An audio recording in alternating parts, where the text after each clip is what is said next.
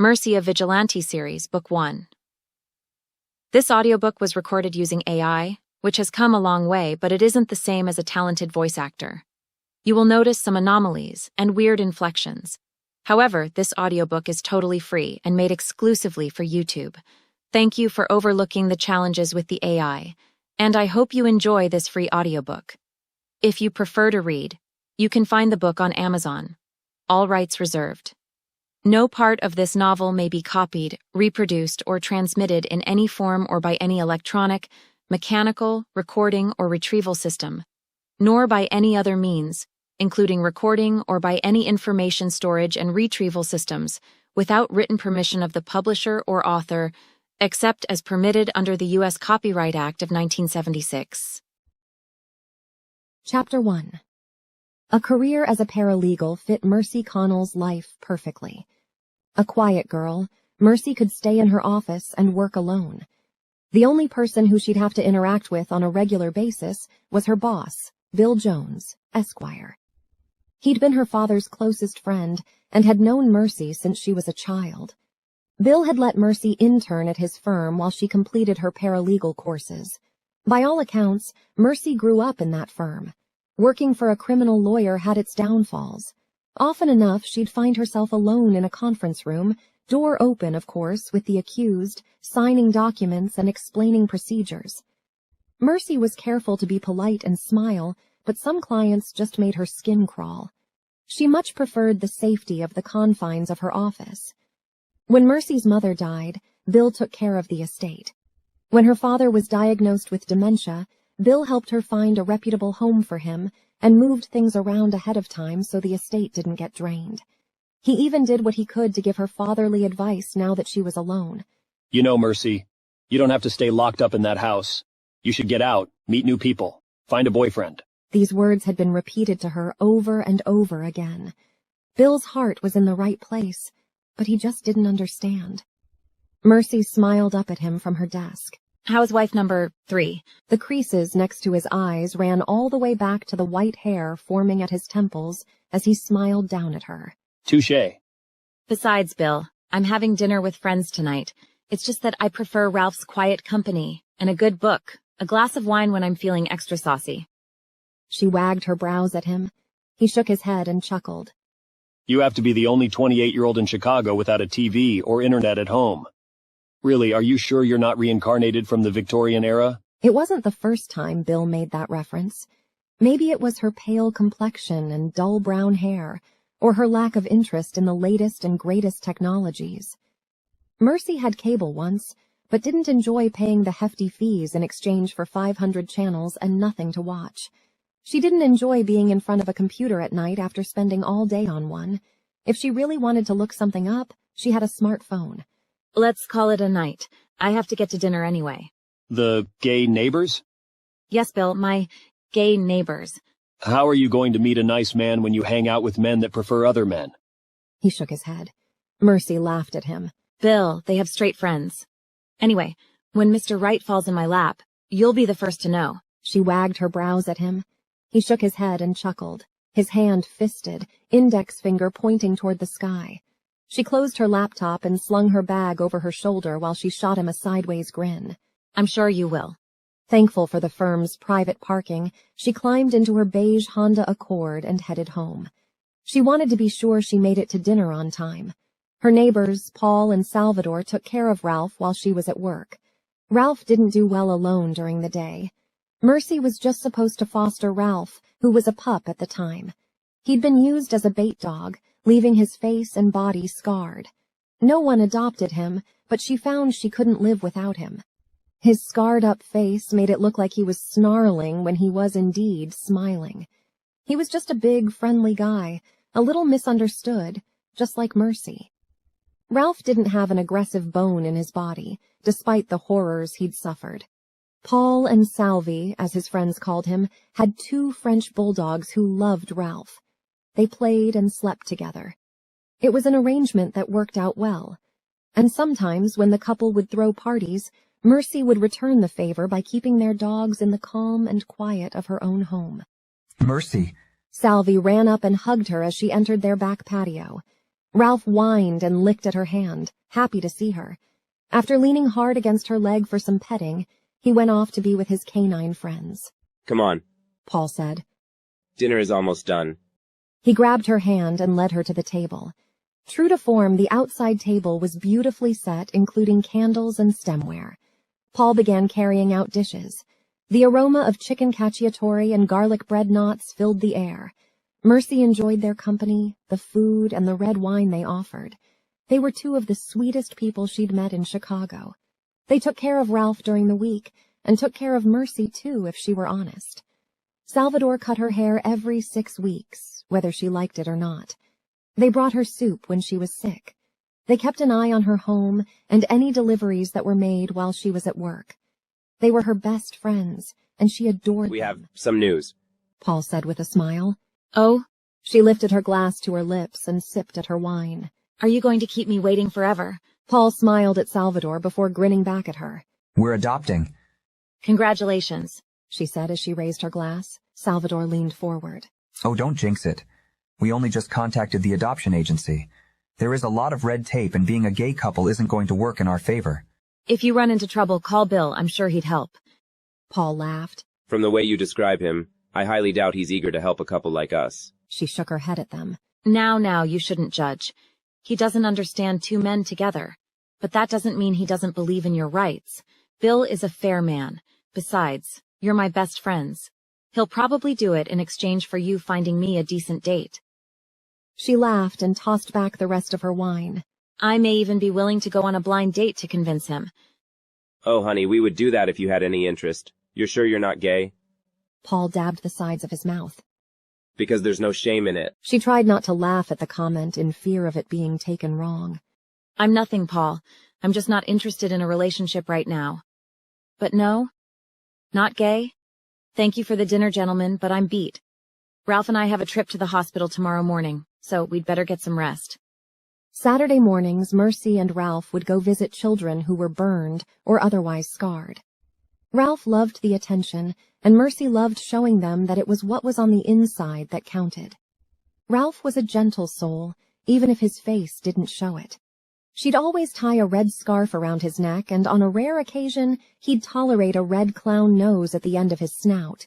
It was a big hit with the kids. After thanking them again, she called Ralph and walked next door. It was a small one-bedroom home, but had a fenced-in side yard for Ralph. She had a dog door installed so he could go in and out as he pleased. The older he got, the more frequently he needed to go out, and the dog door worked well. Mercy filled her large tub and grabbed a spy novel she'd been reading. She sank down into the water and immediately got lost in the book. Before she knew it, the book was done, and the water was fairly cool. The squeak of the dog door startled her as Ralph was in the bathroom with her. She cinched her robe tight and grabbed the toilet plunger. Ralph stood at the bathroom door at attention. Together, they slowly walked out of the bathroom. The sound of breaking glass in the kitchen causing Mercy and Ralph both to jump. Her heart thundered in her chest. Frozen with fear, she stood clutching the plunger. She'd never fought anyone a day in her life. Was it a burglar? It was then she heard the familiar chirping of a raccoon. A damned raccoon must have come in through the dog door. Feeling a bit braver, she edged her way along the hall toward the kitchen. Sure enough, a raccoon was on the countertop, munching away on a loaf of bread. He'd managed to knock off a few glasses, leaving jagged shards all over the floor. She didn't know what she was going to do about the coon, but knew she couldn't go farther without shoes. She and Ralph retreated to the bedroom where she put on a pair of sweats and tennis shoes. Less fearful, she grabbed the broom from the hall closet and slowly made her way to the entry of the kitchen. Using the handle of the broom, she slid the door open. Not wanting the animal to feel cornered, she kept her distance, her heart still thumping hard in her chest. Ralph, her trusty sidekick, had steered clear of the kitchen and watched the scene unfold from the hall. Now all Mercy had to do was get the animal convinced that going out of the open door was a better option than staying in the kitchen. She looked to Ralph and pleaded, Could you bark or something? I'm in trouble here. Ralph panted and cocked his head. Right? You need motivation. She reached in the cookie jar and grabbed a dog biscuit, holding it high. Who wants a cookie? Ralph began to prance as he usually did. It took him a few moments to work up to a good bark. She eyed the raccoon who was munching away but keeping an eye on her. Ralph, you want the cookie? Again, he began dancing around and panting harder. Mercy felt as if her heart would explode in her chest. Her hands shook. Tell me you want it. Please, Ralph, just bark already. Woof! The dog let out. When she didn't give him the treat, he barked again. The raccoon grew nervous and backed up. Good boy, Ralph. Who's a good boy? God, please don't let this thing bite me. He barked again, louder this time. The coon jumped down and scurried out the door. Mercy tossed the treat to Ralph and slammed the door shut, sliding the lock over the dog door. She spent the next hour getting up the broken glass and sanitizing her countertops. It was nearly midnight by the time she collapsed in bed. Ralph stretched out next to her. The bandit was gone, the mess cleaned up, and the both of them were exhausted. Stroking his fur, she looked at the scarred face of her angel. You did good for a big softie. Thanks for the help. With that, she kissed him on the top of his muzzle and drifted off to sleep. The next morning, after her tea, she took Ralph for a quick walk before loading him up in her Honda and driving to the children's hospital. The nurses smiled and greeted them as they entered. Oh, the kids were asking when Ralphie was coming. Nurse Wilson gave Ralph a cookie she had saved in her pocket. Nurse Wilson always had a cookie for him, and pets, and kisses. Mercy often wondered if the nurse loved him as much as the kids did. They made their way to the recovery unit, and the kids all cheered when they saw them enter. All except one, a new patient in the back of the room. It was a little girl, maybe 10 years of age, with bandages on most of her face. Ralph was surrounded by children who all patted him and gave him kisses. True to form, he sat and smiled his vicious-looking smile while he soaked up all the attention. Mercy kept a watchful eye on the child in the back, who looked frightened of Ralph. While the other children were distracted, she made her way to the little girl. Hi, my name is Mercy. That guy over there, he's Ralph. I know. Everyone has been talking about him all morning. She glanced over at Ralph, then back at Mercy. He looks mean. She smiled at the girl. That's just how he looks on the outside because of his scars. But he is the sweetest boy in the world. See, he's not hurting any of the children. He never would. Amanda giggled. He is a big sissy, isn't he? Yep, but he's full of love. Can I introduce you? I will hold your hand if it will make you feel better. Amanda looked over at Ralph, then back to Mercy. You promise he won't bite? I pinky swear it. She held up her pinky to the little girl who wound hers around Mercy's. Okay, but hold my hand. She led the little girl to Ralph slowly. When Ralph sniffed her fresh wounds, the little girl held her breath. But true to form, he eased himself on the floor, laying at her feet to show his submissiveness. The little girl bent down and stroked his face. Do his scars still hurt? Mercy shook her head. They don't seem to bother him. His legs get stiff sometimes, but he's an old man, so that's normal. A dog did this? Like people, sometimes you have good eggs, and sometimes you get bad ones. Poor Ralph is a good egg that had a run-in with a few bad eggs, but he's still sweet as pie. After their hour was up, Mercy and Ralph had to say their goodbyes. The kids all took turns hugging Ralph and telling him they'd see him next week. Leaving was always hard, but seeing the joy on the faces of the children made it worth everything to Mercy. Unless she were sick, she never missed a Saturday with the kids. The little girl sniffed.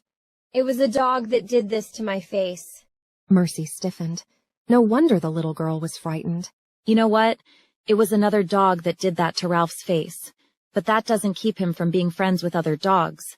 As a matter of fact, his two best friends are dogs. But I'm scared. She looked away. What's your name? Amanda. She leaned back on her hand. Well, Amanda, I was really scared last night. But now that I think of it, it's pretty funny. Do you want to hear about it? The little girl nodded. Well, I was in the tub and old Ralph over there was laying on the floor. His doggy door squeaks and I heard that squeak but knew it wasn't Ralph because he was with me. The little girl's mouth dropped open. Was it a cat burglar? Sort of. I heard a loud crash. Ralph, the big sissy. He didn't even go investigate, so I did the only thing I could do. I grabbed the toilet plunger and went to investigate it myself. Amanda giggled. You're silly. What on earth were you going to do with a toilet plunger? I haven't the slightest idea. Mercy laughed. But I went to see what made the noise, and do you know what I found? The child's eyes widened. A bad guy? Nope. I found a raccoon, and do you know what that little bugger was doing? He was sitting on my counter eating up all my bread like he owned the place. And Ralph, well, that chicken just watched from the hall while I shooed that raccoon out of my house. To make matters worse, he just sat and ate a cookie while I cleaned up the mess.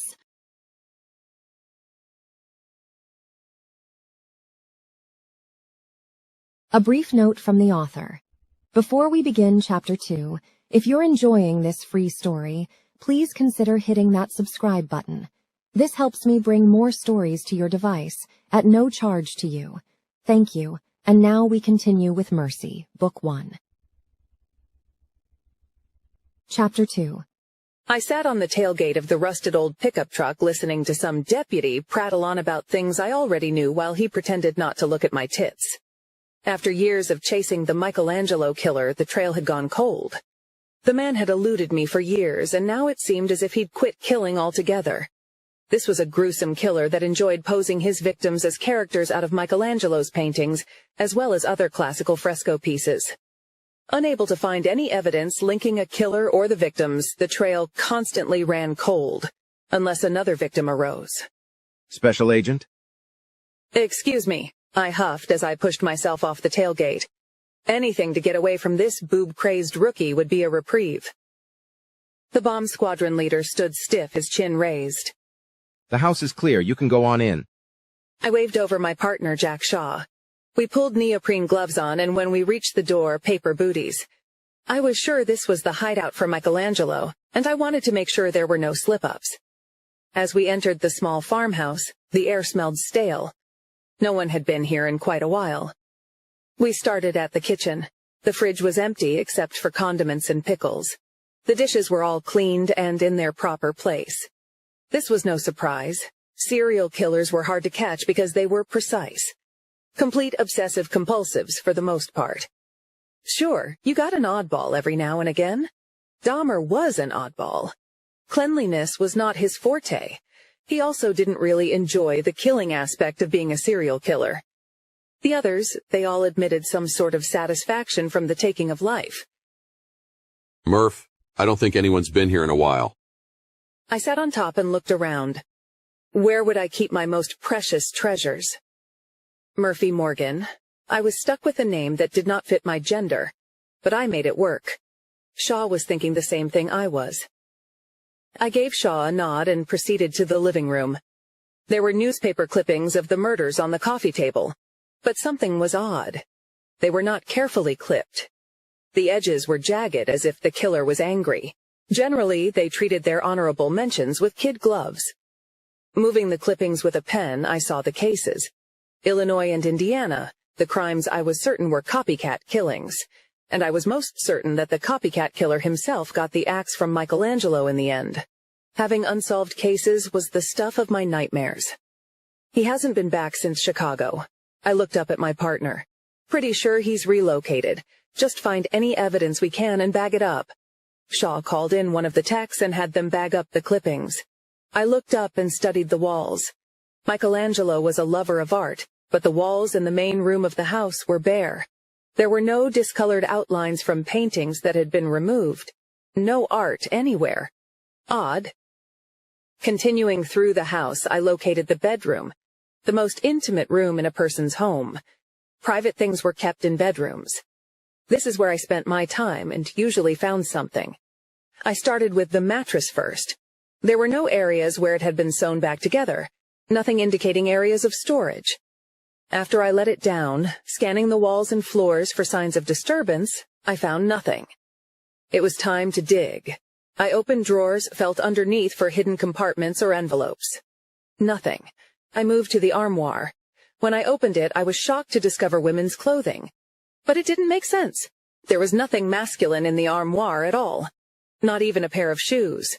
Judging by the size of the clothing, they belonged to a middle-aged woman who probably couldn't lift her own weight, let alone that of a full-grown man. This didn't add up. A shelf on the left sat a bit crooked. For someone whose house was extremely tidy, that wouldn't sit well. Lifting up the edge, a small storage area was revealed. More newspaper clippings were inside. Moving slow so as not to damage them, I pulled them out. These were in much better condition.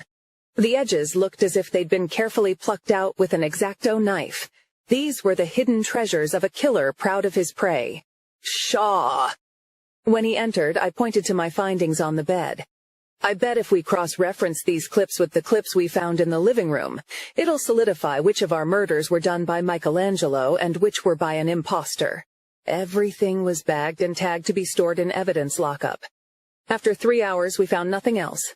The place was dusted for fingerprints, and we headed back to our hotel. Shaw loosened his tie. Fuck, it's so hot in Louisiana. I rolled up the windows and cranked the air. A little humidity never hurt anyone. You'll acclimate.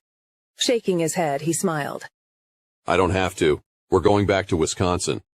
Do you mind finding us a flight when we get back to the hotel? I was eager to get back home. After years of being single, I finally had a boyfriend. Jesse came with his own set of complications, and the Bureau threw a fit when they figured out I was dating a former mobster. But I stressed the former part and assured them that he now had a legitimate business, and I'd leave him if he resorted to his old ways. My brother claimed I was a danger whore. Maybe he was right. Murph, are you listening to anything I'm saying? Shaw's arms were crossed over his chest. I'm sorry, I was lost in thought. Go on, I'm listening. He huffed and rolled his eyes. We have enough time to grab our shit and get to the airport. I booked us a flight with my phone. 21st century technology. I packed light, so I only need a few minutes. The heat was irritating my otherwise jovial partner. With such a lack of evidence to consume me, I'd become more and more distracted lately. When we reached the hotel, we each went to our room to gather our things. Shaw was checking us out when I met him in the lobby. I'd sent a quick text off to Jesse letting him know I was coming home and was eager to take some time off. As my partner folded the receipt and stuck it in his pocket, I turned and headed toward the rental car. If the air was blasting when he climbed in, he might relax a bit. I fired up the car and cranked the air.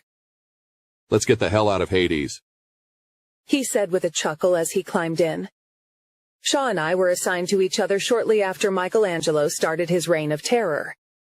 Shaw had a knack for getting the locals to cooperate, and I was all business. Serial killers had always fascinated me. Most of them were downright intriguing. After years of chasing serial killers, we still don't know what makes them tick. What happened in their warped brain to make them who they are? The human mind is complicated. So fragile, yet so resilient.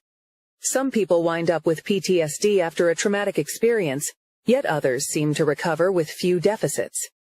We don't know why. We don't yet know what causes that crack. Interviews with serial killer often demonstrate that they are calm during their attacks. Their heart rate and blood pressure do not elevate, but they can become elated when discussing their murders. When I was up and coming into the Bureau, I watched every interview and documentary on every serial killer I could find. Probably the most telling was Dahmer's interview while his father sat next to him. He leaned away from his father the entire time. Why? Shame? Dahmer was the most intriguing, a killer who didn't enjoy the kill. That still perplexed me. Then there was Ted Bundy. Of all the serial killers I studied, he was the most frightening. Why? He was so normal. Every interview, even the early interviews where he lied continually, he had a certain charm about him. He was the kind of guy you'd share coffee and conversation with. An excellent trait in a predator. So who was our killer? Was he the young man who dissected animals? Was he suave and debonair? Would I sit down and enjoy coffee with him, or was he more like the killer clown? Nah, our killer would never keep the bodies. They were for display. Our killer had been profiled already. We knew he was arrogant, physically powerful, stealthy, and while he always left quite a scene, he never taunted us with letters. He was arrogant, so arrogant and desperate to continue his work, he left us nothing. Not one single hair. All we had now were news clippings. Shaw slept on the flight home. I couldn't settle enough to even consider it. I had a few days off and would spend them with Jesse Tolliver in our cabin on the lake. I'd hide from the world, from my killer, and from anything news-related whatsoever.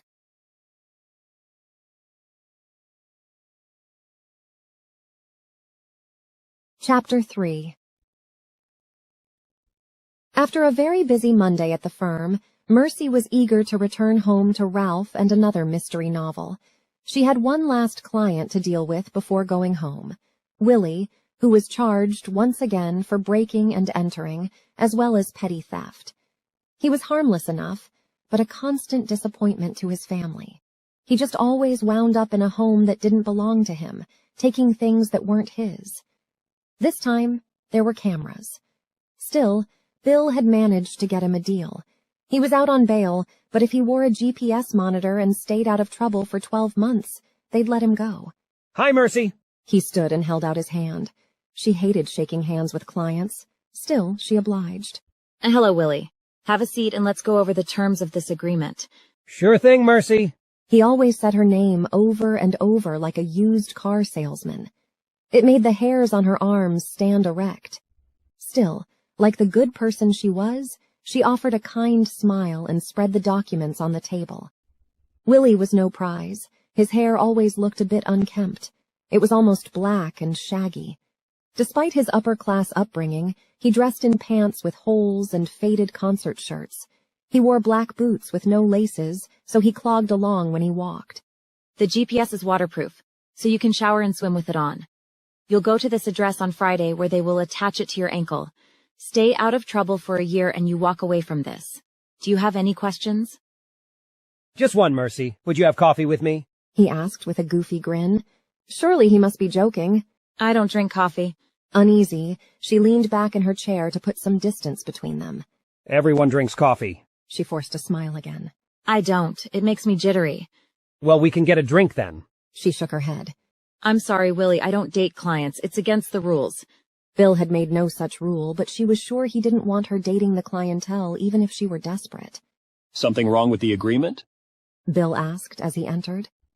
Willie crossed his arms over his chest and leaned back in his chair. The agreement is fine, but why won't you let Mercy date who she wants? Bill looked at her, her eyes wide. Mercy?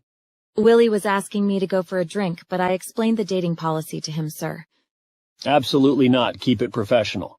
He slid the pen across the table to Willie. Sign the agreement so Miss Conall can get on with her evening.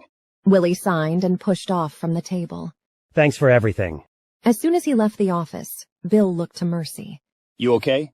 Clients have flirted, but that was the first time, You've been asked directly? Yes, thanks for the rescue, Bill. I didn't know what to say. Bill stood for a minute and pinched the bridge of his nose. You know what? Jill is getting ready to leave. Why don't you two walk out together? Jacob Lemery was Bill's partner, and Jill Edgecombe was his secretary. She was tall with long red hair, a real firecracker who carried pepper spray and damned Chicago for their laws against citizens carrying firearms. Jill and Mercy always left together during a murder trial. It made Mercy feel safer. Good idea. Mercy hurried to her office to collect her things. A knock at her door made her jump. Damn, you are jumpy. Bill told me that creep made a pass at you. Gross. Yeah, gross. I'm ready whenever you are. Mercy slung her bag over her shoulder. Jill looped her arm in Mercy's and led her out of the building. I'm telling you, law-abiding citizens should be able to carry. We'd have less crime that way. Want to rape me? Boom. Bullet between the eyes. Want to carjack me? Boom. Bullet in the chest. I'm telling you, all the criminals have guns. Why shouldn't we? Good question, Mercy replied, though guns terrified her. She wasn't overly graceful, and thought if she had a gun she'd most likely wind up shooting herself in the foot. Reaching her car, she thanked Jill and drove off. After collecting her furry friend from Paul and Salvador, she hurried home. Once inside, she slid open the lock to the dog door and set a kettle of water on the stove.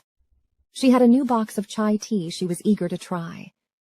Ralph followed her to the bedroom where she shed her business casual attire for something a bit looser and padded to the kitchen where the kettle was beginning to whistle.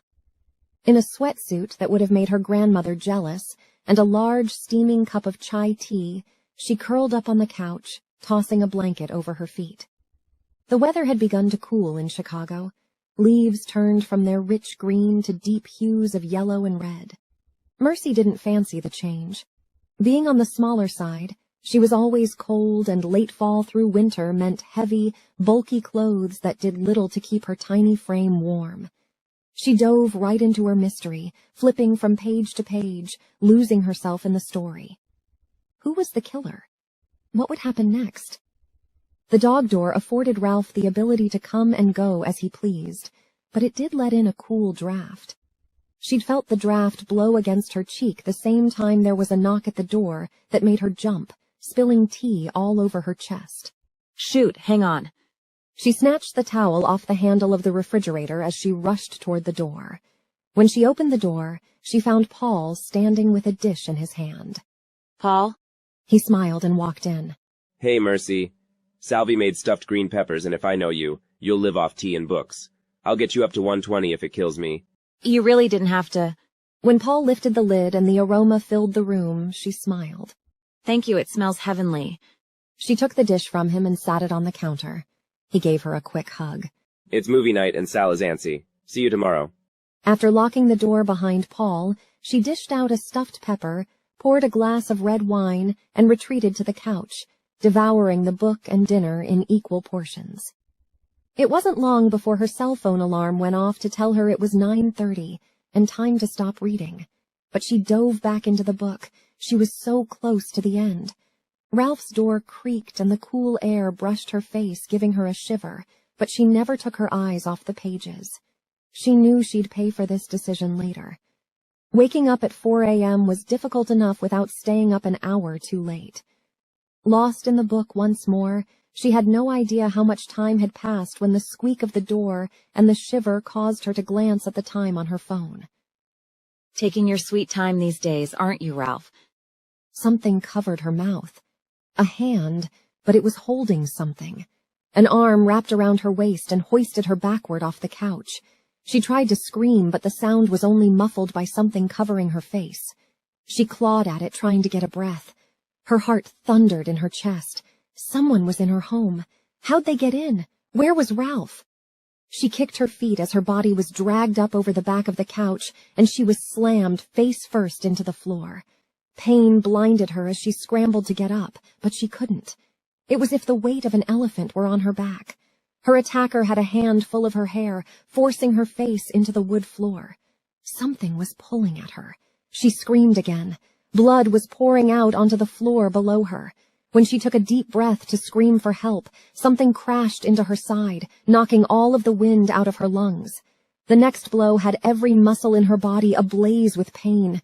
She was going to die. Why? Blinding pain hit the back of her head, and blackness surrounded her. She opened her eyes, or tried to. Everything was blurry. Her face hurt. It was the worst pain she'd ever felt, aching, throbbing, burning. It was everywhere. She was cold. Where were her clothes? Ralph, she choked out. The earth shook. Her back pounded against the floor. Pain. Mercy began to gag and cough. Pain in her ribs made her gasp for air, but the gasping only made it worse. Something was on top of her, crushing her, ripping her apart. Blood was pooling in her mouth, making her gag. Shut the fuck up! Something hit her jaw. A loud crack was followed by darkness. Ralph? Oh, Ralph! Who was going to look after him? She began to rouse. Nothing made sense. Everything hurt. Everywhere. She coughed and blood sprayed out of her mouth and fell back on her face. Oxygen was out there, but she couldn't get any into her lungs. It was as if she were drowning. Tears spilled down her face as she lay helpless and broken, naked in a pool of blood. Her blood. Mercy was happy when the darkness returned. She welcomed it as it enveloped her. Death would set her free. Mommy?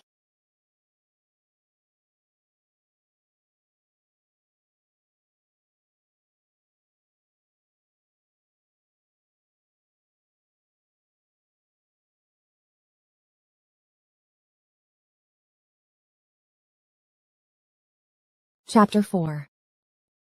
Paul pressed down on the plunger of the French press and looked at Salvador. Where on earth is Mercy? She's going to be late. Salvador shrugged. Maybe her book boyfriend was so good she had to call off work. With a wink and a smile, he began dishing out food for their little dogs. I tell you, Salvi, She's going to be the crazy cat lady if she doesn't get her head out of those books and find a companion. Let's get some of our friends over here this weekend. Nothing too outlandish, you know. Mercy isn't into our usual parties. But let's get some boys over here. Maybe she'll find someone she can talk to. You know David, he reads a lot. Maybe they can start by swapping books and work up to swapping some bodily fluids. Paul. He tossed the towel across the counter at Paul. Gross. Tell you what, I'm going to go check on Miss Thang and see if she's sick or something. You know that girl takes horrible care of herself. She never eats. You worry too much, but go. He wagged his finger toward the door. Go catch her getting dressed or something. Just don't come back here screaming if you see some booby parts or something. Salvador slipped on his shoes and grabbed his sweater. The minute he opened the back door, the dogs scurried out. Both dogs froze in the middle of the yard and began sniffing the air. He watched as they sniffed toward the fence that separated their yard with Mercy's. When the dogs began to wail, Salvador walked over to the fence and peered over the side. Laying on the steps was Ralph, covered in blood. The grass was stained where he had tried to drag himself into the house. Paul, call 911. Paul peeked his head out of the sliding door. What are you screaming about? Call 911. Do it now. Salvador hopped the fence and rushed over to Ralph. The dog was stiff and cold. He looked through the glass of the door. Mercy was on the floor, completely naked. She was covered in blood and cuts. The door was locked. The killer might be inside, but Mercy was in there. His best friend was lying naked and broken. He looked around, grabbed a rock, and bashed it against the glass until it broke. Wrapping his sweater around his fist, he pushed the tempered glass window through the door onto the floor and unlocked the door. He rushed to Mercy's side and felt for a pulse.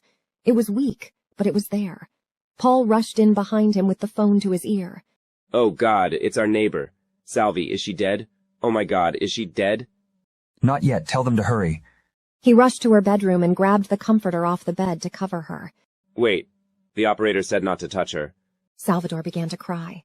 But she's cold. Paul, she's cold and naked. Sirens sounded off in the distance. Ma'am, please let us cover her. He looked to Salvador, who stood holding the blanket looking down at Mercy. Fuck them, she's cold. He tossed the comforter over her naked body, helpless to do anything else. Yes, ma'am. I can hear sirens. Yes, he covered her. I'm sorry, but she's so tiny and... He began to cry. Paul walked to the front door, turned the lock, and opened the door as the police cruiser and ambulance screeched to a halt. The police rushed in, guns drawn. Stand back. Let us help her, the first officer said as they barged through. The two retreated to the kitchen while the EMTs worked on Mercy. They held hands as the EMTs lifted her broken body onto the gurney. Oh, Paul, who would do this? They watched in horror as Mercy was hauled away. You called this in? One officer asked. I did. Paul said. I found her. Salvador offered. We have some questions. Paul froze, staring at the congealed pool of blood where Mercy had been. There were deep marks on the floor, claw marks. We will do anything we can to help you catch whatever animal did this to our friend. Can we please do this next door? I have fresh coffee. The officer nodded. As soon as CSU can get here to secure the scene, we'll be right over. Paul and Salvador held each other, both sobbing as they waited for the officers to arrive. When the knock came at the door, Paul let them in. Please, right this way. The officers were given coffee and took their statements. So, you broke the glass on the back door? Yes, sir. As I said, I spotted Ralph and looked in through the door to see Mercy. She needed help. I didn't have time to waste. And I'm sorry for covering her up. She looked... Look, son, I understand. I've been on the force for a decade, and I still have a hard time seeing something like that. You did the best you could. If all you touched was her neck, then it shouldn't have compromised too much evidence. Paul began to cry again. His eyes already red and swollen, he wiped them with the back of his sleeve. What kind of animal could do that to Mercy and Ralph? They were so kind. Both officers looked down at the table. There was never an answer to that question, whether or not Paul and Salvador knew it. It was a question asked on a daily basis. Thank you for the coffee and all of the information. We'll go see this Bill Jones and inform him of the situation since her father is incapacitated. We will keep in touch. After they ushered the police out, they rushed to the hospital. They may not be Mercy's next of kin, but they were all she had. Maybe they could find some answers. Bill Jones fancied himself a reasonable man, but when 2 officers came to his office to inform him that Mercy had been attacked, he wanted to kill someone. He had his secretary cancel his day and rushed to the hospital. His blood pressure skyrocketed as he made his way to the parking garage. He popped a pill for the problem and jogged from the garage into the lobby. Sweat ran down his back, his heart thundering in his chest. The woman behind the glass must have thought he was having a heart attack. Sir, are you okay? I'm here about Mercy Conall. She was brought in a short time ago. He took a deep breath and held it for a few seconds, trying to settle himself. You're here for Mercy. A short man with curly hair approached from the side. He was wearing a light blue sweater, light beige pants, and loafers. You must be her neighbor. Sir, are you family? No. But I have this. He pulled an envelope out of his breast pocket and slid it under the glass. Bill Jones, Esquire, Paul Ruddy, and Salvador Francini. She read aloud as she typed. I'll buzz you in. Another nurse waited on the other side, holding what looked like a large iPad. Come with me. They followed her down the long hall and into a room labeled Family Waiting Area and closed the door. Mercy has been sent into emergency surgery. The 3 men stood holding their breath. How bad is it? Bill finally asked. After tapping on her iPad a few more times, she read the list of injuries. She has a broken nose. The left tibia contained a compound fracture, fractured jaw, broken ribs. Her left lung was punctured. Let's see, a rape kit has been done. She's received 2 bags of AB negative blood. Son of a bitch kidney punched her too, so there's blood in her urine. I need the details. Bill said with a sob. The nurse sat.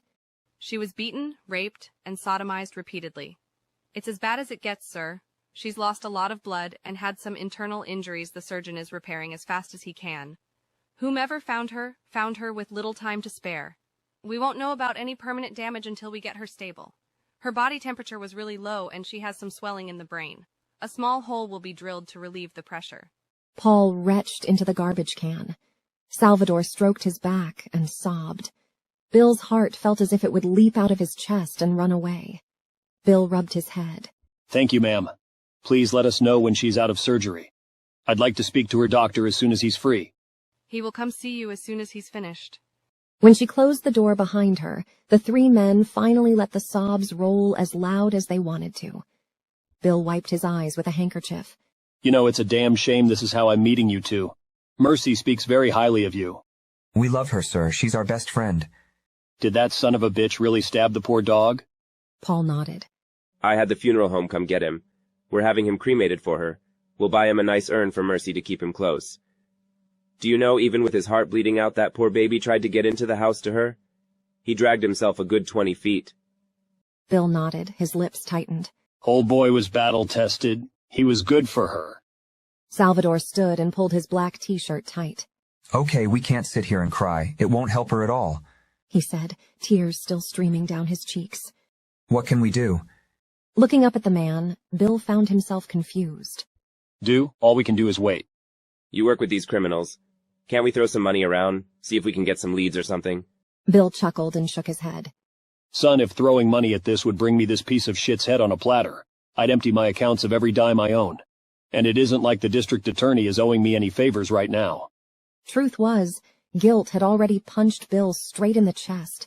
How many of these assholes were walking the streets because of him? How many women like Mercy lay in a hospital broken by one of his heathen clients? You know what, son? You've given me some ideas. I'll go make some calls. You two, why don't one of you stay here in case there's some news? The other, go down to the children's wing and let the head nurse there know what happened. She needs to let the children know Mercy and her dog won't be making any appearances. Paul ran his fingers through his hair. I'll go. I can't stay cooped up in this room. Salvi, text me if anyone comes in and I'll rush right back. Bill went outside to get air and make a few calls. He stood outside staring at his phone. The only people that owed him favors were criminals. He'd promised Larry Conall he'd keep Mercy safe. He'd failed his best friend and surrogate daughter. He might be a lowlife that kept other lowlives out of jail, but Larry's name carried weight. Larry, the district attorney for decades, still had the respect from the office. After a deep breath, he rang Joan Arndt, The DA Joan had come up under Larry, and she had all the love and respect for the man. At least she had years ago. Bill could only hope she hadn't forgotten on whose coattails she rode. This is Joan. Joan, this is Bill Jones. I'm not in the mood for any deals today, Mr. Jones. Bill held in his curse words. Neither am I. I'm calling in a favor. Joan laughed on the other end of the line. You have to be joking. Why would I owe you any favors? It isn't for me. This is for Larry Conall. His daughter is having emergency surgery after being attacked in her home. After a few seconds of silence, she cleared her throat. I see. Well, when the accused is brought into the courtroom, I will do my best. Your best? That's it? He wanted to slam his cell phone against the pavement. Her best? Let me put this as delicately as I can, Mr. Jones. Your clients, they know how to game the system. I'm the district attorney. I have to play by the rules. Joan, damn it. Bill, listen to me closely. I have to play by the rules. Do you understand? Yes. Yes, he did. Thank you for your time. Oh, and Joan? Yes? I hope he has the worst public defender on the planet. Me too. Do keep me updated on Miss Connell's condition. With that, the line went dead. Bill scrolled through his contacts and finally pressed send. Bill Jones, to what do I owe this pleasure? Have I unknowingly been charged with a crime? No, but if you help me, your next case is free. The man on the other end paused. You have my attention. How can I help, Bill? How fast can you get to the bar by the courthouse? Today is your lucky day, sir. I'm already here. Bill hung up and ran toward the bar. Once inside, he scanned the bar to find Tommy sitting in a corner booth alone. He wasted no time telling Tommy what he wanted. Bill, this is hardly a favor. You're just not thinking clearly. We're in the most corrupt city in the country. Just grease some palms. Tommy tipped back his cocktail, swallowing it all down. Whose palms, Tommy? We don't even know who did this. Mercy may not make it. Tommy's eyes widened. You're paralegal? There was no point in hiding his feelings. His eyes were already red and swollen. His chest ached in a quiet sob. She's like my daughter. I've taken care of her for so long. Tommy waved 2 fingers at the waitress. She rushed over with 2 glasses of scotch. You're not thinking clearly. You're too close. But my lawyer has taught me a few things over the years. Hypothetically, if it were me in your shoes, I'd slip the lab tech some money to hurry things along with the rape kit. Hypothetically, I'd go see the chief of police and offer to make a sizable donation to ensure that chain of custody is followed, that the rape kit doesn't get lost as so many do down there. Hypothetically, I'd contact a few of your shadier clients. Find a CI who will talk for cash. Chances are this guy has bragged to someone. Bill sipped at the scotch and listened. He'd never been on the wrong side of the law a day in his life. Bribes could lose him his license to practice. But he'd have to be caught, and then he'd have a chance to defend himself before losing his license. Be careful, Bill, and Godspeed to your paralegal. Paul held Nurse Wilson as she sobbed. I'm sorry, but I wanted to give you plenty of time to break the bad news to the children. I'm sorry, yes, we have to tell them something. I will let the other nurses know. Please let us know if there is anything we can do. She wiped her eyes and nose with a tissue. He tried not to break down again. I hear prayer works. I wouldn't know myself. His phone chimed in with a text from Salvador. The doctor was on his way. The doctor is about to give us an update, he said as he jogged away. He ran as fast as he could back to the family waiting room they'd been given. Bill was already there. The nurse said he was on his way, Salvador said. Just then, a surgeon entered the room and introduced himself. How is she? Honestly, she lost a lot of blood. She's been through quite the trauma. The neurosurgeon is keeping an eye on the brain swelling. We've managed to get it down a bit, but she had 2 small skull fractures. I repaired the lung. An orthopedic surgeon put a few screws in the leg to repair the bone. Mercy has been given something to be sure she doesn't wind up with child. He looked down at his hands. Her nose and jaw have been reset. Of course, we had to wire her jaw shut. We've put her in a medically induced coma for the time being. This will keep her still and unaware of the pain while her body heals. But we're optimistic. Optimistic? Can we see her? Paul cried. The doctor shook his head. Not until tomorrow. She's in ICU, but we can't risk visitors for the first 24 hours. She has nurses and doctors around her constantly, and I'm afraid she won't know you're there anyway. But I can take you so you can at least see her through the window. They followed him down the hall and up 2 flights of stairs. When they finally arrived to ICU, Mercy was unrecognizable. Her entire face was black and blue. Tubes went in and out everywhere. A respirator breathed for her. After they got a good look, he took them to the corner of the hall. If I can say something here, I don't usually advise on this stuff, but I will say whomever did this to Mercy was sloppy. There was ample DNA evidence collected. Hair, semen, and the like. It should make putting this guy away a bit easier. Good. Bill pulled his card out of his pocket and handed it to Paul with his pen. Boys, write your number on the back. When they did, he handed it to the doctor. We have to go. Please call any one of us should something change. Salvador looked at Bill. Sir, where are we going? He thought for a moment. Your place.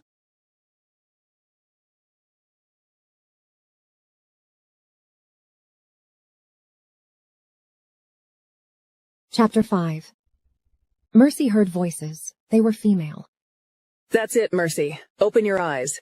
She tried to pry them open. They felt heavy, dry. She tried to swallow, but something began to gag her. That's it. Take a deep breath in, then I will pull out the tube. Ready? She took a breath and coughed as the tube was pulled out of her throat. Her head ached, her leg, everything hurt. She's awake. Paul, she's awake. She recognized that voice. It was Salvi. Her heart began to race. Where was she? What happened? The nurse looked at the monitor that began beeping. It's okay, Mercy. You're in the hospital. The hospital? The last thing she knew, she was reading a book. She lifted her head to see Paul and Salvador, eyes red, streaming with tears. She lifted her right hand and waved. What happened? She grabbed her neck. The nurse ignored her question as she began checking the machines. Someone will be in any minute to explain everything. For now, I'm going to need you to stay calm. Would you like some water? Please. She pressed a button on the side of the bed to lift Mercy's head, then handed her a tiny cup with water. Drink it slow. You haven't had anything in quite a while. Just then, an older lady with short, curly gray hair entered carrying a clipboard. Gentlemen, if we can have the room, please. Mercy looked to her friends. No, please don't leave. The woman sat in a chair next to Mercy's bed. That's up to you, but this is a private matter. I want them to stay. Very well. My name is Judith Jones. I'm a social worker. Miss Conall, there was an attack in your home. I'm here to help you deal with that attack. Where's Ralph? Who is watching Ralph? When the 2 of them began to sob, she knew the answer. An attack. She was in the hospital. He's gone. Paul nodded. I'm so sorry, Mercy. We had him cremated for you. Get out. Tears welled up, but she refused to let them spill. Her friends shuffled toward the door. Not you. Please stay. She turned her head toward the social worker. You out, now. Ma'am, I must insist. You need to work through this, and I'm here to help you with that. Get the fuck out of my room. Paul gasped. Mercy, you don't use that kind of language. The social worker stood from her chair. Anger is normal. I'll come back another time. Mercy's chest heaved as she watched the woman leave her room. Please close the door, Paul. When the door was closed, she waved them over. I need to hear it from you. Please. Please tell me what happened. The men looked at each other. Salvador patted Paul on the shoulder. I'll do it. He moved closer, pointing toward the edge of the bed. May I sit here? Salvi, don't leave anything out. Just tell me. He eased onto the edge of her bed. Well, from what the officers said, they think the man hopped the fence and stabbed Ralph first. Ralph was strong, though. Even with a chest wound, he dragged himself almost to the door. Then the guy crawled through Ralph's doggy door and attacked you from behind. Ralph, she gasped. The thought of him suffering yet again made her chest ache. The man, well, he beat you and raped you. You were so bad, Mercy, we were so scared. Her stomach hurt. She'd been violated, abused, damaged. But why didn't she remember anything? Maybe she was lucky she didn't remember. Why? Why did he do this to me? Do they know who did it? He shook his head. I wish I knew, honey. None of this makes any sense at all. How long? How long have I been out? A little over a month. They had your jaw wired shut until yesterday. They decided that it would be less painful for you if they took it off before they woke you up. At least that's what they told us. She squeezed the sheets close around her chest. I lost a month? 4 weeks. Paul said as he stepped in closer. Bill has been here a lot. He's a very kind man. She stared at the two of them and tried to process. It was as if her body was alien to her. She felt numb, weak. Shouldn't she feel angry? An orderly came in with a tray. Good morning, Mercy. The doctor has started you off on a liquid diet to get your insides going again. But when you feel like something more solid, we'll start you off slow, okay? Mercy sniffed the broth and cringed. She looked to Paul and forced a smile. I need your soup, not this salt water. Oh, honey, I'll sneak you in something edible. The orderly wagged her finger. You follow the hospital diet for 48 hours. As soon as you poo, they'll let you go home. When the orderly left, Mercy looked up from her tray. I'm not kidding about the soup. Can you smell this? Smells like the storm drains.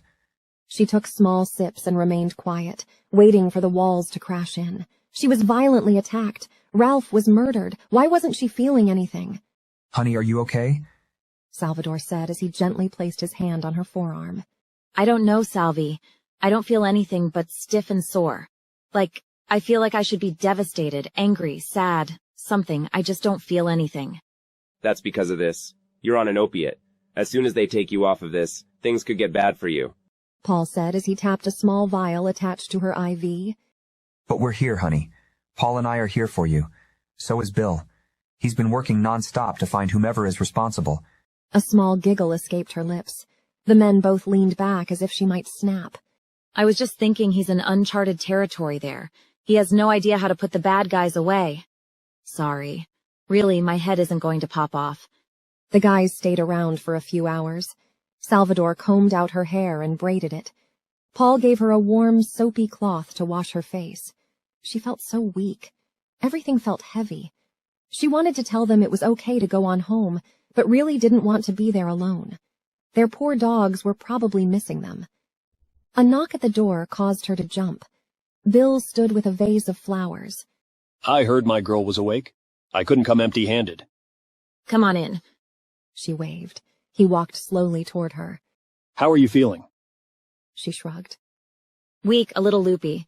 How about you? How are things at the office? He looked at the flowers, then placed them on the counter by the window. Well enough, I guess. I hired a temp to fill your spot, and she's awful. So I need you to hurry up and get better.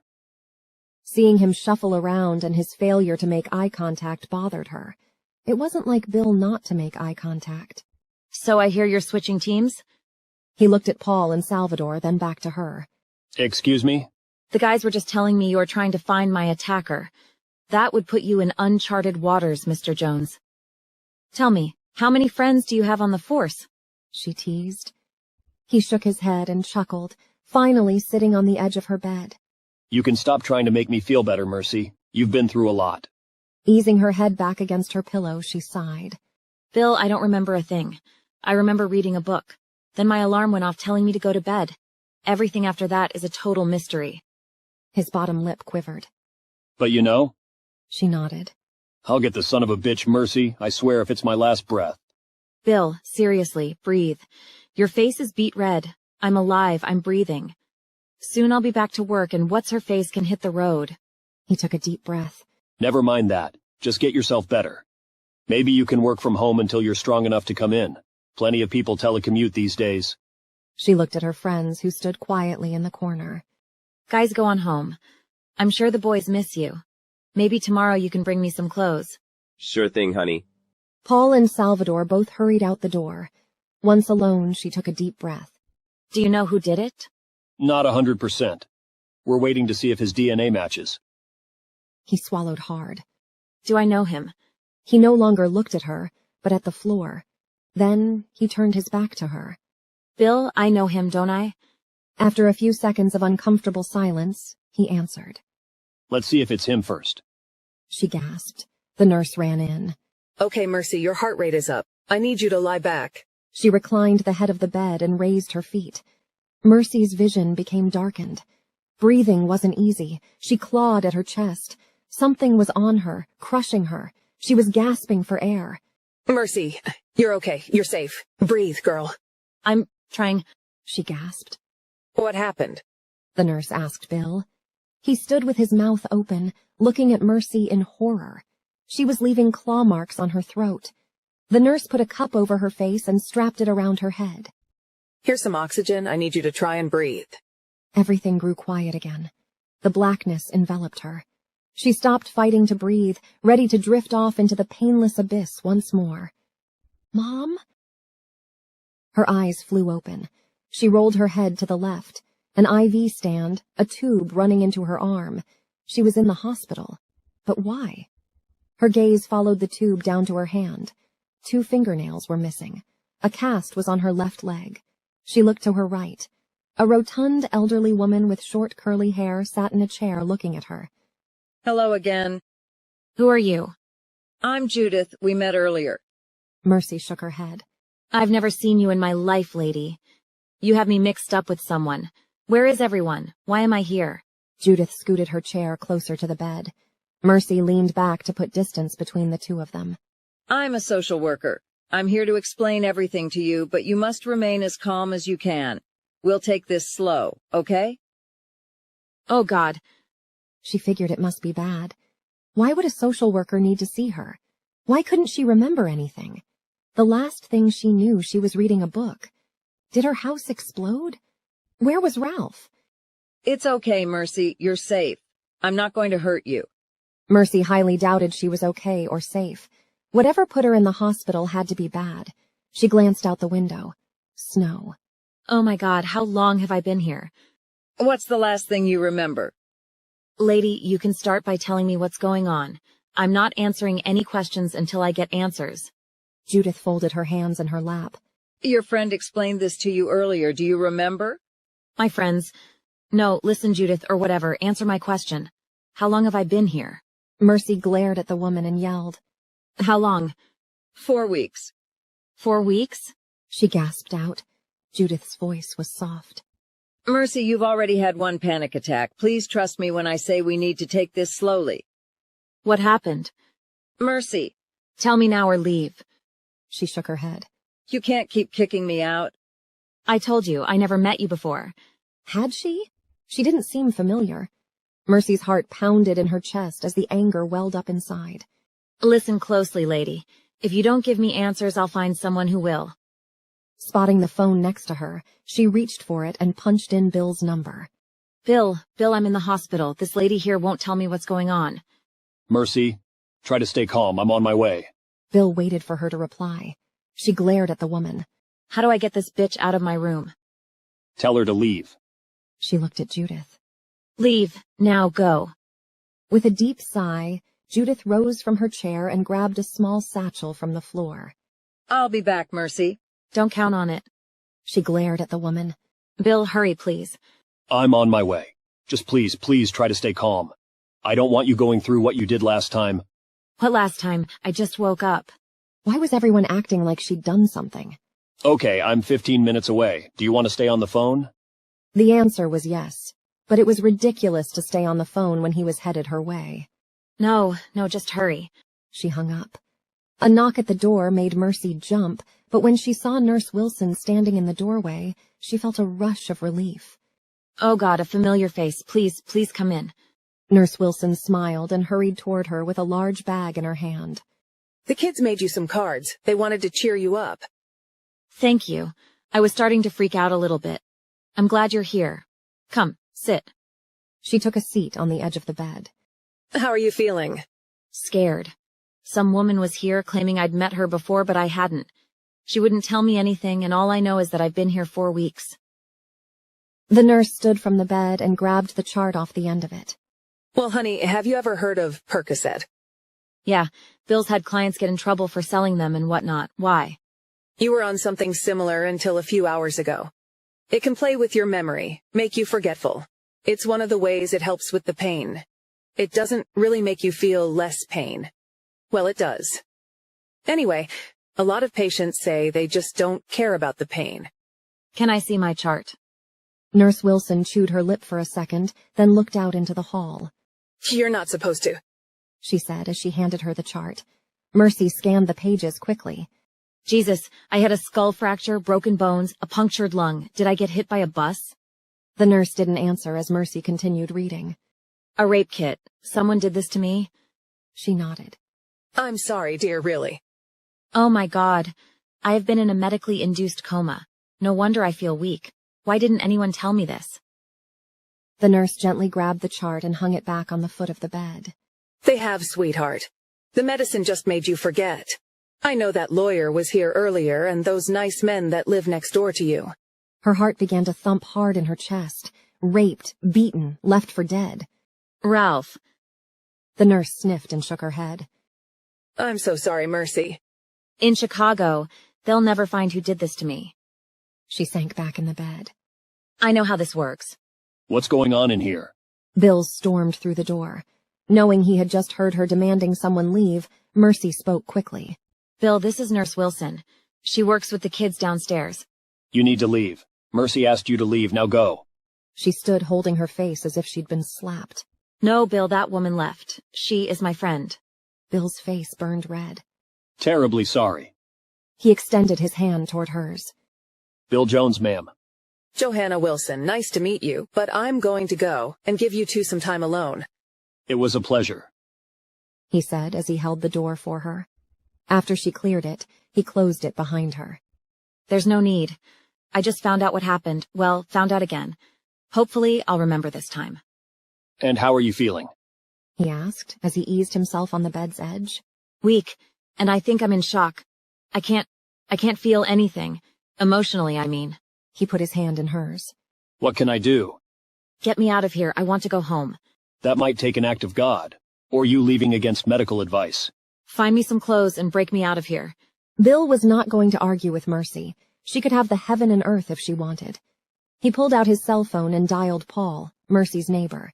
Is everything okay with Mercy? Can you get her something warm to wear? I'm breaking her out of here. Is that wise? Listen, I promised her she could have whatever she wanted. I'll get her set up with an at-home nurse. Just get her some clothes pronto. Paul chuckled on the other end. Yes, sir. He winked at Mercy, who rang the nurse. When she entered, Mercy began barking orders. She was also using quite a bit of foul language, which troubled him. He'd never heard her say anything stronger than shoot her whole life. Take out this damned IV or I'll rip it out myself. At least let us remove your cast. It's time for it to come off. You'd better hurry, or I'll do it myself at home, with a saw. The nurse gave her a dirty look and stormed out of the room. Bill laughed. Do you own a saw? Home Depot has rows of them. She crossed her arms over her chest. With another laugh, he shook his head. Well, at least one row. A hospital administrator visited, objecting to Mercy leaving and insisted they sign forms. Bill signed each one, writing under duress below each signature. What does that do? Mercy asked. He winked at her. It was good seeing her feisty. That meant she had fight. She wasn't giving up.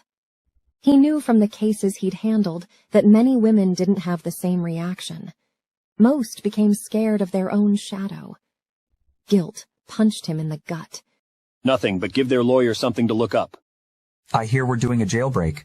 Salvador came in holding a bag. Oh, Salvi, it's so good to see you. She threw her arms wide open, welcoming a hug. Once she embraced him, his eyes met Bill's.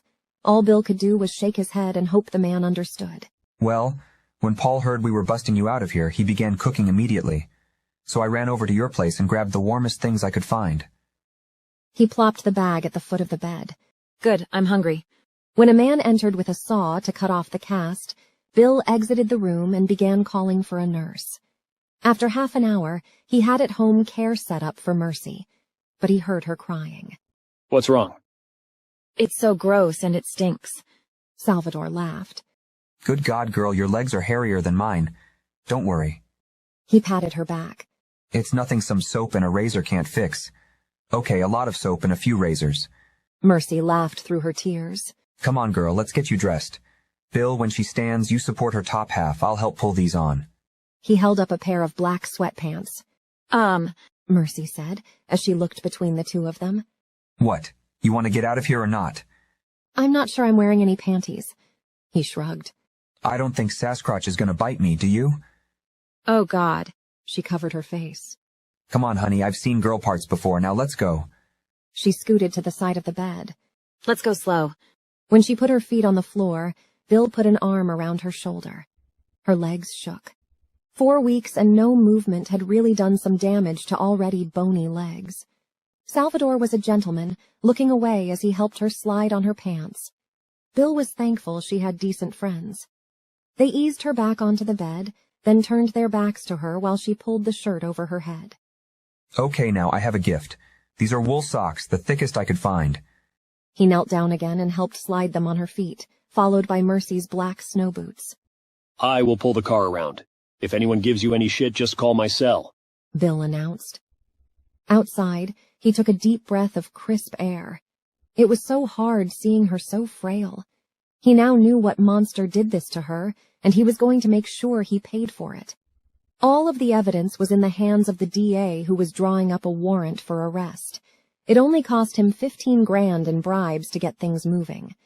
Technically, only $5,000 was a bribe to the lab technician to speed along the tests.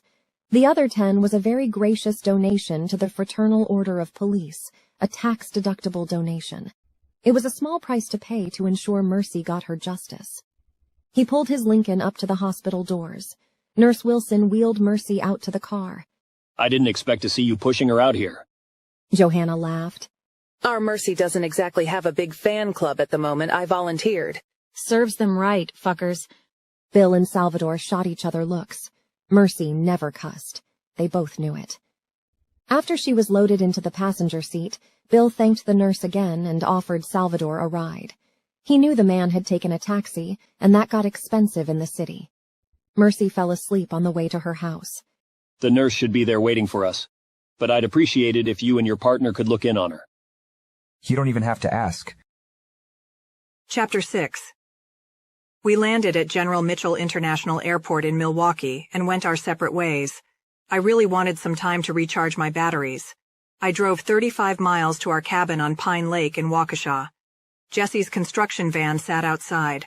I couldn't wait to see him. I pulled my weekend bag out of the trunk and headed inside the small 2-bedroom cabin he'd built. Sure, there were big fancy homes nearby, but ours was tucked in the woods. It was private. It was our sanctuary. Off in the distance, I could hear the grunt of a bear. I picked up the pace and made my way to the door. Wow. Jesse said with a laugh. In a hurry to see me? You have no idea, I said as I dropped my bag. Actually, I could hear a bear. Just thought it would be best if I didn't dawdle. I opened my arms as I stepped in closer and clasped them around his big shoulders. We have the whole weekend. My cell chimed in with a text from Shaw. New case for us till our buddy strikes again. Meet me in Chicago on Monday. Ugh, finally, I said, tossing the phone down. I was ready for a change. I'd hypothesized to the director that our killer had gotten sick or injured since he'd missed his scheduled killing. It had been 6 months and no sign of his work since Chicago. While I was determined for this not to turn into another Zodiac debacle and go unsolved, it was nice to get the break. Dinner is almost ready. I made Parmesan-crusted chicken, rosemary potatoes, and a nice salad. Wine is already open over there, he said, pointing at our little table. He was what I needed in every way. He cooked, he cleaned, and he wasn't uneasy about guns. The fact that his skills in the bedroom made my toes curl didn't hurt either. Jesse never asked about work, another exceptional characteristic. Instead, he'd go on and on about his latest construction project, his clients, the weather, anything else. It was as if he knew I needed the mental vacation. You know how you gave me that stack of books? He stirred the potatoes in the roasting pan before dumping them on a platter. Months ago, a client had mentioned Tom Clancy to him. When Jesse was confused, the guy called him stupid. It really aided him. So we went to a bookstore and I helped him pick out a bunch of popular novels. I didn't think he'd actually begun to read them yet, but considering how upset he was about being called stupid, I should have known better. Sure. Find anything you like? Well, I don't know why that guy was so obsessed with that Clancy guy. I didn't really get into it. With a laugh, I poured a glass of wine. He probably watched The Hunt for Red October and thinks it made him an expert. He laughed as he carried plates to the table. Probably. That was a good movie. Anyway, I did really enjoy the Baldacci book, though. The Winner? Yes. Really great plot twist at the end there. I might buy more of his stuff. I envied him. Dealing with crime every day really took the pizzazz out of crime fiction for me. Even action novels didn't get my heart racing anymore. I tended to watch movies, since it took less time, and stuck with comedy. We should plan a vacation soon. I have almost a month saved up. Maybe when you wrap up this next job. I cut into the chicken and took a bite. Oh my God, Jesse, this is fantastic. He grinned and raised his glass. Welcome to home away from home. It was odd, the two of us. We didn't live together in Milwaukee, but did so on the weekends I was free and chose to do it in a hidden cabin in the woods, like we were off having some tryst. A widower, he was okay with being in a committed relationship, and still okay with me not pushing marriage. After 5 years, we were blissfully happy, and neither one of us saw any reason to change that. Somewhere warm? Somewhere quiet and warm, I said, nodding dramatically. We tossed out ideas for a vacation, but he was going to be on this project for another 2 months. I wouldn't be able to run away until then. At least not with him. That didn't mean I couldn't take a hiatus beforehand. I really did need the vacation. My brain was fried. We spent the weekend in pajamas, making love and eating wonderful meals. Sunday, when it was time to pack up and head out, I almost felt depressed. It had gone way too fast. I'll put in some long days this week, see if I can't speed up the project, okay?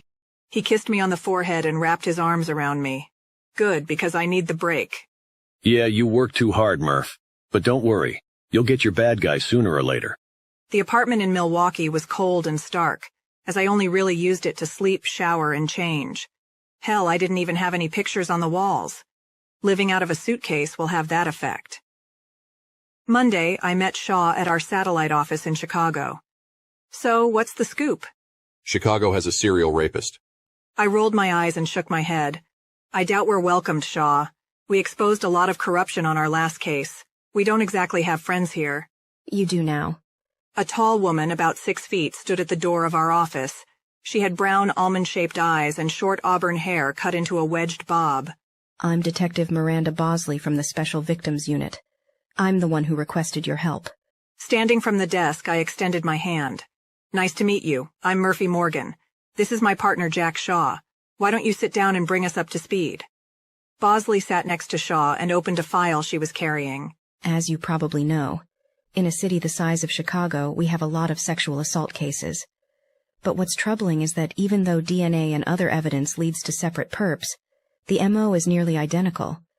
I don't know if we have some sort of secret group or something operating here in Chicago, but in my 20 years on the force, I can most certainly tell you that there aren't coincidences this large. What kind of coincidences? Shaw asked. She pulled out more photos. Every girl is hit with chloroform. Every single one of them. So the perp isn't looking for a fight, or to see the terrified look on their faces. Each victim has their leg broken in nearly the same place. Most have fractured or dislocated jaws. They are rolled onto their stomachs and their face are beaten against the floor.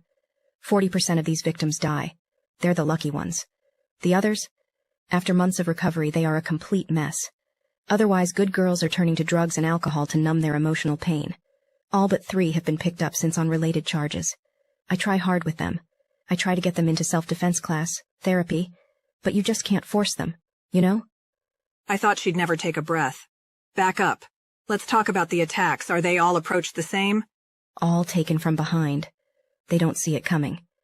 There are a few cases where the perpetrator was found guilty for more than one crime, but most of these have been carried out by different men.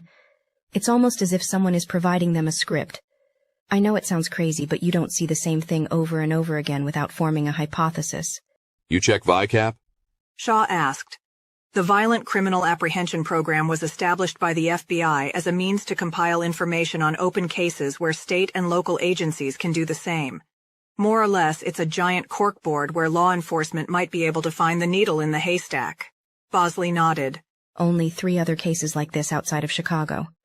One in Phoenix, one in San Diego, the final in Jacksonville. We can't find any ties.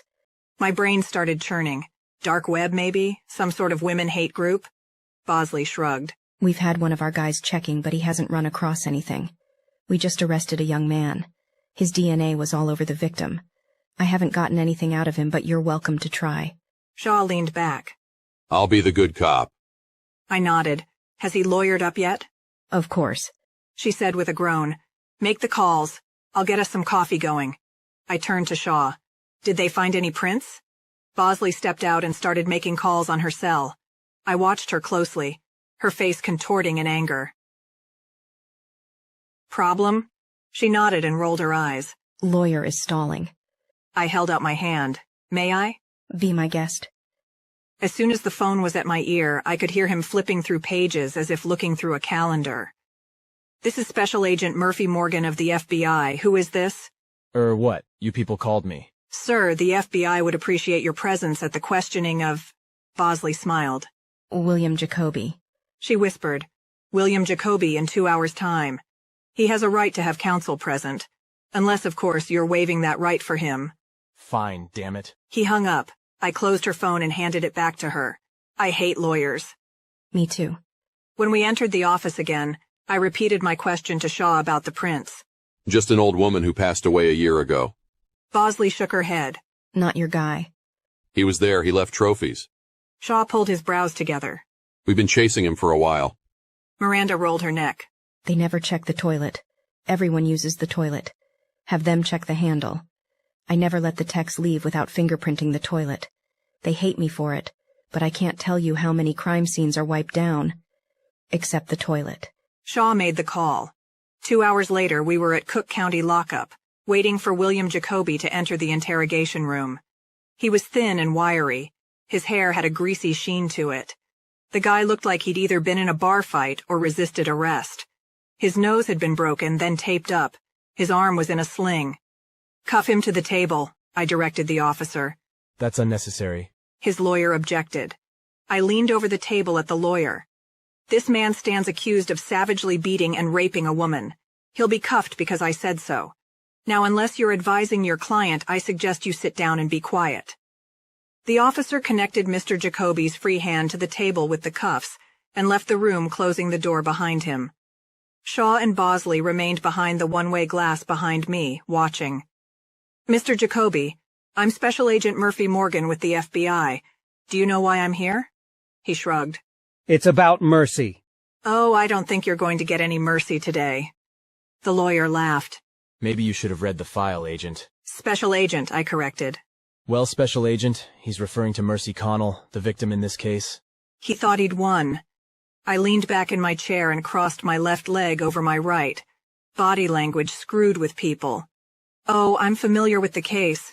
Your boy here stabbed an innocent little dog in the lawn, then crawled through the dog door like a rodent, snuck up on an unsuspecting woman and doused her with chloroform so she couldn't fight back. What a pussy. She was what?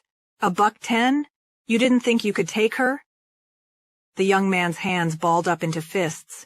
I ain't saying nothing. Oh, you don't have to. Attorney Weston is here to make sure you don't. I smiled at the lawyer. Weston furrowed his brow. I fail to see why the FBI is involved. 30 women all suffered the same exact fate. So we're here to determine whether or not Jacoby here is a serial killer. Killer! I haven't killed nobody! Anybody, I corrected. Right. Weston put his hand on his client's arm. Has the victim died? Some of them have, some of them haven't. A serial rapist can also be a serial murderer. They get some sick, disgusting kick out of it. Sometimes they lose control, hurt the victim more than they intend. But it's just because they have a hard time getting it up. Or maybe mommy issues. That's out of line. I'm not disgusting, the young man yelled. She's a bitch. She's just a bitch. The paralegal? Why? What could she possibly have done to you? See, I questioned the staff at Bill Jones's office and they said she was nice to you. The lawyer issued another objection. But the horror on his face told me all I needed to know. He didn't know anything about his client. She just didn't want to date clients. So you beat her and almost killed her for that. What about the other 29 women? They wouldn't have coffee with you either. What? No, I have nothing to do with those cases. Just this one? Yeah, no. I don't have to say nothing. Bingo, you're guilty. You just admitted it. I thought as I did my internal celebration. Shame on you, Weston. You'd better prepare him better for trial than questioning. He nodded and scowled at his client. 30 rape cases, they're all violent, so you're looking at what? A minimum of 180 years in prison? I smiled at the perp, made his skin crawl. He just wanted to tell me something. I could feel it. I told you, I don't know what you're talking about. I leaned back and tapped on the glass.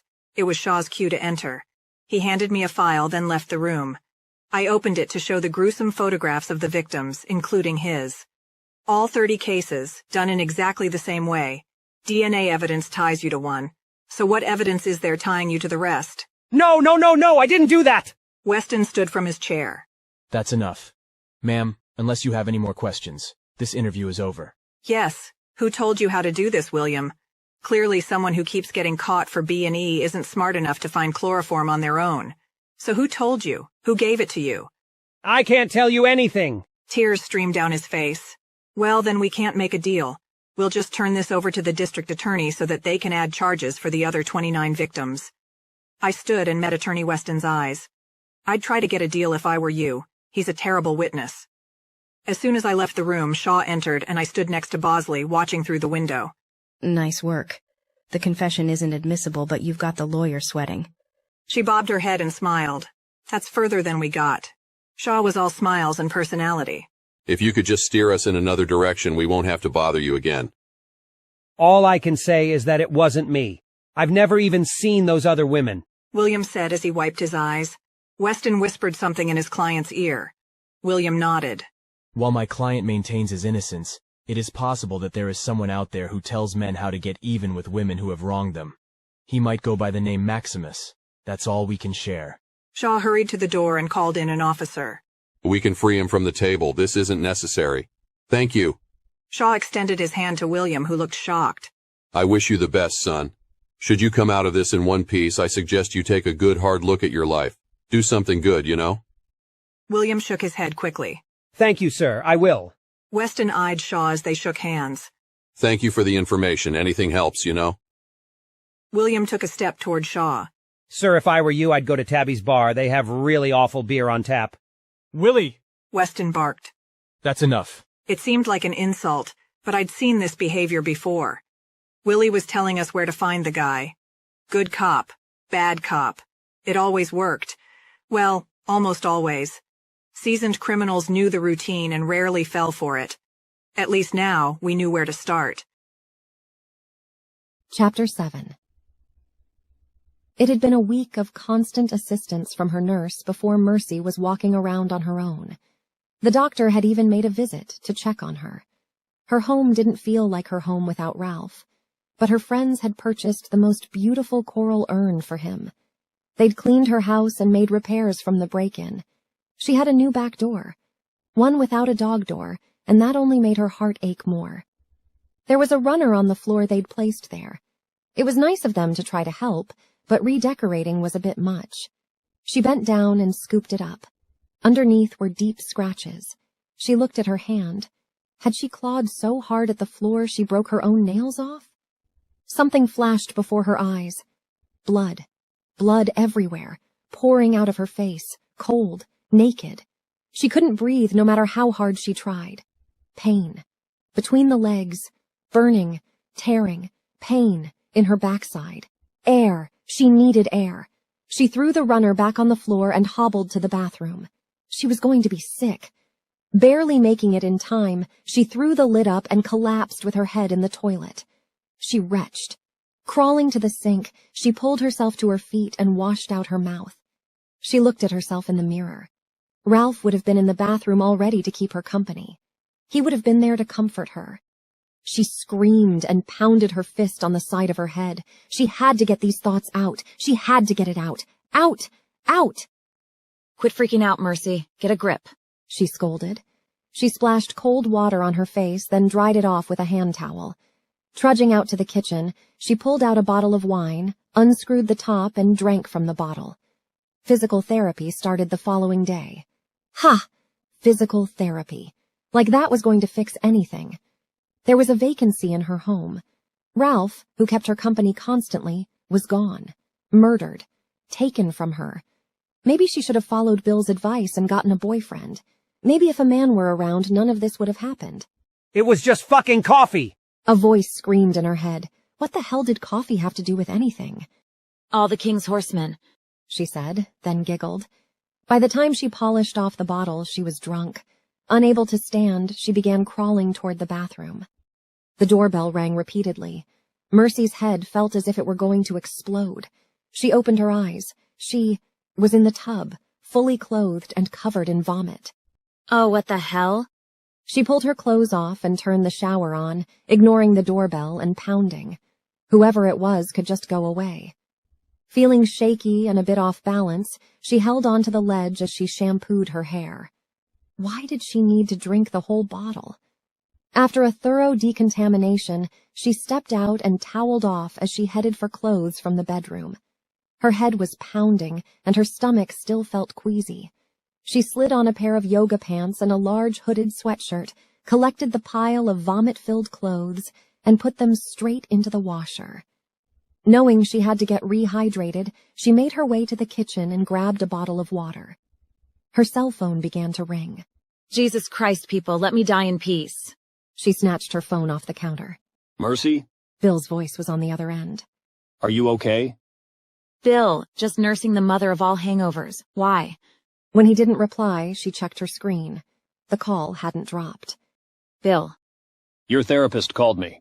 You haven't returned any of her phone calls, and it seems the physical therapist arrived today and you refused to answer the door. I was in the shower. I don't need therapy, physical or otherwise. Someone was at her door again, ringing the bell. Bill, I gotta go.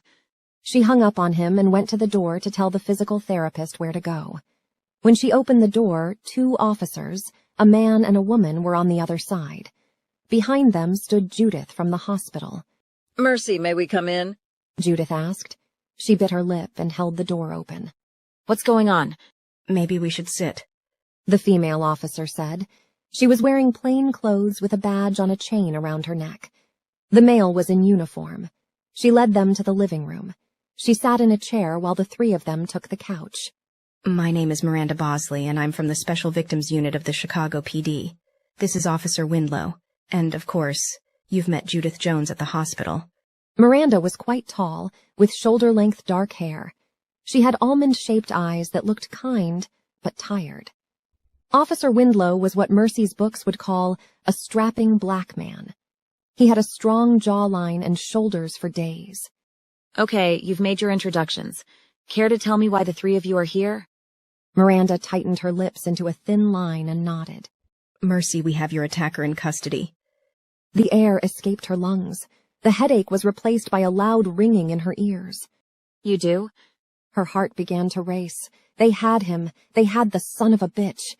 Yes, Mercy, and you know him. Breathe, Mercy. Remember to breathe. Judith tried to soothe her, but Mercy shot daggers at her.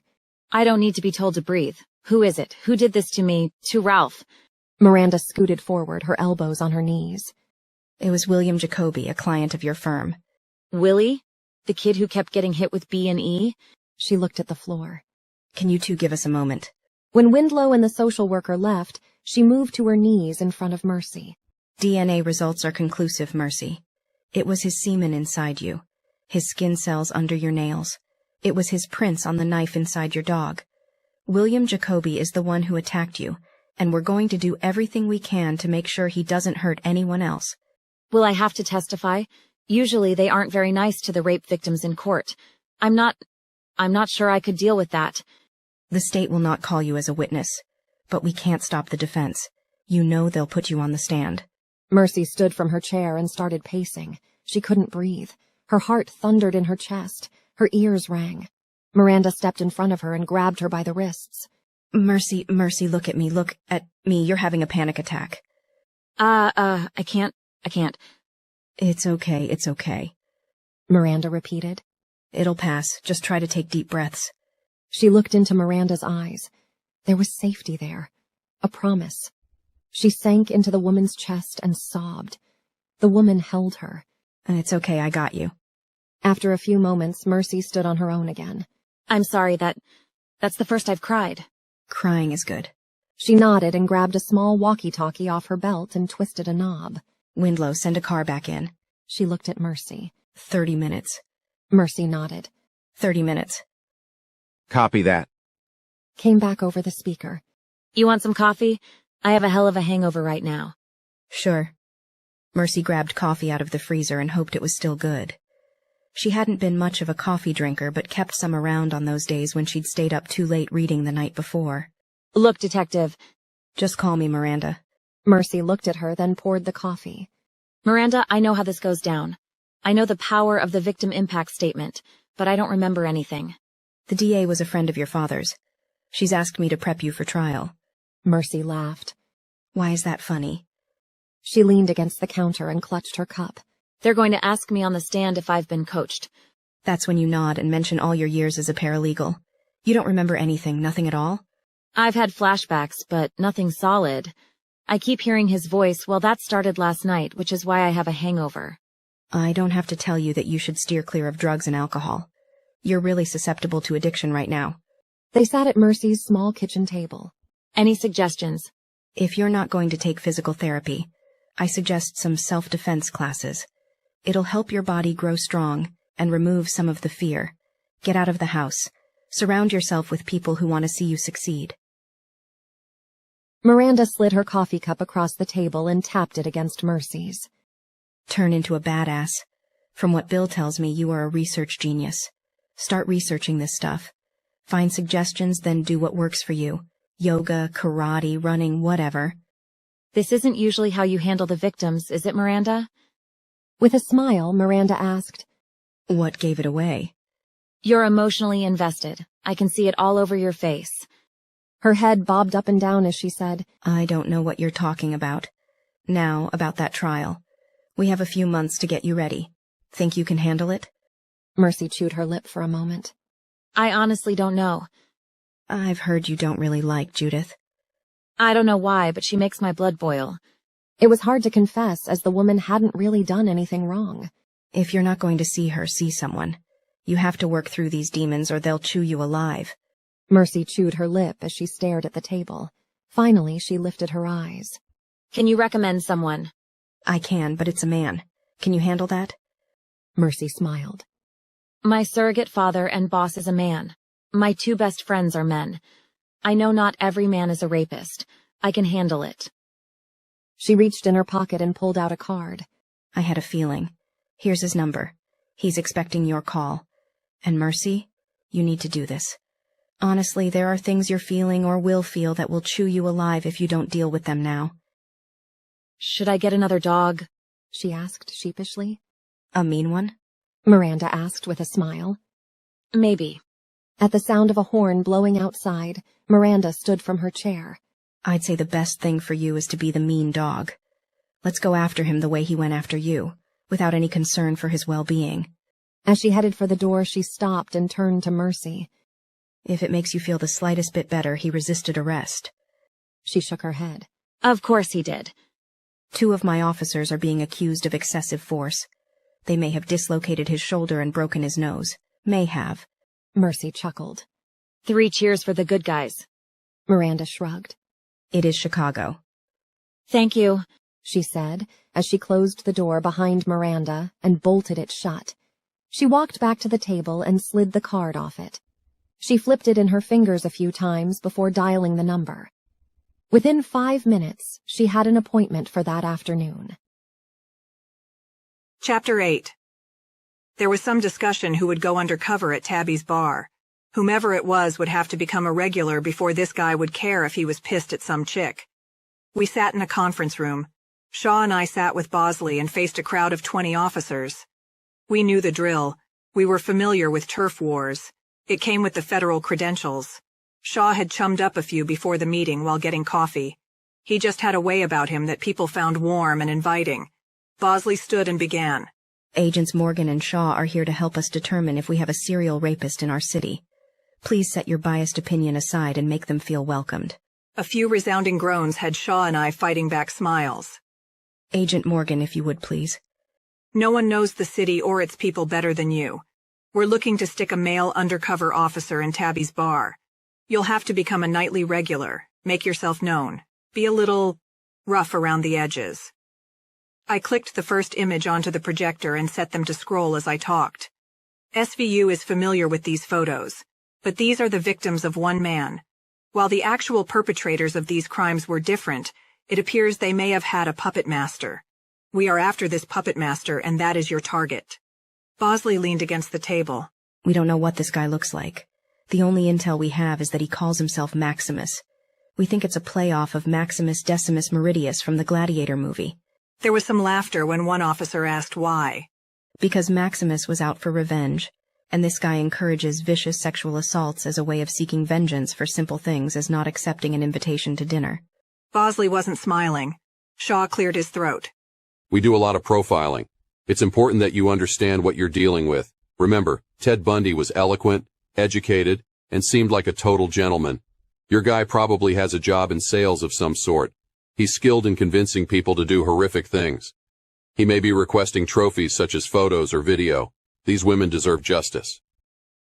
One plain-clothed officer stood. My case just fell to shit. I already look like shit. This guy is a piece of shit, so I'll do it.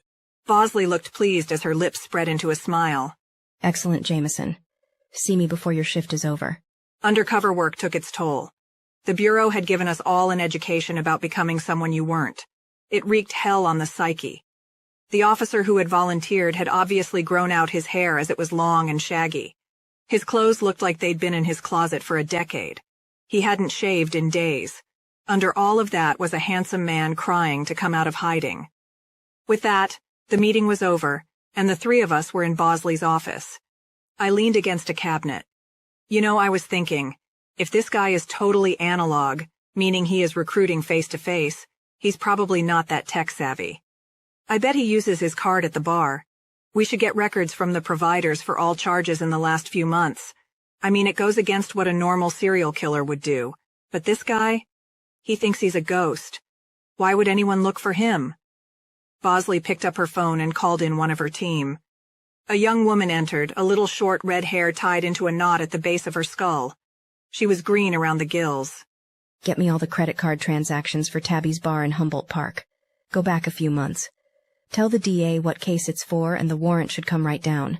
The woman shifted her weight from one foot to the next. Sure. Anything else? Is something wrong? I asked. Clearly, the woman was nervous. It's just that, I heard about it. I heard we have another serial killer and I'm just... No, not another serial killer. Shaw said as he stepped in with his classic smile. Just some guy who likes to get other guys riled up. But we need those credit card transactions to try and find him. Oh, okay. She nodded and hustled out of the room. Bosley held up her hands. She's green, I know, but she's excellent with the computer stuff. And officers aren't lining up for our unit. I'll take what I can get. This may be an unpopular opinion, but I think we should re-interview the victims. Shaw looked at the floor as he spoke. It was his telltale sign. He only did it when he was extremely uncomfortable. Interviewing victims opened wounds. Bosley fell back into her chair. I have one. She's fresh. I actually really like this woman. She's headstrong, smart, and I think she'll be okay. One of the few. Which one is it? I asked as I cracked open the file. Mercy Conall, William Jacoby's victim. Shaw eased himself into a chair. Why do you think she'll be okay? Bosley stared at the front of her desk like she was fixated on something. Gut instinct, maybe, but her life is full of men. Her best friends are men. I think she's taking steps to maintain her mental health. She shrugged. Strong mental fortitude. Serial killer material, I blurted. Bosley's eyes nearly popped out of her head. Excuse me. Though I was ashamed for the episode of word vomit, I shrugged. She's experienced a trauma and she has strong mental fortitude as well as intelligence. If she snaps, she'll likely wind up on our list. It's just statistics, Miranda. I didn't mean anything by it. The detective couldn't hide her anger. The sides of her face grew rosy. Her gaze locked on mine. I deal with victims every day, Murphy. Most don't make it. They spiral out of control. Some hide forever, locked in their homes. This young woman, she's strong. I flashed my palms at her in surrender. I understand the carnage, really I do. But serial killers are our specialty. That's why we're here. You came to the Bureau for help. Understand they aren't all the same. Bundy. He couldn't tell the truth at first. He tended to smile and become more animated when he lied, but it only added to his charm. Iceman. Well, he liked talking about the killing. But he was calm. Too calm. We've never seen a killer like him. Not quite a serial killer, but he killed in large numbers. At least so far as he said. The cogs in his head didn't spin all the way. Gacy? Gacy maintained his innocence even after the bodies were dug up from his house and it was demolished. Each of these men were so very different, Miranda. They had different motivations. Shaw shook his head. Dahmer freaked me out the worst. He didn't actually like the killing at all. It was everything after, and he was so candid about it. He cleared his throat. I don't think my partner was actually indicating your victim is crazy, just that she has certain traits we can identify immediately. We know what these folks have in common. That's all. Miranda stood from her chair. I'll get a list of survivors ready. But I don't want them to know this might have a ringleader. They don't need to feel victimized all over again. Chapter 9.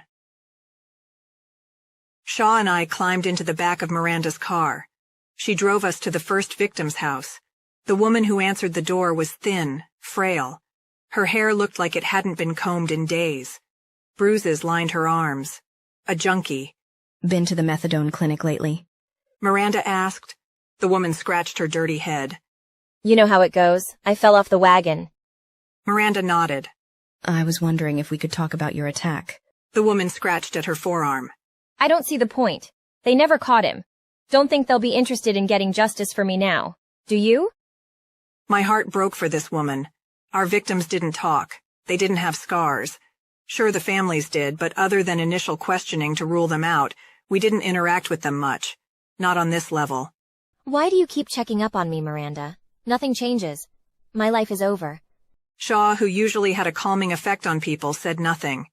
He stood slightly behind us. Do you think that if we caught him, it would put an end to your nightmare? I asked. My stomach churned even speaking to her. I couldn't imagine how violated she must have felt already without us invading her space. Lady, I've shot heroin, melted down morphine, and plugged it in my arm. Took pills I don't even remember. There isn't a drug I won't do. Anything to kill the pain.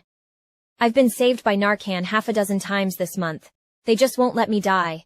My leg always hurts where he broke it. I can't chew my food when I can eat because he broke my jaw and it never healed right. I don't think having him behind bars is going to do better than heroin. Death is the only thing that can set me free now.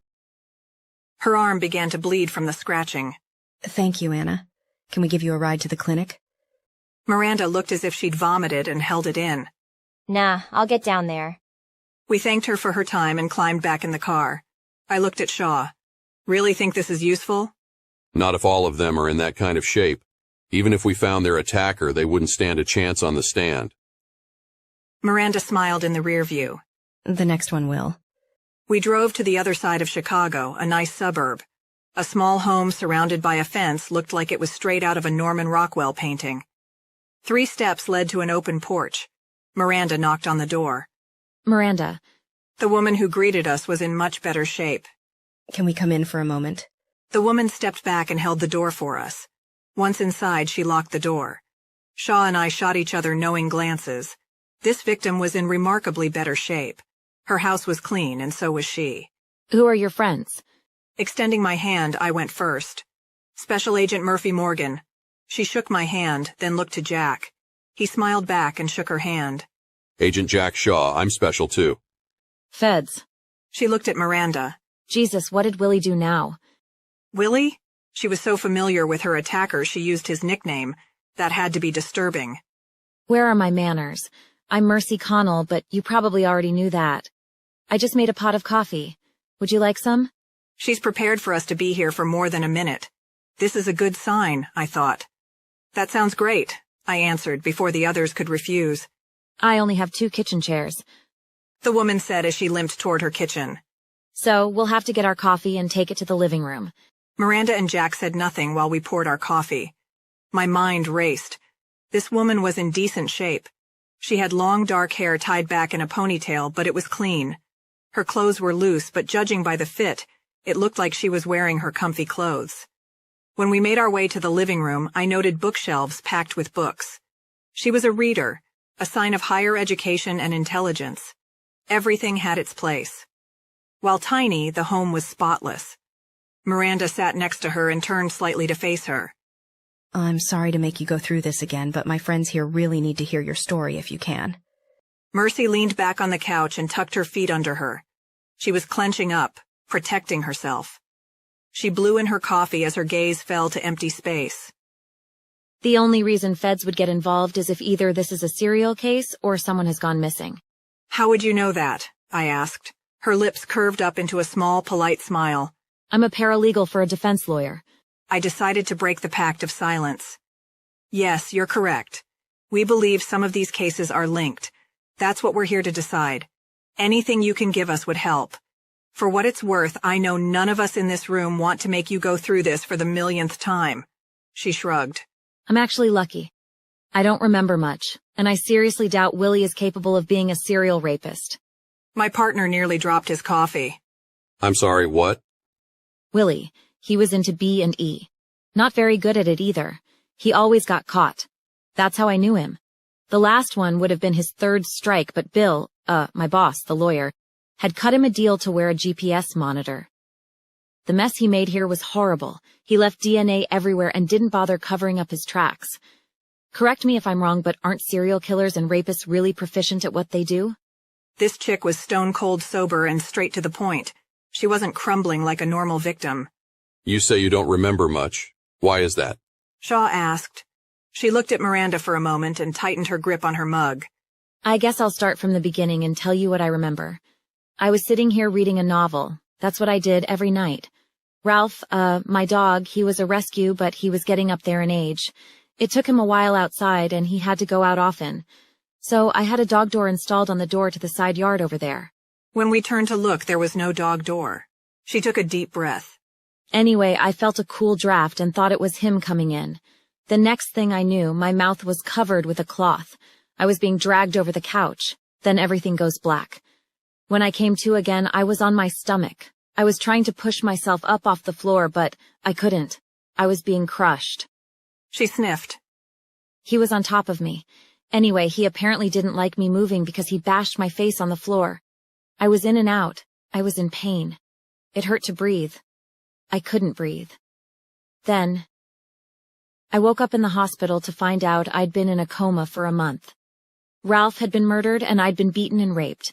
That's it. That's all I remember. And most of those memories have come back recently, so I'm not sure how accurate they are. There was an uncomfortable silence after she finished. I wanted to follow up with more questions, but I just couldn't imagine the pain this woman had experienced. He was angry. Very angry. I now know this was all because I refused his advances. He asked me out. I refused. He couldn't take it. This was my price. That sort of violence is always about anger and control. Jack shook his head. I'm very sorry about your dog. That just adds to it, I'm sure. Her bottom lip quivered. That's actually the most difficult part, and people just don't understand. Hurting me, I can actually understand. But stabbing my poor innocent dog, killing my best friend so that there was no one here to comfort me? She took a deep breath. I'm sorry. I hated this. I hated it. I generally didn't hate my job, but this was awful. There's no reason for you to apologize. But I have one really hard question for you, and I have to ask your forgiveness before I even ask. Miranda glared at me as if I were about to hurt the woman further. Mercy placed her mug on a side table and pulled her feet out from under her. She leaned forward, placing her elbows on her knees. After a deep breath, she nodded. Let's get it over with then, shall we? Damn, she was strong. Miranda was right. Tell me how this is affecting you each day. She gave a half-hearted smile. Her eyes fell to the floor before she lifted them and started talking. That's not hard. Just got through having this very conversation with my neighbors. They're very worried about me. I have panic attacks. Weird things trigger them. There are, scratches under the rug behind you. Those are from me. When I saw them, I had flashbacks. Felt the pain. That's happened more times than I care to count. I was on a lot of medication in the hospital. Stuff to give me an abortion if I was pregnant. Stuff to be sure I didn't get HIV. Antibiotics. Because there was damage to my backside, I was afraid to take my first poop. Luckily, because of all the drugs, I had the runs. I'm sure that's not what you're asking, but no one should be afraid to poop, you know? That's exactly the kinds of things I'm wondering. You're doing great. Continue. Mercy's face fell slightly. Her lips curved into a deep frown. Her brows scrunched together. I don't sleep well. Ralph slept in bed with me all the time. Now his side of the bed is cold and empty. We volunteered every Saturday at the children's wing. That no longer happens. My friends next door look at me as if I'm about to combust. My boss is a wreck. My whole life is upside down. Nothing is the same. Hell, I didn't even drink coffee before. Now I drink it by the pot. Shaw's shoulders sank. This case was bothering him. I'd have to get to the bottom of that later. He looked positively deflated. "Thank you for your time, Miss Conall." I stood and Shaw followed my lead. It didn't take a rocket scientist to figure out he was eager to leave. Mercy stood slowly, her fingers knotted together. Can I ask you something? Sure. Shaw finally spoke. Miranda looked a little startled but curious. In all your years of dealing with the worst of the worst, do they know why people do these things? I mean, how can one person hurt another so completely without regard for their life? Is something broken in them? Do we know what causes this? Shaw took one slow step toward her and folded his hands in front of him. The FBI has done everything from interviews to brain scans. Most serial killers have an area in their brain with an abnormality. Other than that, the factors of their upbringing to their experiences are all different. While we don't yet know the root cause, it is something still being studied today. We do know that neglected children don't form bonds like they should, feel less empathy. That might have something to do with it. She thanked us as she walked us to the door. The girl was polite, more polite than most people I'd dealt with in my life. We were all quiet once we climbed back into the car. I can't speak for the others, but I was processing. It was easy to see why Miranda had admired this woman. Despite what she'd been through, she seemed to be fighting for normality, for healing. She even tried to hide her limp, which couldn't have been easy. I saw her file, knew that break was still healing. When we reached the station, Shaw and I climbed into my car and headed to our hotel. "I've never seen you act like that," I said, trying to pierce the uneasy silence. He shook his head. I just wanted to make it better. I wanted to give her something, anything, to ease her pain. Survivors are hard for me. I think about my sister. What if that were my sister? Shaw's sister had fallen victim to kidnapping. They'd extorted $500,000 from his family and killed his sister anyway.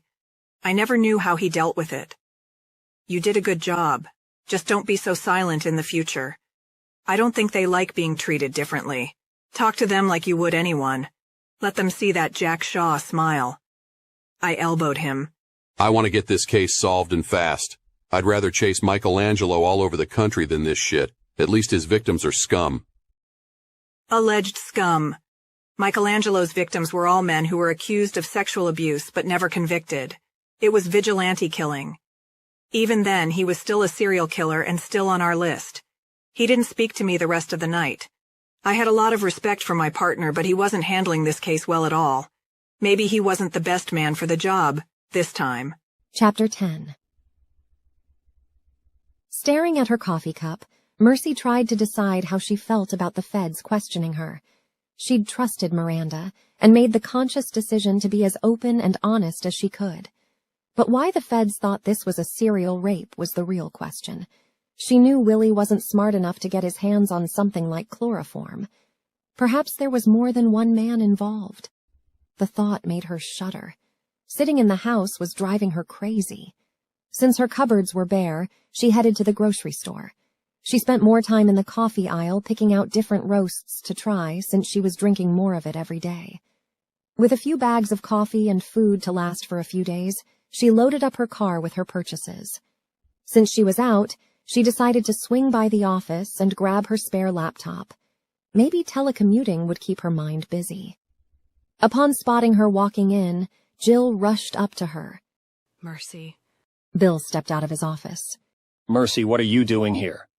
I just had to grab some groceries and decided to stop by and grab my laptop. Are you ready for me to start helping out around here again? Jill snickered. "If you don't, Bill might pummel the temp."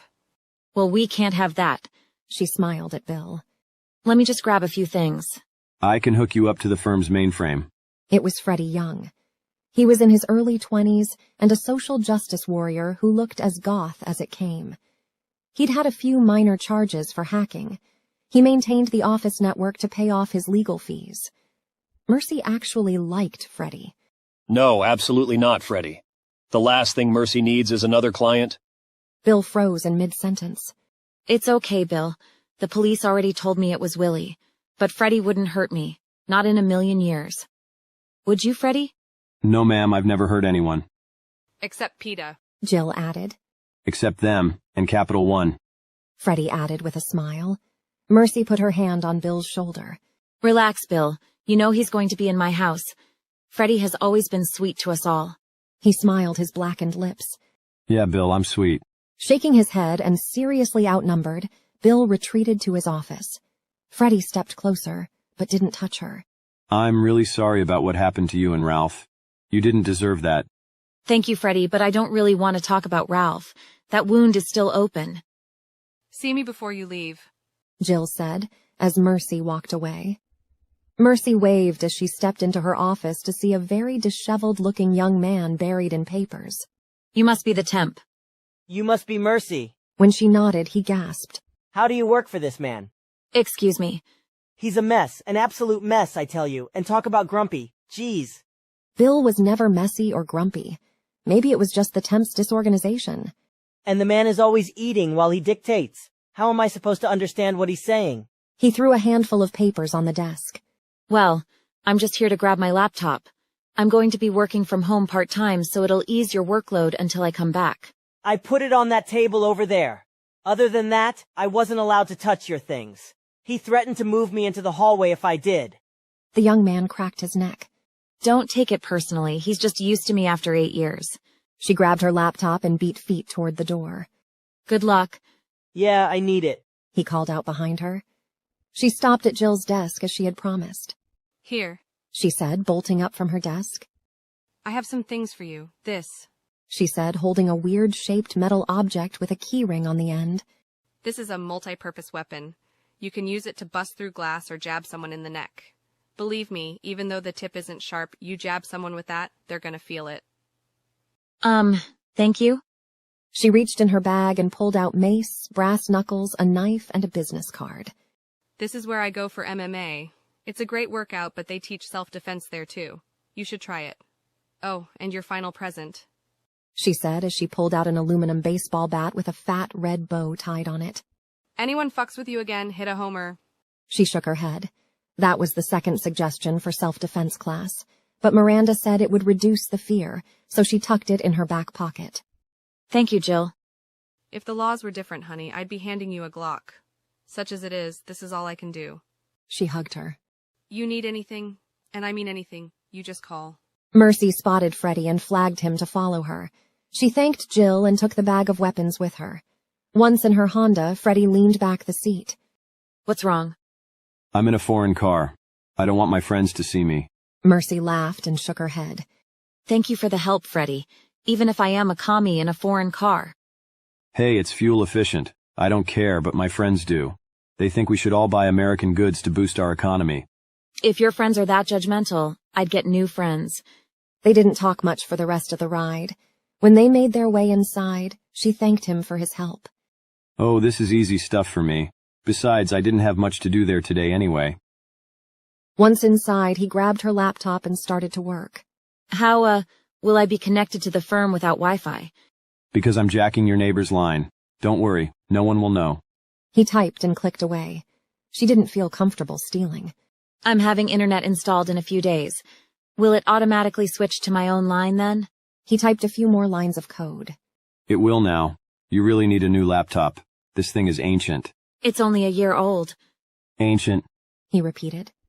Her doorbell chimed. She was really getting sick of people stopping by. It never used to happen.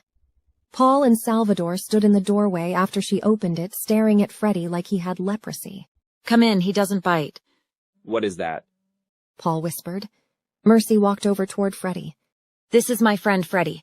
Freddie, meet my neighbors, Paul and Salvador. So, what's with the bat? I was going to ask earlier. An aluminum baseball bat with a giant red bow leaned in the corner.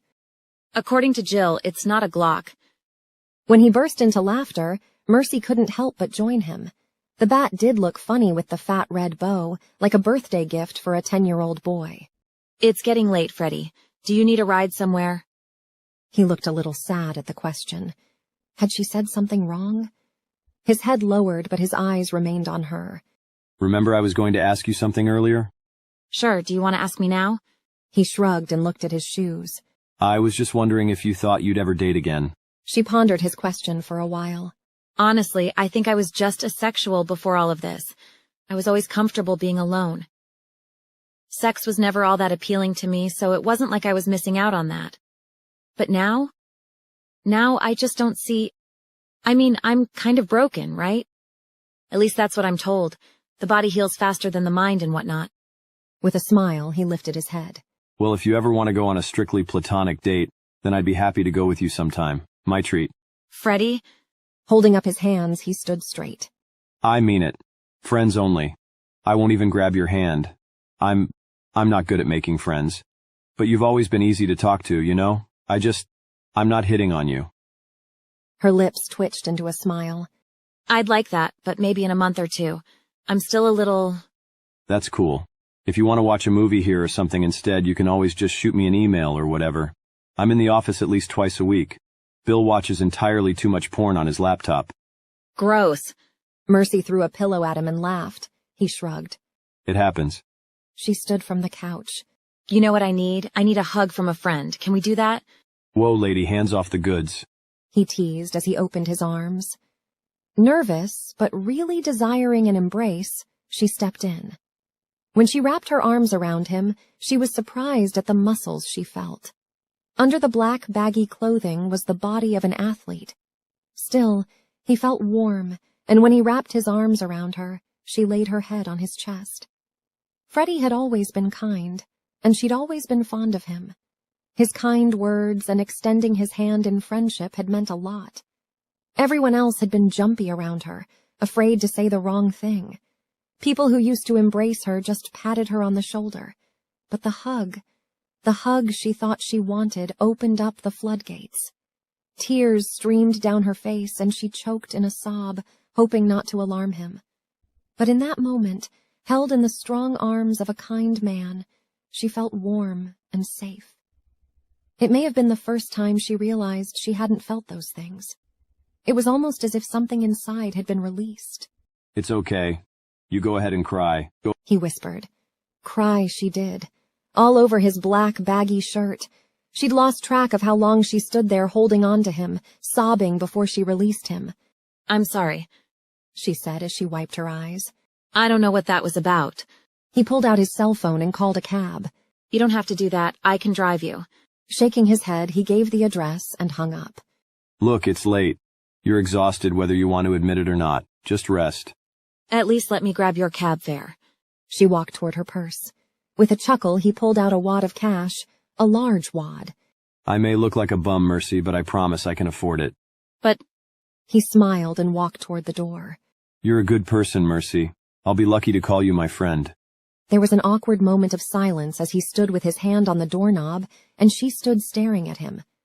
How'd he have that much cash on him? Where did the odd boy from earlier go?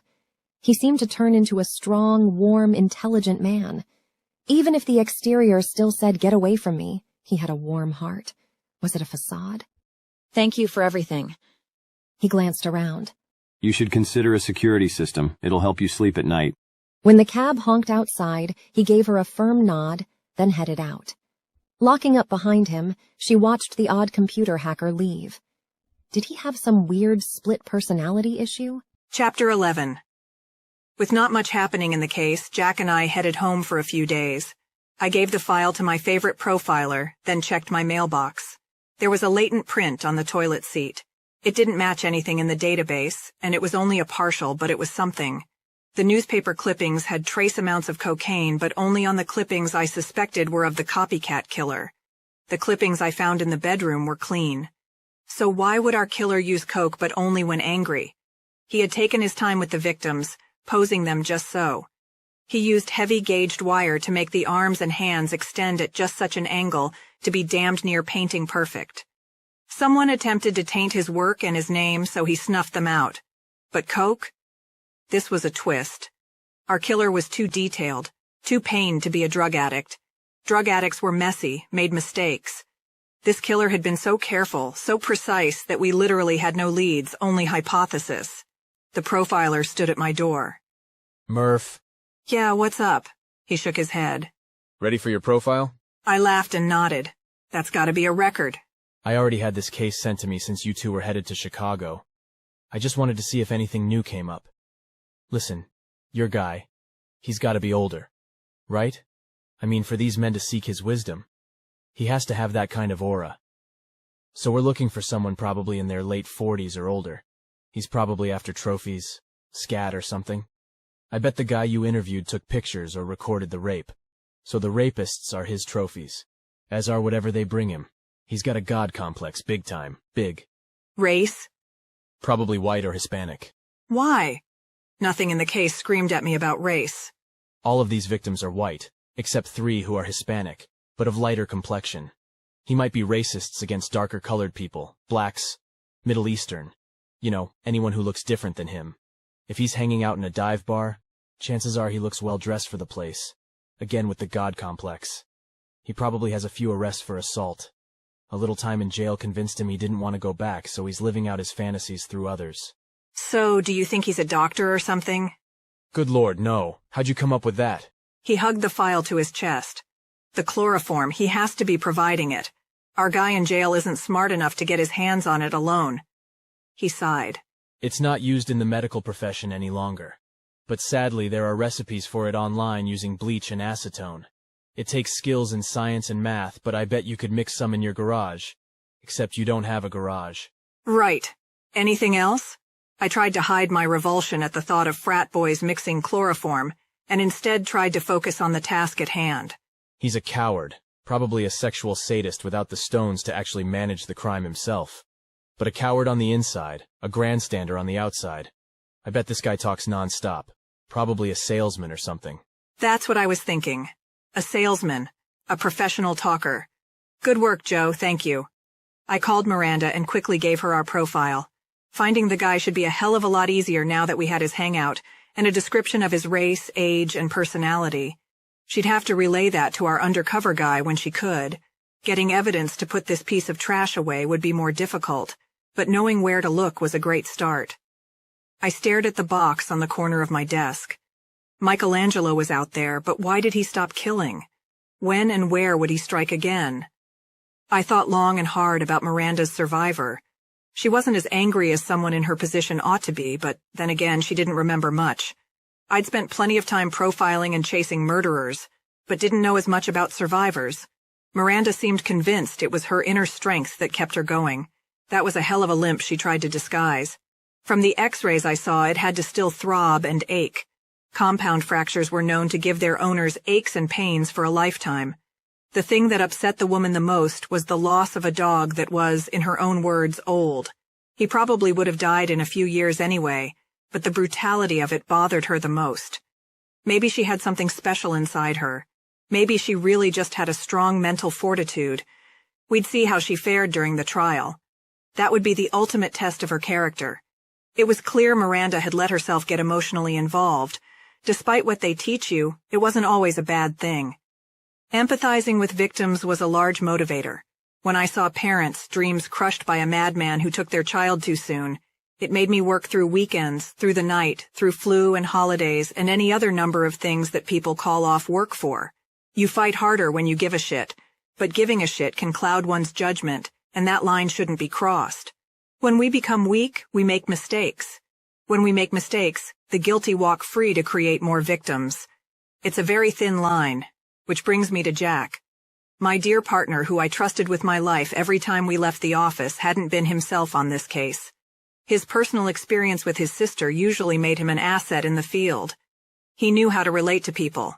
Not that I believe in empaths, but Jack had it, whatever it was. And it was useful. Since landing this case, it had been mysteriously absent. This left me stuck with an emotionally invested liaison and a partner with a handicap. When was my vacation again? Chapter 12. It had been a few weeks working from home when Mercy finally decided it was time to take control of her life, instead of acting like a victim hiding in her class. She called the counselor whose card Miranda had given her. The appointment was set. Nervous, but still determined, she decided to try the self-defense class Jill had recommended. She had an intake interview and was placed in a class with other victims, much to her chagrin. The class was small. 4 women stood in a semicircle facing their instructor, a man. Good evening, ladies. My name is Joe Chin. I teach one class and one class only. That's the survivors class. You might be asking why that is.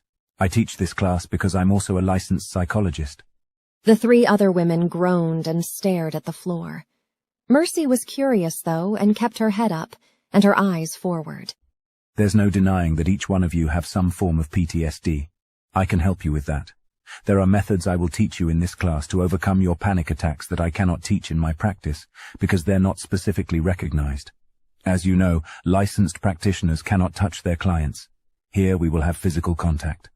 Chin stood with his feet spread shoulder-width apart and waited for the complaints and concerns. The 3 other women weren't making eye contact, not with Chin, not with each other. Mercy, however, stared him down. You can get rid of my panic attacks? Chin remained expressionless. No, I'm not a magician and I don't grant wishes, but I can help you get rid of your panic attacks. She stepped forward. How? Have you ever had a callus? What? You've developed a callus, yes? When she nodded, he continued. Just like that. I will induce several panic attacks in a short period of time. Throughout this duration of training, you'll learn to defend yourself. You'll be put in positions where you're vulnerable at the same time, which will inevitably induce an attack. In the end, your brain will recognize that you are no longer vulnerable. Also, the wound. That emotional wound will be opened repeatedly, and you'll develop an emotional callus while learning how to protect yourself. It attacks the brain in 2 ways. He continued to stand stiff, expressionless, and cold. It was eerie at first. Could she deal with this personality? Did she need a more understanding teacher? I really don't want to deal with a shrink in here, too. The woman that spoke up was thin, frail. Her black hair looked greasy like she hadn't washed it in a week. Chin finally smiled, but only slightly. I understand how you feel, but you should know that I won't be asking you any questions about your experiences. This is not therapy. This is self-defense class. As an instructor, I'm equipped with the education of a psychologist. That's the only difference. Now, are there any more questions, or can we begin? A chubby blonde ran out of the room. Apparently, she wasn't ready for this. The girl with the greasy hair stared at the floor. The other woman was older, maybe 50s. She chewed her lip and stared at greasy girl. Mercy couldn't handle the awkwardness anymore. I'm ready to start. He called an assistant into the room, a woman. She was tiny like Mercy, 5'2" and thin. When he took the approach of attacking from behind, she tossed him over her back and onto the mat in a split second. They ran through several of what they called hip tosses before they began the one-to-one training. Chin approached me. Mercy, it's nice to meet you. Shall we begin? Yes. Why else was she there? He crossed his arms over his chest. How were you attacked? She swallowed hard. He approached me from behind. I was on my couch. He had broken in. I never saw him coming. After a brief nod, he retreated to the other side of the room and grabbed a large blue ball. He sat on the ball and flagged her toward him. What were you doing? She fidgeted and looked around the room. I was reading a book, on the couch. Chin held his hands up as if he were reading an imaginary book. Okay, now grab me the way he grabbed you. She stared at the back of his head. Was this how Willie felt standing behind her? Was he deciding how to grab her? Where to put his hands? Shaking it off, she stepped in closer behind him, putting her hand over his mouth and wrapping her arm around his chest. I can't lift you. He nodded and slowly stood. She tightened her grip. After shaking her loose, he flagged over his assistant. This is Katrina, he introduced. He looked at her. Be easy, was his only instruction. She took his place on the ball. Mercy felt stupid as she grabbed the woman. Now lift her up. Make her feet swing like yours were. Mercy did as instructed, leaning back so the woman's feet were dangling. It was a strain, even though the woman was small. To her shock and awe, the small woman dropped an elbow to her ribs. When Mercy doubled over, the tiny thing walked out of the hold and flipped her over her hip. The slapping sound of Mercy's body hitting the floor was only matched by the sound of the air rushing out of her lungs. She lay gasping on the mat. The little instructor held out her hand to help Mercy up. Again, she demanded. Mercy repeated the attack, only to wind up flat on her back. She stood over Mercy, smiling. You see, you have weapons. Elbows are sharp, hard. They hurt. All the strength comes from the core. If you can disable the core, you weaken your opponent. God, you're tough. Mercy gasped as she rolled onto her side. Your turn, Chin said as he pointed toward the ball. She struggled to get to her feet. She stared at the ball. Was she ready for this? The only thing she was ready for was to feel stronger, safer. She took a seat on the ball. Chin started his assault immediately. She was shocked, just as when Willie attacked her. Her legs flailed. She clawed at his hand and fought for air. Another panic attack started. Fight back, get yourself free. I'm trying, she cried inside. She tried to elbow him several times before she finally connected. When she tried to toss him, she failed to lift him off the ground. Well done, he congratulated. It did not matter. Mercy could not breathe and her heart was doing leaps in her chest. Chin held no punches. Get back on that ball, do it now, take control. They repeated the process 3 times. On the third, Mercy fought too hard for air. As she gasped and her heart did gymnastics, her entire body felt as if it were in a vice. The world became small. Darkness enveloped her field of vision until her knees buckled under her. That's enough for today, Chin said in a voice so soft she barely heard it. She sat up, feeling foolish. The panic attacks were debilitating. How could she go to work at the office if this was how she reacted? The other girls left the room, but she was still trying to gather herself. Ma'am. Katrina held out her hand. Her lungs began to accept air once more. Thank you. Once on her feet, she realized her body was shaking. Her arms, her legs, everything vibrated. Chin must have seen her staring at her hands. It's adrenaline, endorphins, and extra blood going to your extremities. It will settle. However, I wouldn't be surprised if you feel stiff and sore tomorrow. He stood completely still, like a mannequin. It was the one thing Mercy kept noticing. Chin was like an expressionless statue. Great. The therapist is going to wonder what's wrong with me, she said with a groan. Finally, Chin's lips curved into an easy smile. Your therapist is well aware of what you've been through tonight, and he encourages you not to miss your appointment in the morning. Dumbfounded, she shook her head. How would you know what my therapist thinks? Extending his hand forward, she took it and shook, still feeling confused. Because in my practice I go by Dr. J. Alexander.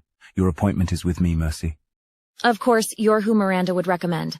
Of all the self-defense classes I had to be in, this is the one you teach. Wait until I tell Jill. She turned to head out the door. I guess I will see you in the morning. Mercy drove home, her stomach growling. The class had really worked her appetite into a fury. She could see through the front window that Paul and Salvador were snuggled on the couch watching television. She sat in her car, staring at her house. She didn't feel like being alone right now. There was only one thing she could think of, so she went inside, opened up her laptop, and sent a quick email to Freddie. Her cell phone immediately rang. She didn't recognize the number, so she let it go to voicemail. Her laptop chimed in with an email response from Freddie. Answer your phone. The same number came up on her cell phone. Hey, Mercy. She didn't respond immediately. What exactly did she want from him? Mercy. Yeah, hey, I was about to order some delivery and thought maybe you'd want to come and hang out. She closed her eyes and shook her head. The last thing she wanted to seem was desperate and lonely. Freddie took a deep breath on the other end.